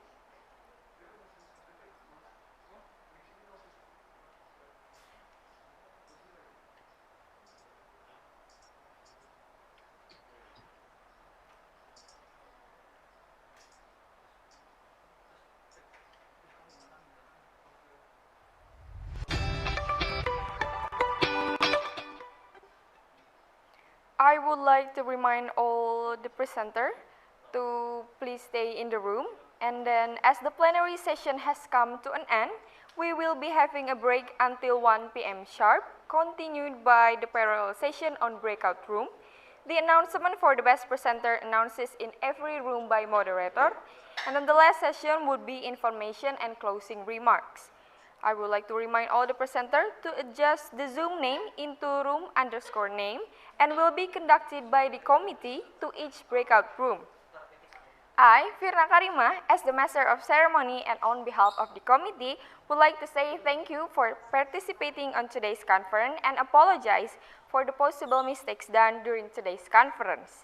Thank you very much. See you on breakout room. Wassalamualaikum warahmatullahi wabarakatuh.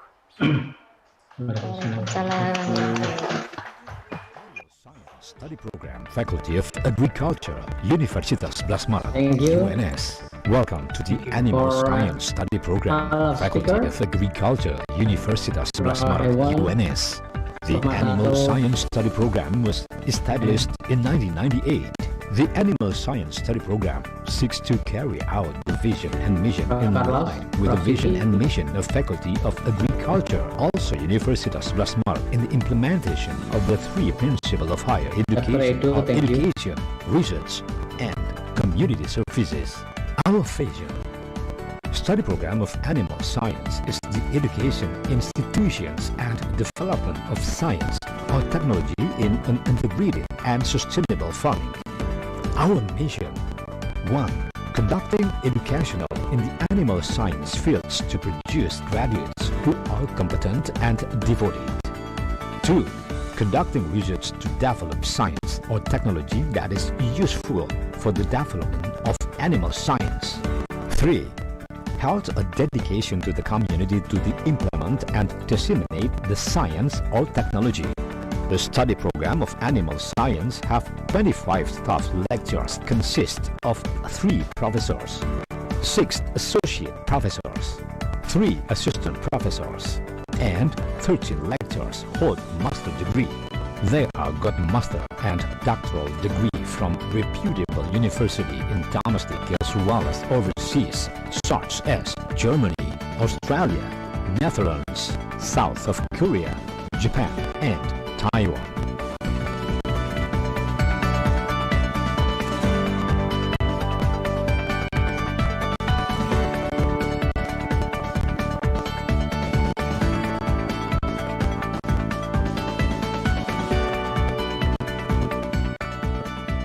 Study program of animal science consists of 5 laboratories, namely Laboratory Animal Production,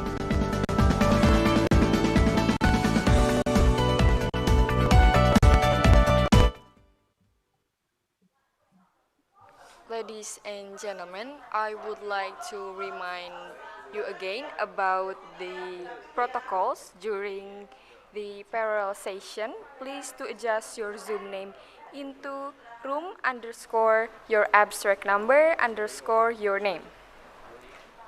Once again, please to adjust your Zoom name into room_your abstract name and then your name. Thank you.